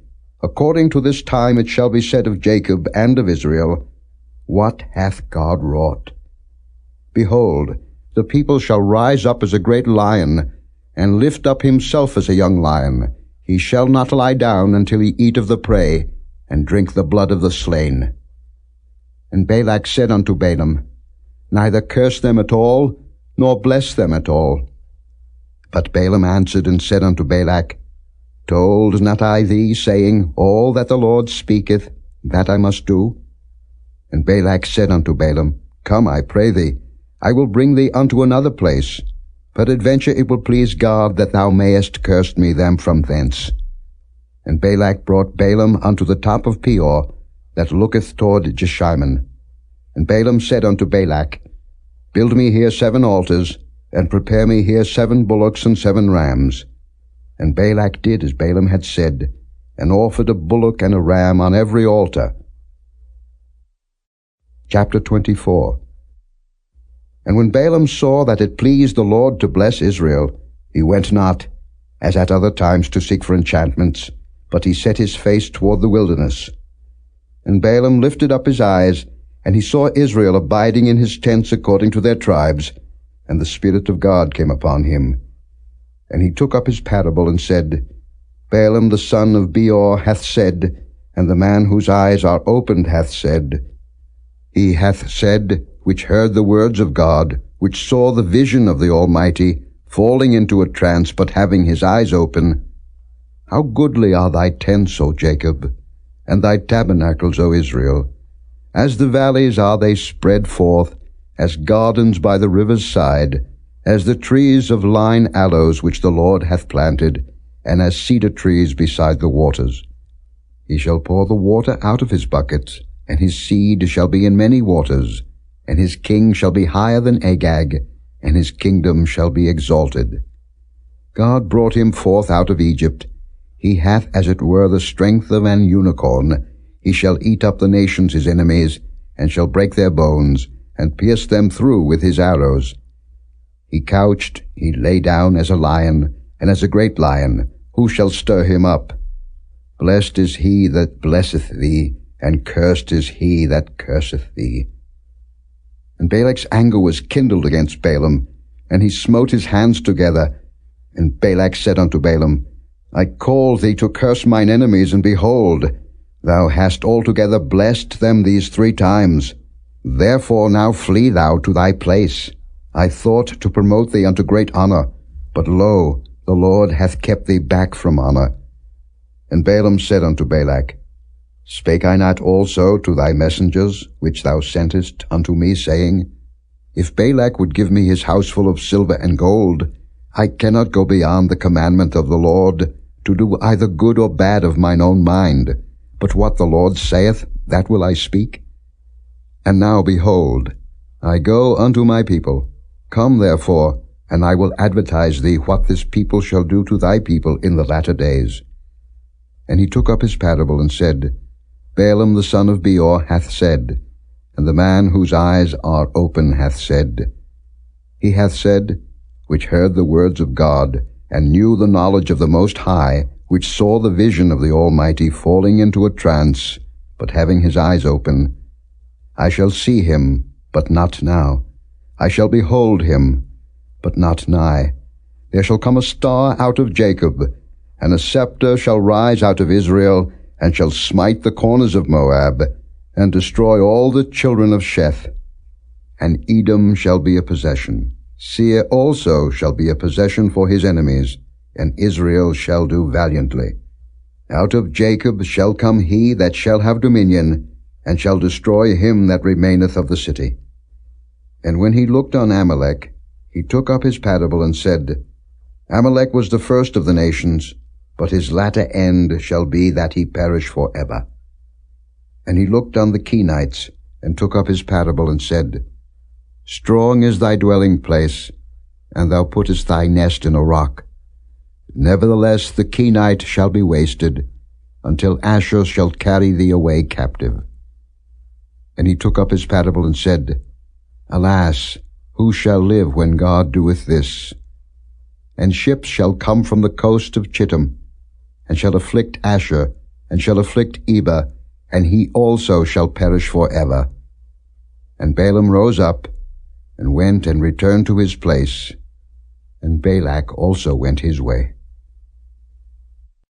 Chapter 25. And Israel abode in Shittim, and the people began to commit whoredom with the daughters of Moab. And they called the people unto the sacrifices of their gods, and the people did eat, and bowed down to their gods. And Israel joined himself unto Baal Peor, and the anger of the Lord was kindled against Israel. And the Lord said unto Moses, Take all the heads of the people, and hang them up before the Lord against the sun, that the fierce anger of the Lord may be turned away from Israel. And Moses said unto the judges of Israel, Slay ye every one his men that were joined unto Baal Peor. And behold, one of the children of Israel came and brought unto his brethren a Midianitish woman in the sight of Moses, and in the sight of all the congregation of the children of Israel, who were weeping before the door of the tabernacle of the congregation. And when Phinehas, the son of Eleazar, the son of Aaron, the priest, saw it, he rose up from among the congregation, and took a javelin in his hand. And he went after the man of Israel into the tent, and thrust both of them through, the man of Israel, and the woman through her belly. So the plague was stayed from the children of Israel. And those that died in the plague were 24,000. And the Lord spake unto Moses, saying, Phinehas, the son of Eleazar, the son of Aaron the priest, hath turned my wrath away from the children of Israel, while he was zealous for my sake among them, that I consumed not the children of Israel in my jealousy.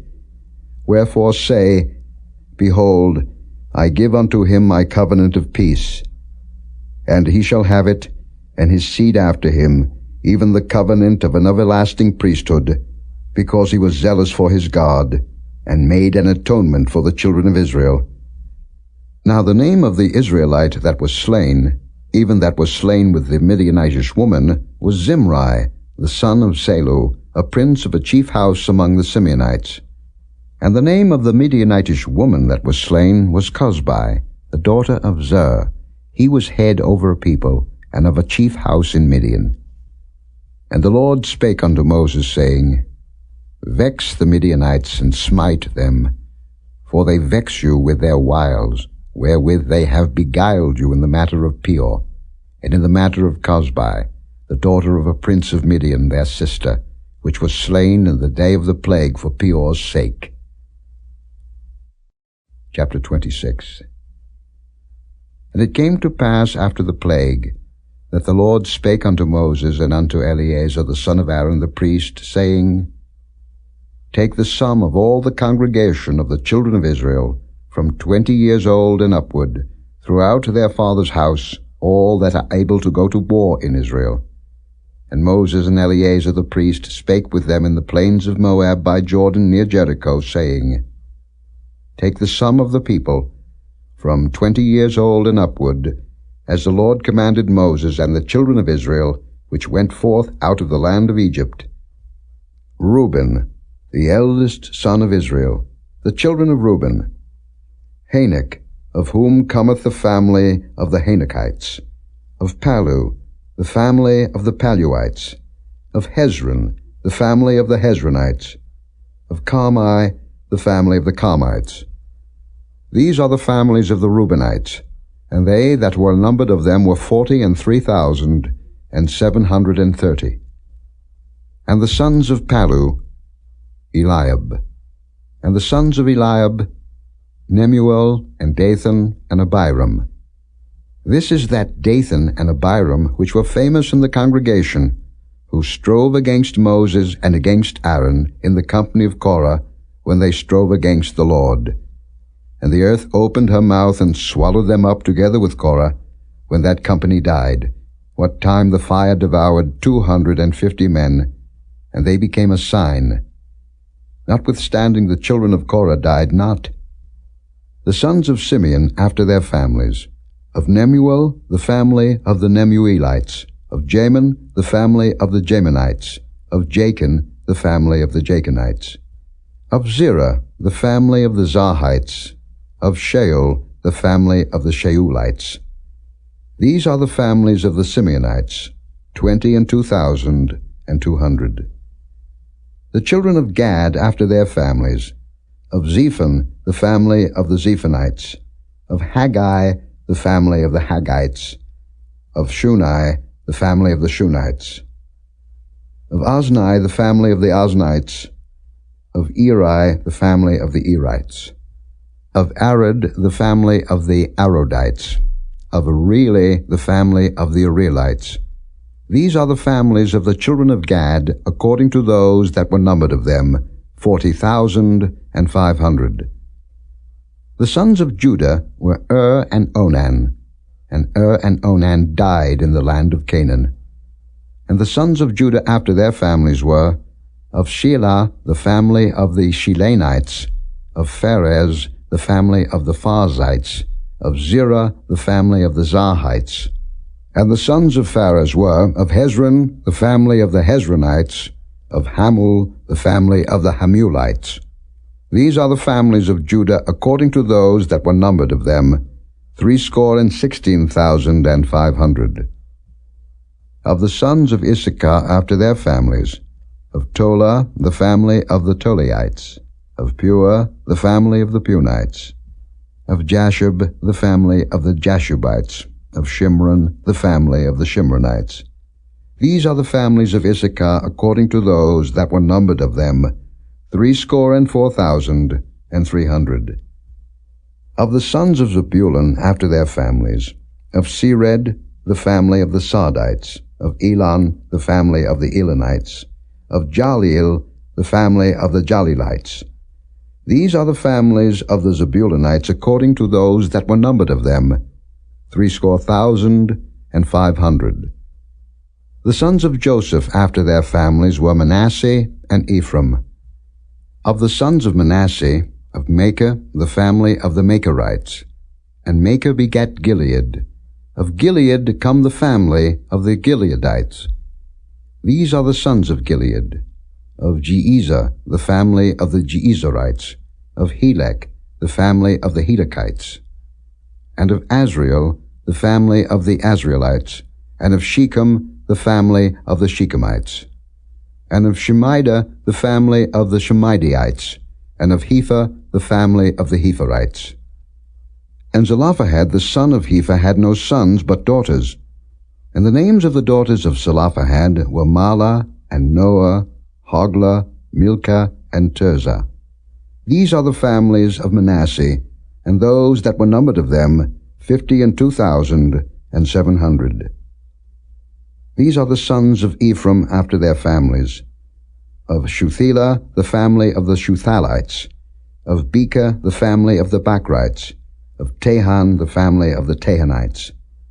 And these are the sons of Shuthelah, of Iran, the family of the Iranites. These are the families of the sons of Ephraim according to those that were numbered of them, 32,500.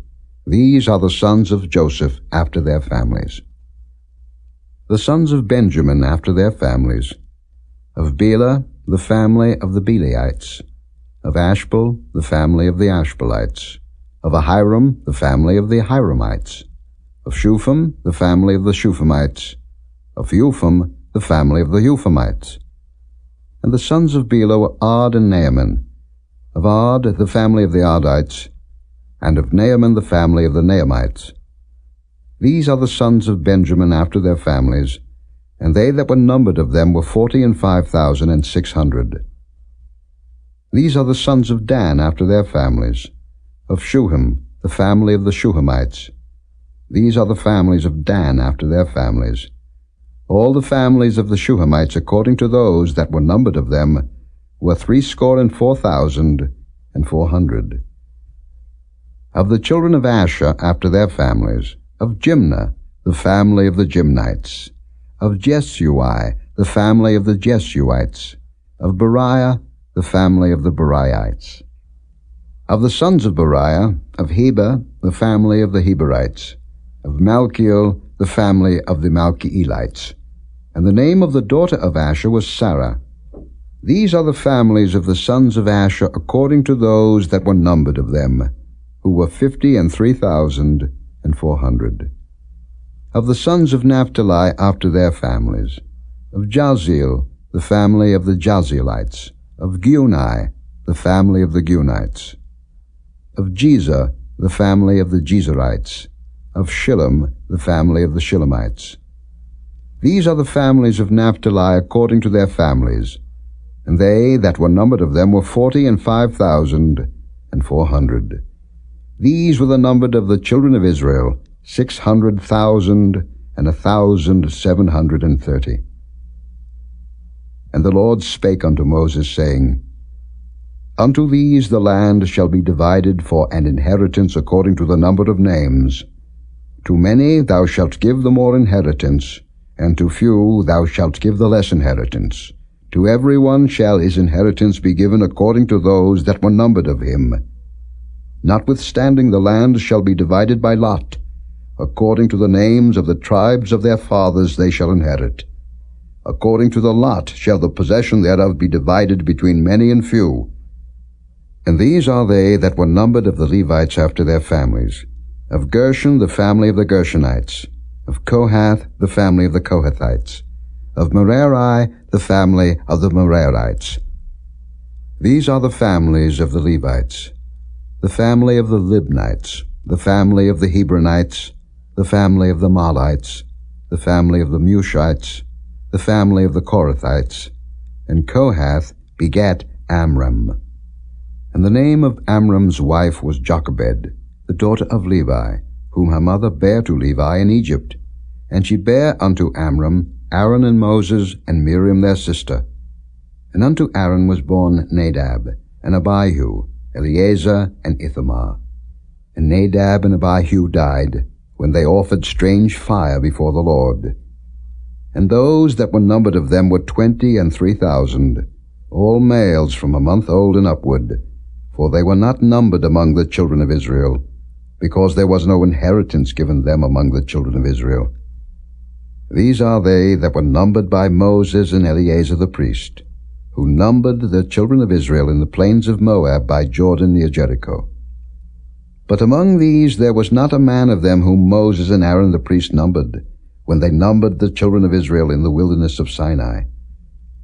For the Lord had said of them, They shall surely die in the wilderness, and there was not left a man of them, save Caleb the son of Jephunneh, and Joshua the son of Nun. Chapter 27. Then came the daughters of Zelophehad, the son of Hepher, the son of Gilead, the son of Machir, the son of Manasseh, of the families of Manasseh, the son of Joseph. And these are the names of his daughters: Mahlah, Noah, and Hoglah, and Milcah, and Tirzah. And they stood before Moses, and before Eleazar the priest, and before the princes and all the congregation, by the door of the tabernacle of the congregation, saying, Our father died in the wilderness, and he was not in the company of them that gathered themselves together against the Lord in the company of Korah, but died in his own sin, and had no sons. Why should the name of our father be done away from among his family, because he hath no son? Give unto us therefore a possession among the brethren of our father. And Moses brought their cause before the Lord. And the Lord spake unto Moses, saying, The daughters of Zelophehad speak right. Thou shalt surely give them a possession of an inheritance among their father's brethren, and thou shalt cause the inheritance of their father to pass unto them. And thou shalt speak unto the children of Israel, saying, If a man die, and have no son, then ye shall cause his inheritance to pass unto his daughter. And if he have no daughter, then ye shall give his inheritance unto his brethren. And if he have no brethren, then ye shall give his inheritance unto his father's brethren. And if his father have no brethren, then ye shall give his inheritance unto his kinsman that is next to him of his family, and he shall possess it, and it shall be unto the children of Israel a statute of judgment, as the Lord commanded Moses. And the Lord said unto Moses, Get thee up into this Mount Abarim, and see the land which I have given unto the children of Israel. And when thou hast seen it, thou also shalt be gathered unto thy people, as Aaron thy brother was gathered. For ye rebelled against my commandment in the desert of Zin, in the strife of the congregation, to sanctify me at the water before their eyes. That is the water of Meribah in Kadesh in the wilderness of Zin. And Moses spake unto the Lord, saying, Let the Lord, the God of the spirits of all flesh, set a man over the congregation, which may go out before them, and which may go in before them, and which may lead them out, and which may bring them in, that the congregation of the Lord be not as sheep which have no shepherd. And the Lord said unto Moses, Take thee Joshua the son of Nun, a man in whom is the Spirit, and lay thine hand upon him, and set him before Eleazar the priest, and before all the congregation, and give him a charge in their sight. And thou shalt put some of thine honor upon him, that all the congregation of the children of Israel may be obedient. And he shall stand before Eleazar the priest, who shall ask counsel for him after the judgment of Urim before the Lord. At his word shall they go out, and at his word they shall come in, both he and all the children of Israel with him, even all the congregation. And Moses did as the Lord commanded him, and he took Joshua, and set him before Eleazar the priest, and before all the congregation, and he laid his hands upon him, and gave him a charge, as the Lord commanded by the hand of Moses. Chapter 28. And the Lord spake unto Moses, saying, Command the children of Israel, and say unto them, My offering and my bread for my sacrifices made by fire, for a sweet savour unto me, shall ye observe to offer unto me in their due season. And thou shalt say unto them, This is the offering made by fire which ye shall offer unto the Lord, 2 lambs of the first year without spot day by day, for a continual burnt offering. The 1 lamb shalt thou offer in the morning, and the other lamb shalt thou offer at even. And a 10th part of an ephah of flour for a meat offering, mingled with the 4th part of an hin of beaten oil. It is a continual burnt offering, which was ordained in Mount Sinai for a sweet savour, a sacrifice made by fire unto the Lord. And the drink offering thereof shall be the 4th part of an hin for the 1 lamb. In the holy place shalt thou cause the strong wine to be poured unto the Lord for a drink offering. And the other lamb shalt thou offer at even, as the meat offering of the morning, and as the drink offering thereof, thou shalt offer it, a sacrifice made by fire, of a sweet savour unto the Lord. And on the Sabbath day 2 lambs of the first year without spot, and 2 tenth deals of flour for a meat offering, mingled with oil, and the drink offering thereof. This is the burnt offering of every Sabbath, beside the continual burnt offering, and his drink offering. And in the beginnings of your months ye shall offer a burnt offering unto the Lord, 2 young bullocks, and 1 ram, 7 lambs of the first year without spot, and 3 tenth deals of flour for a meat offering, mingled with oil for 1 bullock, and 2 tenth deals of flour for a meat offering, mingled with oil for 1 ram, and a several 10th deal of flour mingled with oil for a meat offering unto 1 lamb, for a burnt offering of a sweet savour, a sacrifice made by fire unto the Lord. And their drink offerings shall be half an hin of wine unto a bullock, and the 3rd part of an hin unto a ram, and the 4th part of an hin unto a lamb. This is the burnt offering of every month throughout the months of the year. And 1 kid of the goats for a sin offering unto the Lord shall be offered, beside the continual burnt offering and his drink offering. And in the 14th day of the 1st month is the Passover of the Lord, and in the 15th day of this month is the feast. 7 days shall unleavened bread be eaten. In the 1st day shall be an holy convocation. Ye shall do no manner of servile work therein, but ye shall offer a sacrifice made by fire for a burnt offering unto the Lord, 2 young bullocks, and 1 ram, and 7 lambs of the first year. They shall be unto you without blemish. And their meat offering shall be of flour mingled with oil. 3 tenth deals shall ye offer for a bullock, and 2 tenth deals for a ram. A several 10th deals shalt thou offer for every lamb throughout the 7 lambs, and 1 goat for a sin offering, to make an atonement for you. Ye shall offer these beside the burnt offering in the morning, which is for a continual burnt offering. After this manner ye shall offer daily, throughout the 7 days, the meat of the sacrifice made by fire, of a sweet savour unto the Lord. It shall be offered beside the continual burnt offering, and his drink offering. And on the 7th day ye shall have an holy convocation. Ye shall do no servile work. Also in the day of the first fruits, when ye bring a new meat offering unto the Lord, after your weeks be out, ye shall have an holy convocation. Ye shall do no servile work. But ye shall offer the burnt offering for a sweet savour unto the Lord, 2 young bullocks, 1 ram, 7 lambs of the first year. And their meat offering of flour mingled with oil, 3 tenth deals unto 1 bullock, 2 tenth deals unto 1 ram, a several 10th deal unto 1 lamb throughout the 7 lambs, and 1 kid of the goats, to make an atonement for you. Ye shall offer them beside the continual burnt offering and his meat offering. They shall be unto you without blemish, and their drink offerings. Chapter 29. And in the 7th month, on the 1st day of the month, ye shall have an holy convocation.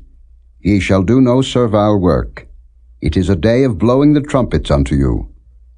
And ye shall offer a burnt offering for a sweet savour unto the Lord, 1 young bullock, 1 ram, and 7 lambs of the first year without blemish. And their meat offering shall be of flour mingled with oil, 3 tenth deals for a bullock, and 2 tenth deals for a ram, and 1/10 deal for 1 lamb throughout the 7 lambs, and 1 kid of the goats for a sin offering, to make an atonement for you. Beside the burnt offering of the month, and his meat offering, and the daily burnt offering, and his meat offering, and their drink offerings, according unto their manner, for a sweet savour, a sacrifice made by fire unto the Lord. And ye shall have on the 10th day of this 7th month an holy convocation, and ye shall afflict your souls, ye shall not do any work therein. But ye shall offer a burnt offering unto the Lord for a sweet savour, 1 young bullock, 1 ram, and 7 lambs of the first year. They shall be unto you without blemish. And their meat offering shall be of flour mingled with oil, 3/10 deals to a bullock, and 2/10 deals to 1 ram. A several 10th deal for 1 lamb throughout the 7 lambs. 1 kid of the goats for a sin offering, beside the sin offering of atonement, and the continual burnt offering, and the meat offering of it, and their drink offerings. And on the 15th day of the 7th month ye shall have an holy convocation. Ye shall do no servile work, and ye shall keep a feast unto the Lord 7 days. And ye shall offer a burnt offering, a sacrifice made by fire, of a sweet savour unto the Lord, 13 young bullocks, 2 rams, and 14 lambs of the first year. They shall be without blemish. And their meat offering shall be of flour mingled with oil, 3/10 deals unto every bullock of the 13 bullocks, 2/10 deals to each ram of the 2 rams, and a several 10th deal to each lamb of the 14 lambs, and 1 kid of the goats for a sin offering, beside the continual burnt offering, his meat offering, and his drink offering. And on the 2nd day ye shall offer 12 young bullocks, 2 rams, 14 lambs of the first year without spot. And their meat offering and their drink offerings for the bullocks, for the rams, and for the lambs, shall be according to their number, after the manner, and 1 kid of the goats for a sin offering, beside the continual burnt offering, and the meat offering thereof, and their drink offerings. And on the 3rd day 11 bullocks, 2 rams, 14 lambs of the first year without blemish, and their meat offering and their drink offerings for the bullocks, for the rams, and for the lambs, shall be according to their number, after the manner. And 1 goat for a sin offering, beside the continual burnt offering, and his meat offering, and his drink offering. And on the 4th day 10 bullocks, 2 rams, and 14 lambs of the first year without blemish. Their meat offering and their drink offerings for the bullocks, for the rams, and for the lambs, shall be according to their number, after the manner. And 1 kid of the goats for a sin offering, beside the continual burnt offering, his meat offering, and his drink offering. And on the 5th day 9 bullocks, 2 rams, and 14 lambs of the first year without spot. And their meat offering and their drink offerings for the bullocks, for the rams, and for the lambs, shall be according to their number, after the manner. And 1 goat for a sin offering, beside the continual burnt offering, and his meat offering, and his drink offering. And on the 6th day 8 bullocks, 2 rams, and 14 lambs of the first year without blemish, and their meat offering and their drink offerings for the bullocks, for the rams, and for the lambs, shall be according to their number, after the manner. And 1 goat for a sin offering, beside the continual burnt offering, his meat offering, and his drink offering. And on the 7th day 7 bullocks, 2 rams, and 14 lambs of the first year without blemish, and their meat offering and their drink offerings for the bullocks, for the rams, and for the lambs, shall be according to their number, after the manner. And 1 goat for a sin offering, beside the continual burnt offering, his meat offering, and his drink offering. On the 8th day ye shall have a solemn assembly. Ye shall do no servile work therein. But ye shall offer a burnt offering, a sacrifice made by fire, of a sweet savour unto the Lord, 1 bullock, 1 ram, 7 lambs of the first year without blemish. Their meat offering and their drink offerings for the bullock, for the ram, and for the lambs, shall be according to their number, after the manner.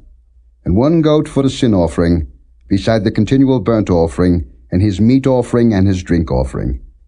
These things ye shall do unto the Lord in your set feasts, beside your vows and your freewill offerings, for your burnt offerings, and for your meat offerings, and for your drink offerings, and for your peace offerings. And Moses told the children of Israel according to all that the Lord commanded Moses. Chapter 30. And Moses spake unto the heads of the tribes concerning the children of Israel, saying, This is the thing which the Lord hath commanded.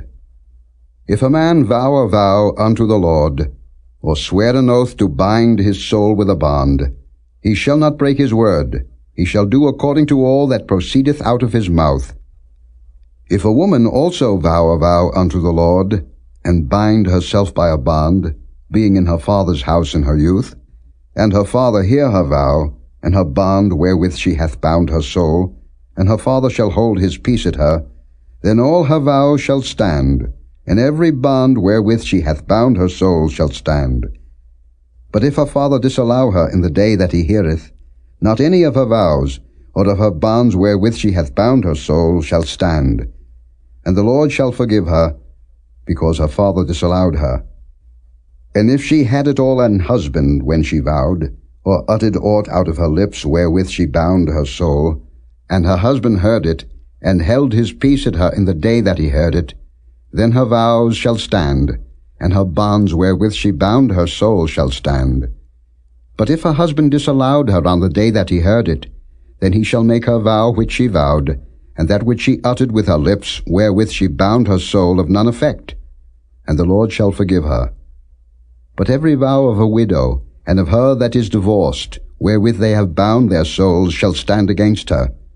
And if she vowed in her husband's house, or bound her soul by a bond with an oath, and her husband heard it, and held his peace at her, and disallowed her not, then all her vows shall stand, and every bond wherewith she bound her soul shall stand. But if her husband hath utterly made them void on the day he heard them, then whatsoever proceeded out of her lips concerning her vows, or concerning the bond of her soul, shall not stand. Her husband hath made them void, and the Lord shall forgive her. Every vow and every binding oath to afflict the soul, her husband may establish it, or her husband may make it void. But if her husband altogether hold his peace at her from day to day, then he establisheth all her vows, or all her bonds which are upon her. He confirmeth them, because he held his peace at her in the day that he heard them. But if he shall any ways make them void after that he hath heard them, then he shall bear her iniquity. These are the statutes which the Lord commanded Moses between a man and his wife, between the father and his daughter, being yet in her youth in her father's house. Chapter 31. And the Lord spake unto Moses, saying, Avenge the children of Israel of the Midianites. Afterward shalt thou be gathered unto thy people. And Moses spake unto the people, saying, Arm some of yourselves unto the war, and let them go against the Midianites, and avenge the lord of Midian.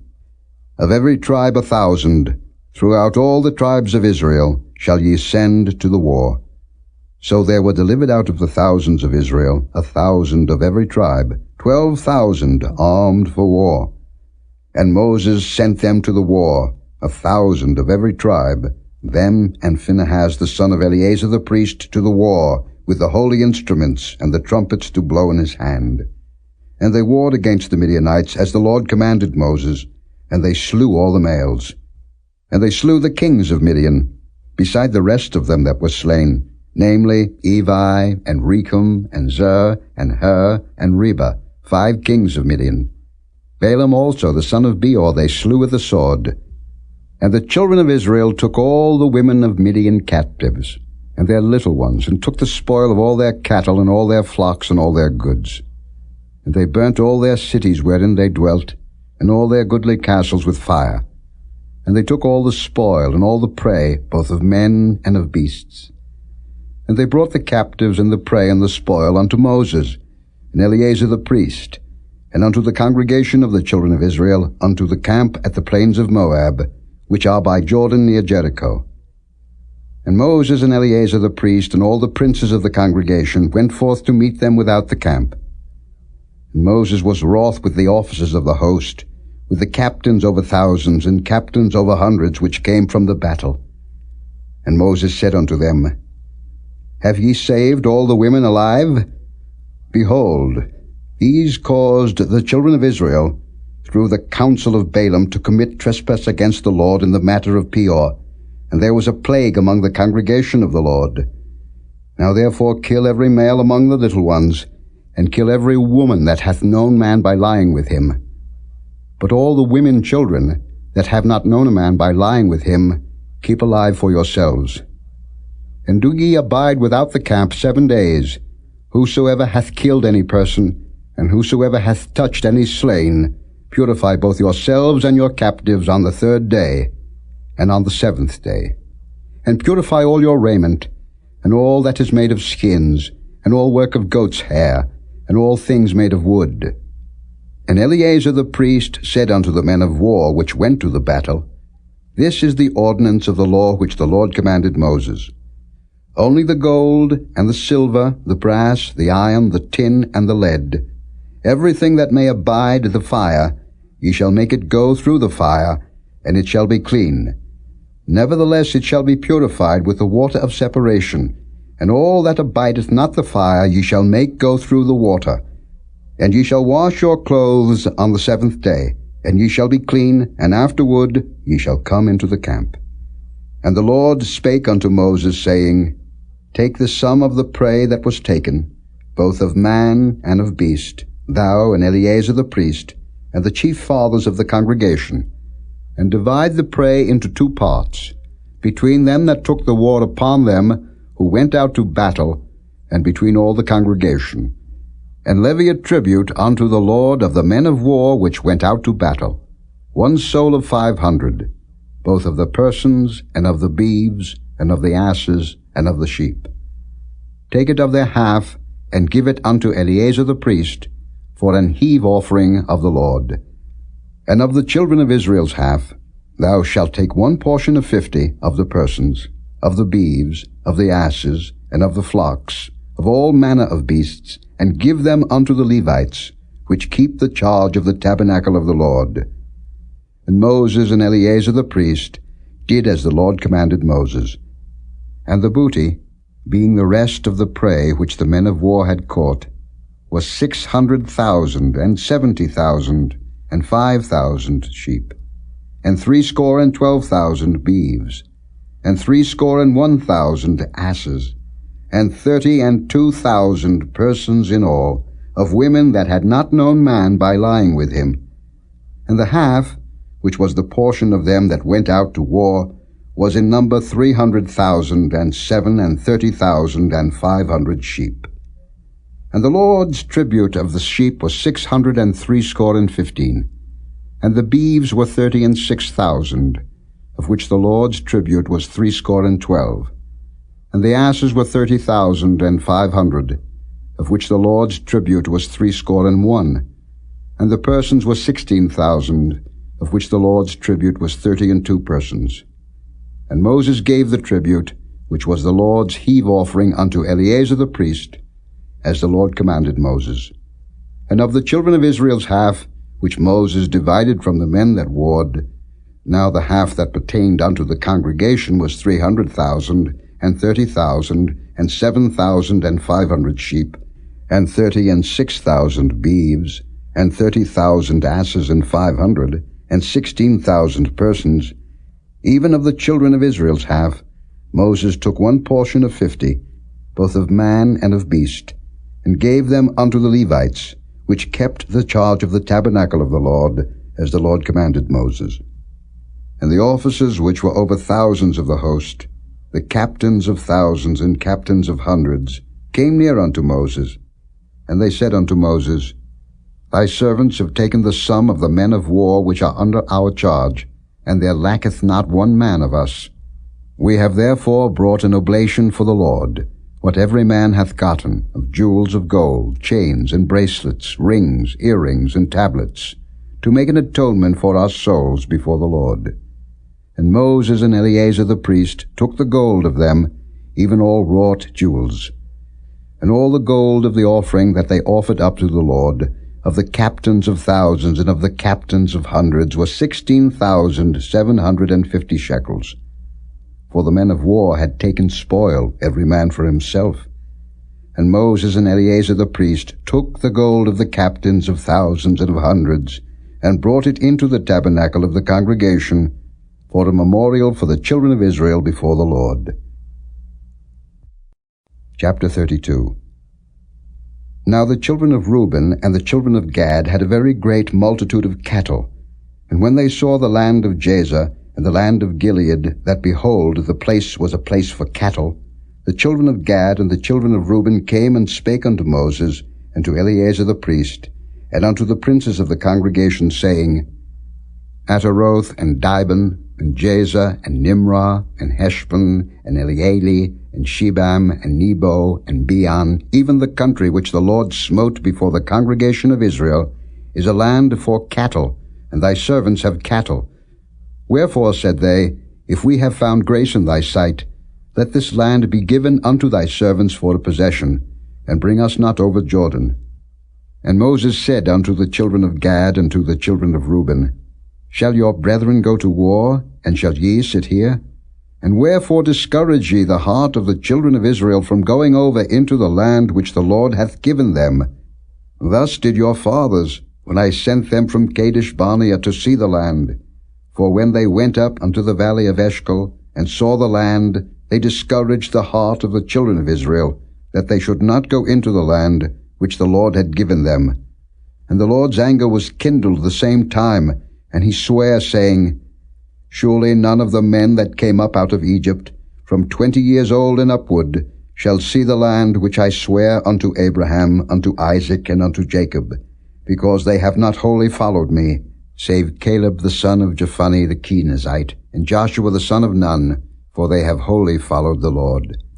And the Lord's anger was kindled against Israel, and he made them wander in the wilderness 40 years, until all the generation that had done evil in the sight of the Lord was consumed. And behold, ye are risen up in your father's stead, an increase of sinful men, to augment yet the fierce anger of the Lord toward Israel. For if ye turn away from after him, he will yet again leave them in the wilderness, and ye shall destroy all this people. And they came near unto him and said, We will build sheepfolds here for our cattle, and cities for our little ones. But we ourselves will go ready armed before the children of Israel, until we have brought them unto their place, and our little ones shall dwell in the fenced cities because of the inhabitants of the land. We will not return unto our houses, until the children of Israel have inherited every man his inheritance. For we will not inherit with them on yonder side Jordan, or forward, because our inheritance is fallen to us on this side Jordan eastward. And Moses said unto them, If ye will do this thing, if ye will go armed before the Lord to war, and will go all of you armed over Jordan before the Lord, until he hath driven out his enemies from before him, and the land be subdued before the Lord, then afterward ye shall return, and be guiltless before the Lord, and before Israel. And this land shall be your possession before the Lord. But if ye will not do so, behold, ye have sinned against the Lord, and be sure your sin will find you out. Build you cities for your little ones, and folds for your sheep, and do that which hath proceeded out of your mouth. And the children of Gad and the children of Reuben spake unto Moses, saying, Thy servants will do as my Lord commandeth. Our little ones, our wives, our flocks, and all our cattle shall be there in the cities of Gilead. But thy servants will pass over, every man armed for war, before the Lord to battle, as my Lord saith. So concerning them Moses commanded Eleazar the priest, and Joshua the son of Nun, and the chief fathers of the tribes of the children of Israel. And Moses said unto them, If the children of Gad and the children of Reuben will pass with you over Jordan, every man armed to battle before the Lord, and the land shall be subdued before you, then ye shall give them the land of Gilead for a possession. But if they will not pass over with you armed, they shall have possessions among you in the land of Canaan. And the children of Gad and the children of Reuben answered, saying, As the Lord hath said unto thy servants, so will we do. We will pass over armed before the Lord into the land of Canaan, that the possession of our inheritance on this side Jordan may be ours. And Moses gave unto them, even to the children of Gad, and to the children of Reuben, and unto half the tribe of Manasseh the son of Joseph, the kingdom of Sihon king of the Amorites, and the kingdom of Og king of Bashan, the land with the cities thereof in the coasts, even the cities of the country round about. And the children of Gad built Dibon, and Ataroth, and Aroah, and Atroth, Shophan, and Jaazah, and Jogbehah, and Beth-nimrah, and Beth-haran, fenced cities, and folds for sheep. And the children of Reuben built Heshbon, and Elealeh, and Kirjathaim, and Nebo, and Baal-meon, their names being changed, and Shibmah, and gave other names unto the cities which they builded. And the children of Machir the son of Manasseh went to Gilead, and took it, and dispossessed the Amorite which was in it. And Moses gave Gilead unto Machir the son of Manasseh, and he dwelt therein. And Jair the son of Manasseh went and took the small towns thereof, and called them Havoth-jair.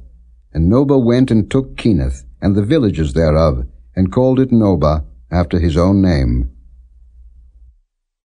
Chapter 33. These are the journeys of the children of Israel, which went forth out of the land of Egypt with their armies under the hand of Moses and Aaron.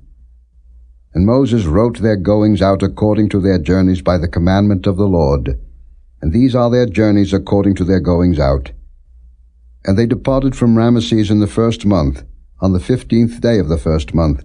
On the morrow after the Passover the children of Israel went out with an high hand in the sight of all the Egyptians. For the Egyptians buried all their firstborn, which the Lord had smitten among them. Upon their gods also the Lord executed judgments. And the children of Israel removed from Ramesses and pitched in Succoth. And they departed from Succoth and pitched in Etham, which is in the edge of the wilderness. And they removed from Etham, and turned again unto Pi-hahiroth, which is before Baal-zephon, and they pitched before Migdol. And they departed from before Pi-hahiroth, and passed through the midst of the sea into the wilderness, and went 3 days' journey in the wilderness of Etham, and pitched in Merah. And they removed from Merah, and came unto Elam. And in Elam were 12 fountains of water, and 70 palm trees, and they pitched there. And they removed from Elam, and encamped by the Red Sea. And they removed from the Red Sea, and encamped in the wilderness of Sin. And they took their journey out of the wilderness of Sin, and encamped in Daphka.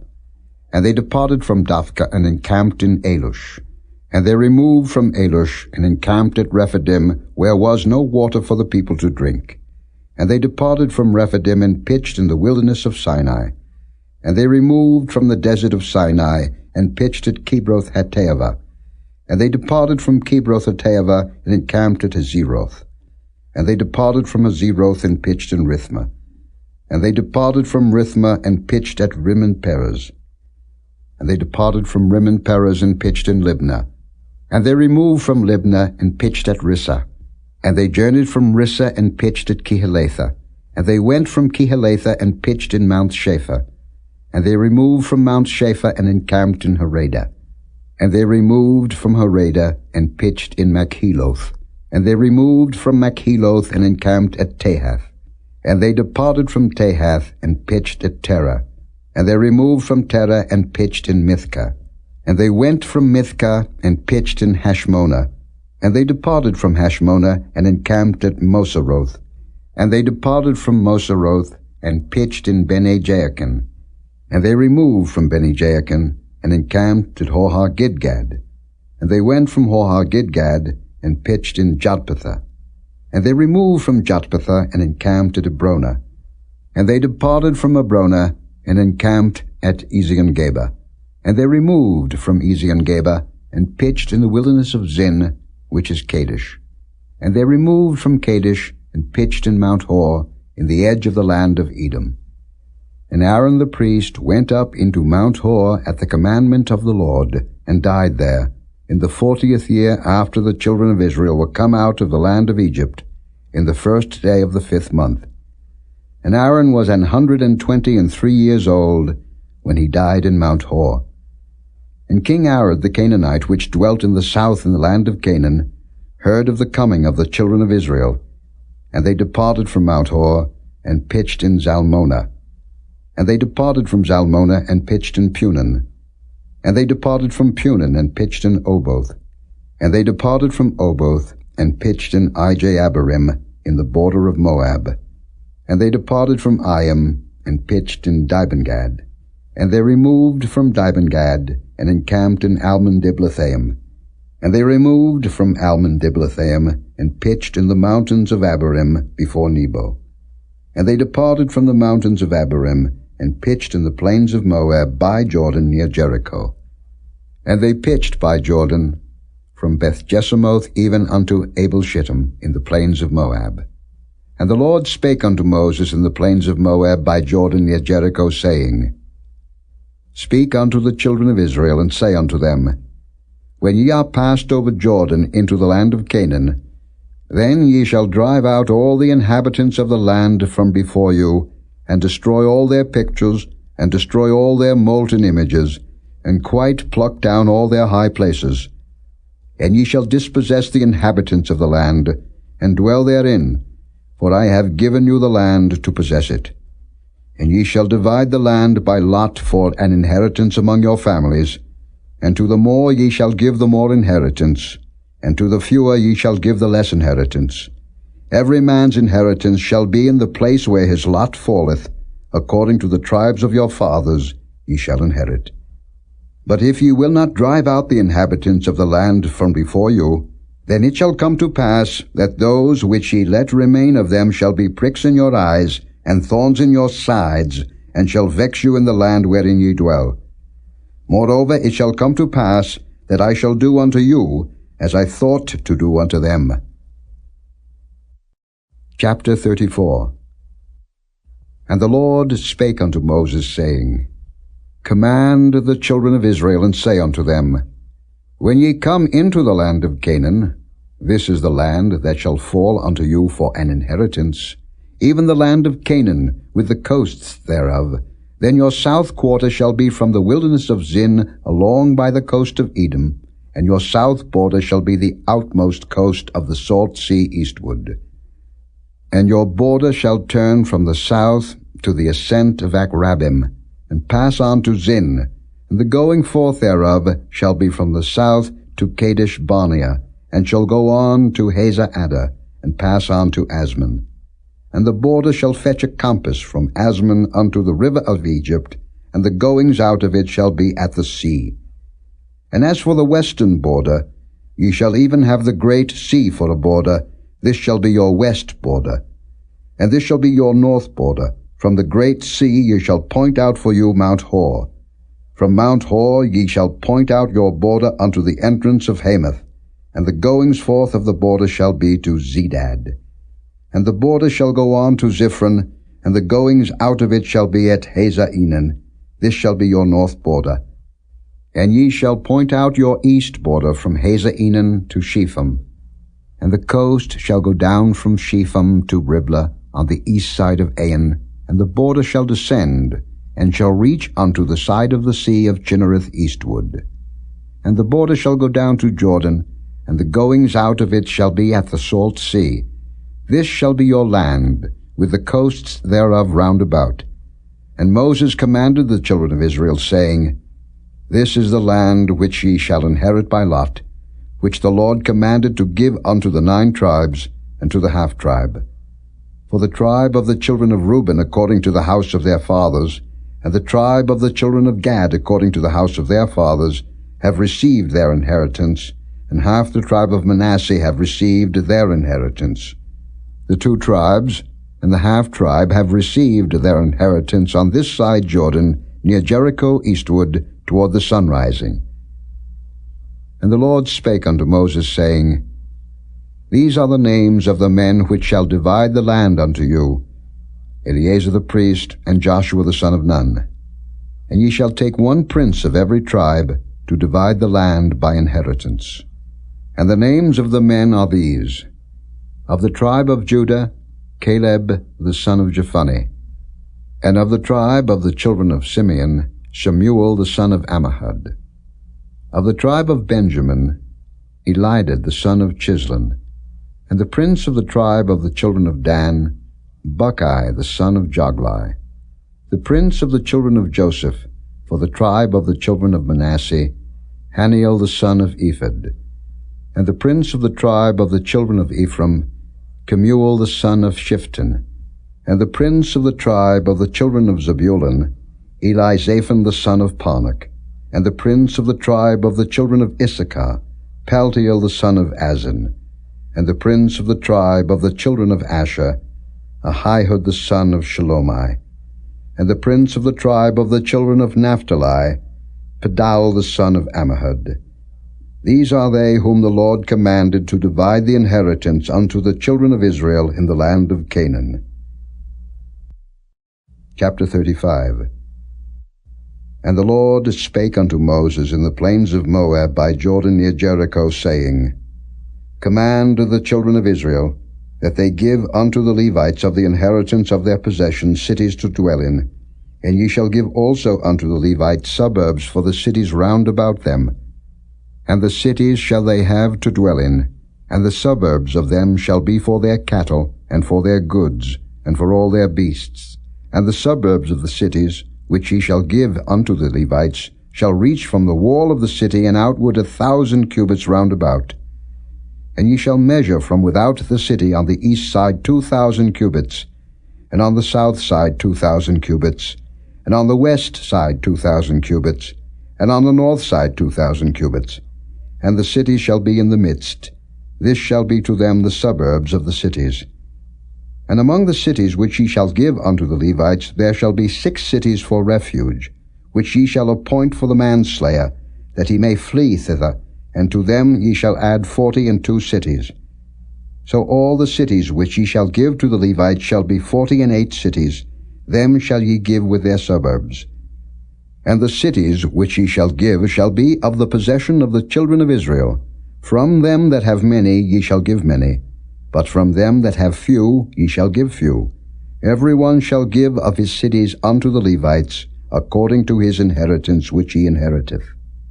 And the Lord spake unto Moses, saying, Speak unto the children of Israel, and say unto them, When ye be come over Jordan into the land of Canaan, then ye shall appoint you cities to be cities of refuge for you, that the slayer may flee thither, which killeth any person at unawares. And they shall be unto you cities for refuge from the avenger, that the manslayer die not, until he stand before the congregation in judgment. And of these cities which ye shall give, 6 cities shall ye have for refuge. Ye shall give 3 cities on this side Jordan, and 3 cities shall ye give in the land of Canaan, which shall be cities of refuge. These 6 cities shall be a refuge, both for the children of Israel, and for the stranger, and for the sojourner among them, that every one that killeth any person unawares may flee thither. And if he smite him with an instrument of iron, so that he die, he is a murderer. The murderer shall surely be put to death. And if he smite him with throwing a stone, wherewith he may die, and he die, he is a murderer. The murderer shall surely be put to death. Or if he smite him with an hand weapon of wood, wherewith he may die, and he die, he is a murderer. The murderer shall surely be put to death. The revenger of blood himself shall slay the murderer. When he meeteth him, he shall slay him. But if he thrust him of hatred, or hurl at him by laying of weight, that he die, or in enmity smite him with his hand, that he die, he that smote him shall surely be put to death. For he is a murderer. The revenger of blood shall slay the murderer, when he meeteth him.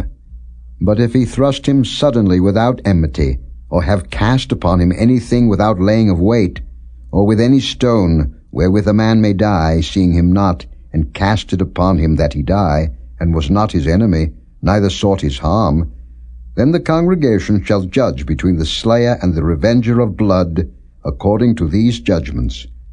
And the congregation shall deliver the slayer out of the hand of the revenger of blood, and the congregation shall restore him to the city of his refuge, whither he was fled, and he shall abide in it unto the death of the high priest, which was anointed with the holy oil. But if the slayer shall at any time come without the border of the city of his refuge, whither he was fled, and the revenger of blood find him without the borders of the city of his refuge, and the revenger of blood kill the slayer, he shall not be guilty of blood, because he should have remained in the city of his refuge until the death of the high priest. But after the death of the high priest, the slayer shall return into the land of his possession. So these things shall be for a statute of judgment unto you throughout your generations in all your dwellings. Whoso killeth any person, the murderer shall be put to death by the mouth of witnesses.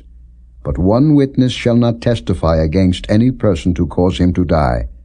Moreover, ye shall take no satisfaction for the life of a murderer, which is guilty of death, but he shall be surely put to death. And ye shall take no satisfaction for him that is fled to the city of his refuge, that he should come again to dwell in the land, until the death of the priest. So ye shall not pollute the land wherein ye are, for blood it defileth the land, and the land cannot be cleansed of the blood that is shed therein, but by the blood of him that shed it. Defile not therefore the land which ye shall inhabit, wherein I dwell, for I the Lord dwell among the children of Israel. Chapter 36. And the chief fathers of the families of the children of Gilead, the son of Machir, the son of Manasseh, of the families of the sons of Joseph, came near, and spake before Moses, and before the princes, the chief fathers of the children of Israel. And they said, The Lord commanded my Lord to give the land for an inheritance by lot to the children of Israel. And my Lord was commanded by the Lord to give the inheritance of Zelophehad our brother unto his daughters. And if they be married to any of the sons of the other tribes of the children of Israel, then shall their inheritance be taken from the inheritance of our fathers, and shall be put to the inheritance of the tribe whereunto they are received. So shall it be taken from the lot of our inheritance. And when the jubilee of the children of Israel shall be, then shall their inheritance be put unto the inheritance of the tribe whereunto they are received. So shall their inheritance be taken away from the inheritance of the tribe of our fathers. And Moses commanded the children of Israel according to the word of the Lord, saying, The tribe of the sons of Joseph hath said well. This is the thing which the Lord doth command concerning the daughters of Zelophehad, saying, Let them marry to whom they think best. Only to the family of the tribe of their father shall they marry. So shall not the inheritance of the children of Israel remove from tribe to tribe. For every one of the children of Israel shall keep himself to the inheritance of the tribe of his fathers. And every daughter that possesseth an inheritance in any tribe of the children of Israel shall be wife unto one of the family of the tribe of her father, that the children of Israel may enjoy every man the inheritance of his fathers. Neither shall the inheritance remove from one tribe to another tribe, but every one of the tribes of the children of Israel shall keep himself to his own inheritance. Even as the Lord commanded Moses, so did the daughters of Zelophehad. For Mahlah, Tirzah, and Hoglah, and Milcah, and Noah, the daughters of Zelophehad, were married unto their father's brothers' sons. And they were married into the families of the sons of Manasseh the son of Joseph, and their inheritance remained in the tribe of the family of their father. These are the commandments and the judgments, which the Lord commanded by the hand of Moses unto the children of Israel in the plains of Moab by Jordan near Jericho.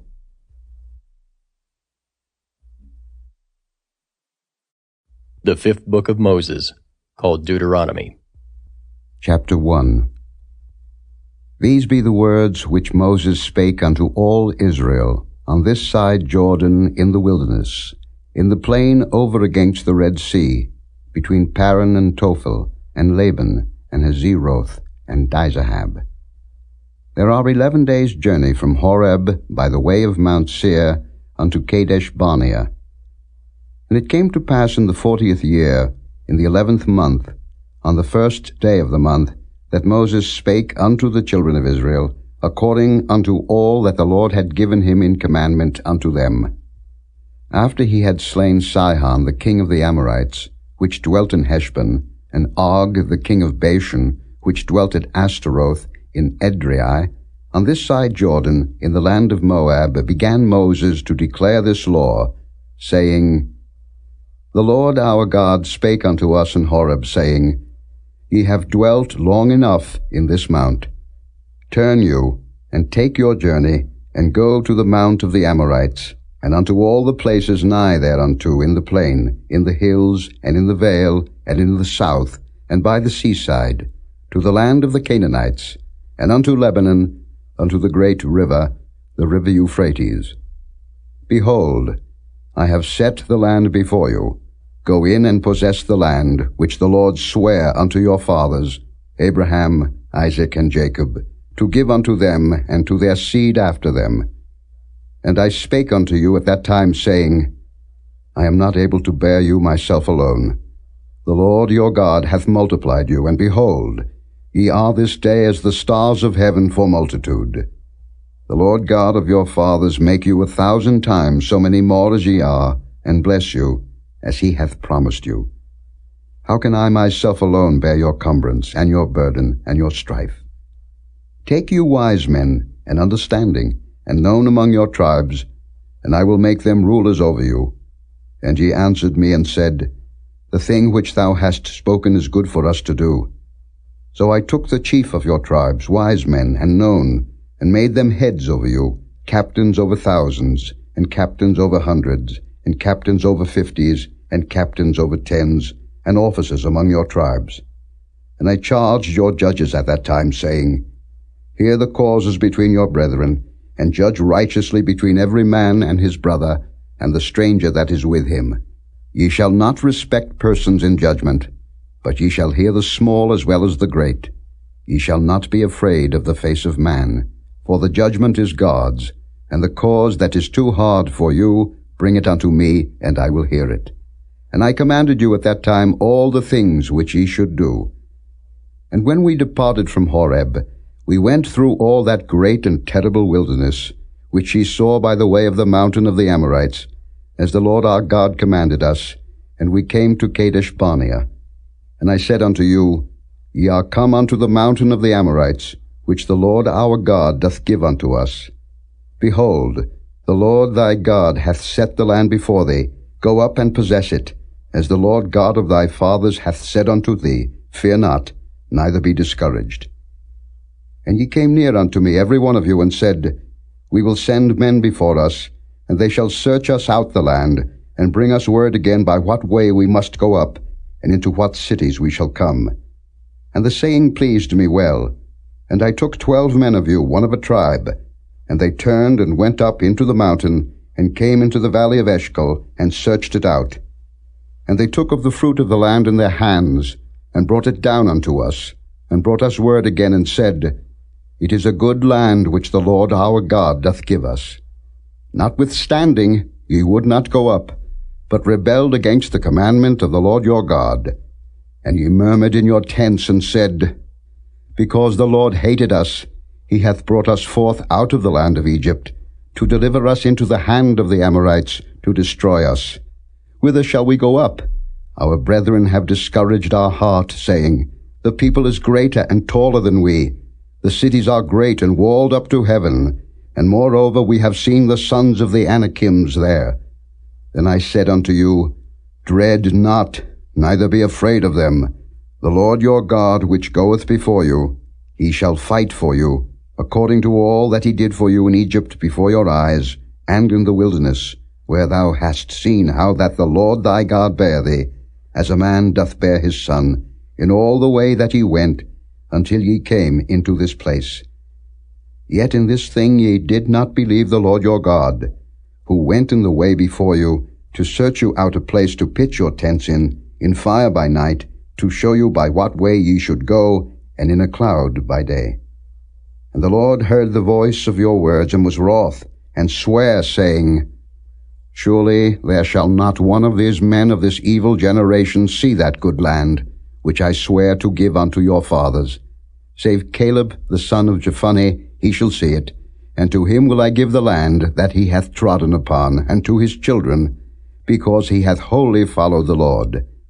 Also the Lord was angry with me for your sake, saying, Thou also shalt not go in thither.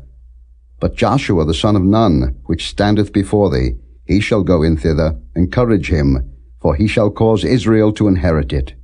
Moreover your little ones, which ye said should be a prey, and your children, which in that day had no knowledge between good and evil, they shall go in thither, and unto them will I give it, and they shall possess it. But as for you, turn you, and take your journey into the wilderness by the way of the Red Sea. Then ye answered and said unto me, We have sinned against the Lord. We will go up and fight, according to all that the Lord our God commanded us. And when ye had girded on every man his weapons of war, ye were ready to go up into the hill. And the Lord said unto me, Say unto them, Go not up, neither fight, for I am not among you, lest ye be smitten before your enemies. So I spake unto you, and ye would not hear, but rebelled against the commandment of the Lord, and went presumptuously up into the hill. And the Amorites, which dwelt in that mountain, came out against you, and chased you, as bees do, and destroyed you in Seir, even unto Hormah. And ye returned and wept before the Lord. But the Lord would not hearken to your voice, nor give ear unto you. So ye abode in Kadesh many days, according unto the days that ye abode there. Chapter 2. Then we turned, and took our journey into the wilderness by the way of the Red Sea, as the Lord spake unto me, and we compassed Mount Seir many days. And the Lord spake unto me, saying, Ye have compassed this mountain long enough. Turn you northward, and command thou the people, saying, Ye are to pass through the coast of your brethren the children of Esau, which dwell in Seir, and they shall be afraid of you. Take ye good heed unto yourselves, therefore. Meddle not with them, for I will not give you of their land, no, not so much as a footbreadth, because I have given Mount Seir unto Esau for a possession. Ye shall buy meat of them for money, that ye may eat, and ye shall also buy water of them for money, that ye may drink. For the Lord thy God hath blessed thee in all the works of thy hand. He knoweth thy walking through this great wilderness. These 40 years the Lord thy God hath been with thee. Thou hast lacked nothing. And when we passed by from our brethren the children of Esau, which dwelt in Seir, through the way of the plain from Elath, and from Ezion-Geber, we turned and passed by the way of the wilderness of Moab. And the Lord said unto me, Distress not the Moabites, neither contend with them in battle, for I will not give thee of their land for a possession, because I have given Ar unto the children of Lot for a possession. The Emims dwelt therein in times past, a people great and many and tall as the Anakims, which also were accounted giants as the Anakims, but the Moabites call them Emims. The Horims also dwelt in Seir before time, but the children of Esau succeeded them, when they had destroyed them from before them, and dwelt in their stead, as Israel did unto the land of his possession, which the Lord gave unto them. Now rise up, said I, and get you over the brook Zered. And we went over the brook Zered. And the space in which we came from Kadesh Barnea, until we were come over the brook Zered, was 38 years, until all the generation of the men of war were wasted out from among the host, as the Lord sware unto them. For indeed the hand of the Lord was against them, to destroy them from among the host, until they were consumed. So it came to pass, when all the men of war were consumed and dead from among the people, that the Lord spake unto me, saying, Thou art to pass over through Ar, the coast of Moab, this day. And when thou comest nigh over against the children of Ammon, distress them not, nor meddle with them, for I will not give thee of the land of the children of Ammon any possession, because I have given it unto the children of Lot for a possession. That also was accounted a land of giants. Giants dwelt therein in old time, and the Ammonites call them Zamzummims, a people great and many and tall as the Anakims. But the Lord destroyed them before them, and they succeeded them, and dwelt in their stead, as he did to the children of Esau, which dwelt in Seir, when he destroyed the Horims from before them, and they succeeded them, and dwelt in their stead even unto this day. And the Avims, which dwelt in Hazerim, even unto Azza, the Caphtorims, which came forth out of Caphtor, destroyed them, and dwelt in their stead. Rise ye up, take your journey, and pass over the river Arnon. Behold, I have given into thine hand Sihon the Amorite, king of Heshbon, and his land. begin to possess it, and contend with him in battle. This day will I begin to put the dread of thee and the fear of thee upon the nations that are under the whole heaven, who shall hear report of thee, and shall tremble, and be in anguish because of thee. And I sent messengers out of the wilderness of Kedemoth unto Sihon king of Heshbon with words of peace, saying, Let me pass through thy land. I will go along by the highway. I will neither turn unto the right hand nor to the left. Thou shalt sell me meat for money that I may eat, and give me water for money that I may drink. Only I will pass through on my feet. As the children of Esau which dwell in Seir, and the Moabites which dwell in Ar did unto me, until I shall pass over Jordan into the land which the Lord our God giveth us. But Sihon king of Heshbon would not let us pass by him, for the Lord thy God hardened his spirit, and made his heart obstinate, that he might deliver him into thy hand, as appeareth this day. And the Lord said unto me, Behold, I have begun to give Sihon and his land before thee. Begin to possess, that thou mayest inherit his land. Then Sihon came out against us, he and all his people, to fight at Jahaz. And the Lord our God delivered him before us, and we smote him, and his sons, and all his people. And we took all his cities at that time, and utterly destroyed the men, and the women, and the little ones of every city. We left none to remain. Only the cattle we took for a prey unto ourselves, and the spoil of the cities which we took. From Aroer, which is by the brink of the river of Arnon, and from the city that is by the river, even unto Gilead, there was not one city too strong for us. The Lord our God delivered all unto us. Only unto the land of the children of Ammon thou camest not, nor unto any place of the river Jabbok, nor unto the cities in the mountains, nor unto whatsoever the Lord our God forbade us. Chapter 3.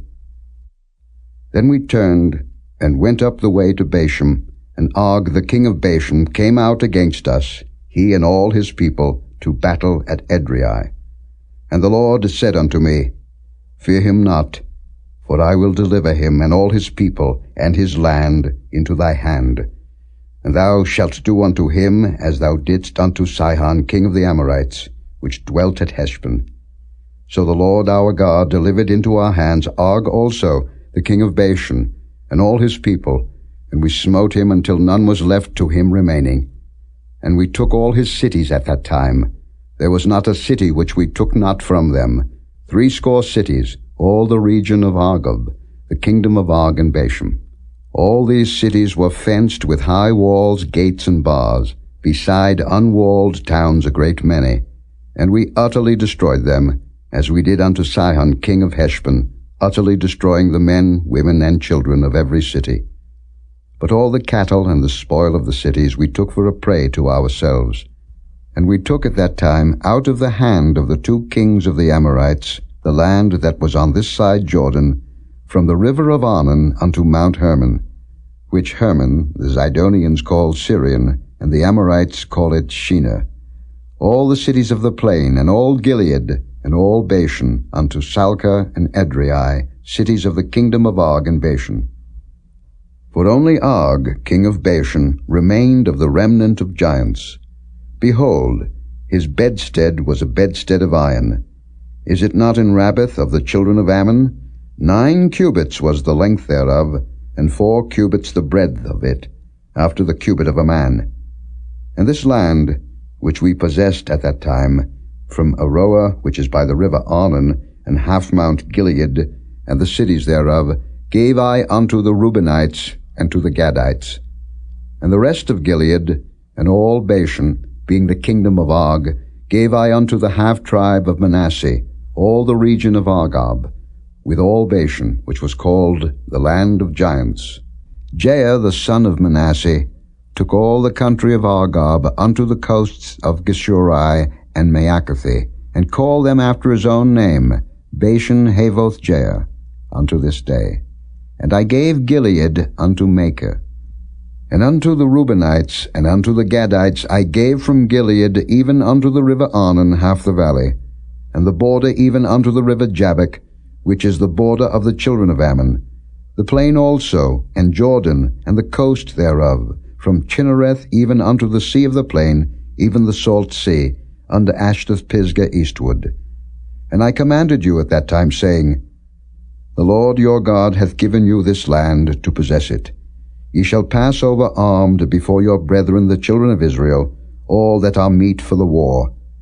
But your wives, and your little ones, and your cattle, for I know that ye have much cattle, shall abide in your cities which I have given you, until the Lord have given rest unto your brethren, as well as unto you, and until they also possess the land which the Lord your God hath given them beyond Jordan. And then shall ye return every man unto his possession, which I have given you. And I commanded Joshua at that time, saying, Thine eyes have seen all that the Lord your God hath done unto these two kings. So shall the Lord do unto all the kingdoms whither thou passest. Ye shall not fear them, for the Lord your God he shall fight for you. And I besought the Lord at that time, saying, O Lord God, thou hast begun to show thy servant thy greatness, and thy mighty hand. For what God is there in heaven or in earth that can do according to thy works, and according to thy might? I pray thee, let me go over, and see the good land that is beyond Jordan, that goodly mountain, and Lebanon. But the Lord was wroth with me for your sakes, and would not hear me. And the Lord said unto me, Let it suffice thee. Speak no more unto me of this matter. Get thee up into the top of Pisgah, and lift up thine eyes westward and northward, and southward and eastward, and behold it with thine eyes. For thou shalt not go over this Jordan. But charge Joshua, and encourage him, and strengthen him, for he shall go over before this people, and he shall cause them to inherit the land which thou shalt see. So we abode in the valley over against Beth Peor. Chapter 4.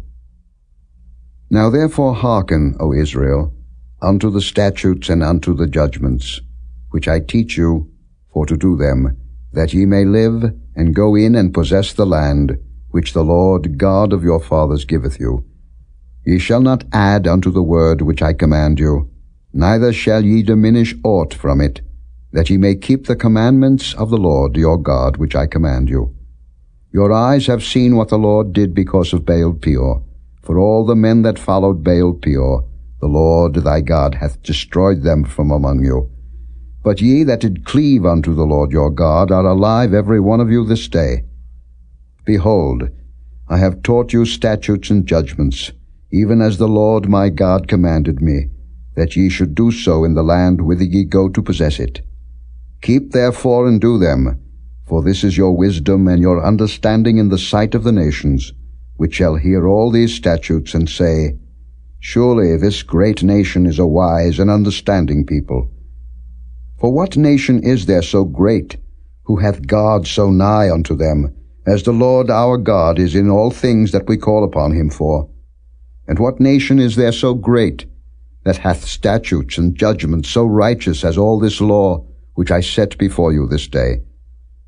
Only take heed to thyself, and keep thy soul diligently, lest thou forget the things which thine eyes have seen, and lest they depart from thy heart all the days of thy life, but teach them thy sons, and thy sons' sons.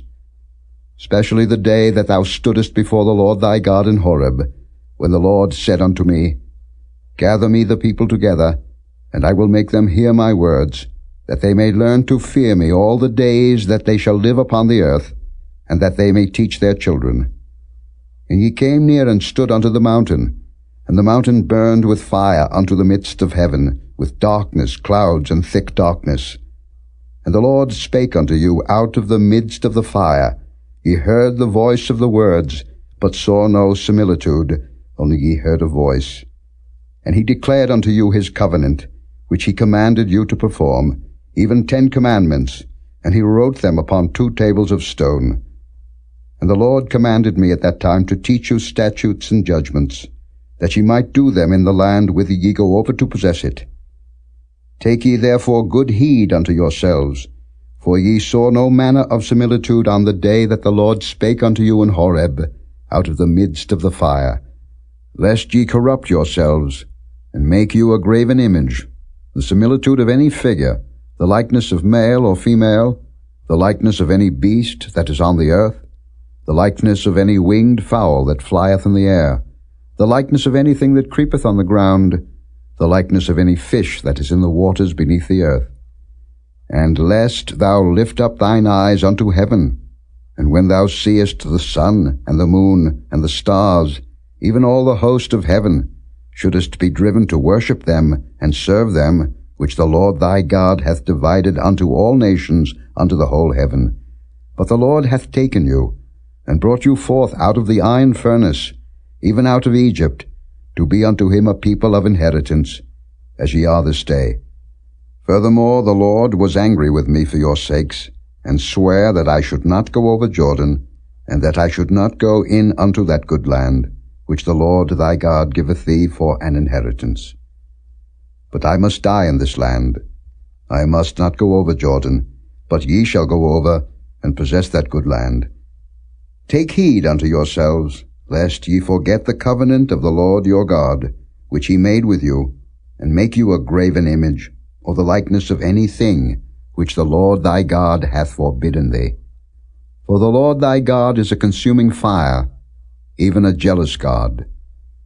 When thou shalt beget children, and children's children, and ye shall have remained long in the land, and shall corrupt yourselves, and make a graven image, or the likeness of any thing, and shall do evil in the sight of the Lord thy God, to provoke him to anger, I call heaven and earth to witness against you this day, that ye shall soon utterly perish from off the land whereunto ye go over Jordan to possess it. Ye shall not prolong your days upon it, but shall utterly be destroyed. And the Lord shall scatter you among the nations, and ye shall be left few in number among the heathen, whither the Lord shall lead you. And there ye shall serve gods, the work of men's hands, wood and stone, which neither see, nor hear, nor eat, nor smell. But if from thence thou shalt seek the Lord thy God, thou shalt find him, if thou seek him with all thy heart, and with all thy soul. When thou art in tribulation, and all these things are come upon thee, even in the latter days, if thou turn to the Lord thy God, and shalt be obedient unto his voice. For the Lord thy God is a merciful God. He will not forsake thee, neither destroy thee, nor forget the covenant of thy fathers which he sware unto them. For ask now of the days that are past, which were before thee, since the day that God created man upon the earth, and ask from the one side of heaven unto the other, whether there hath been any such thing as this great thing is, or hath been heard like it.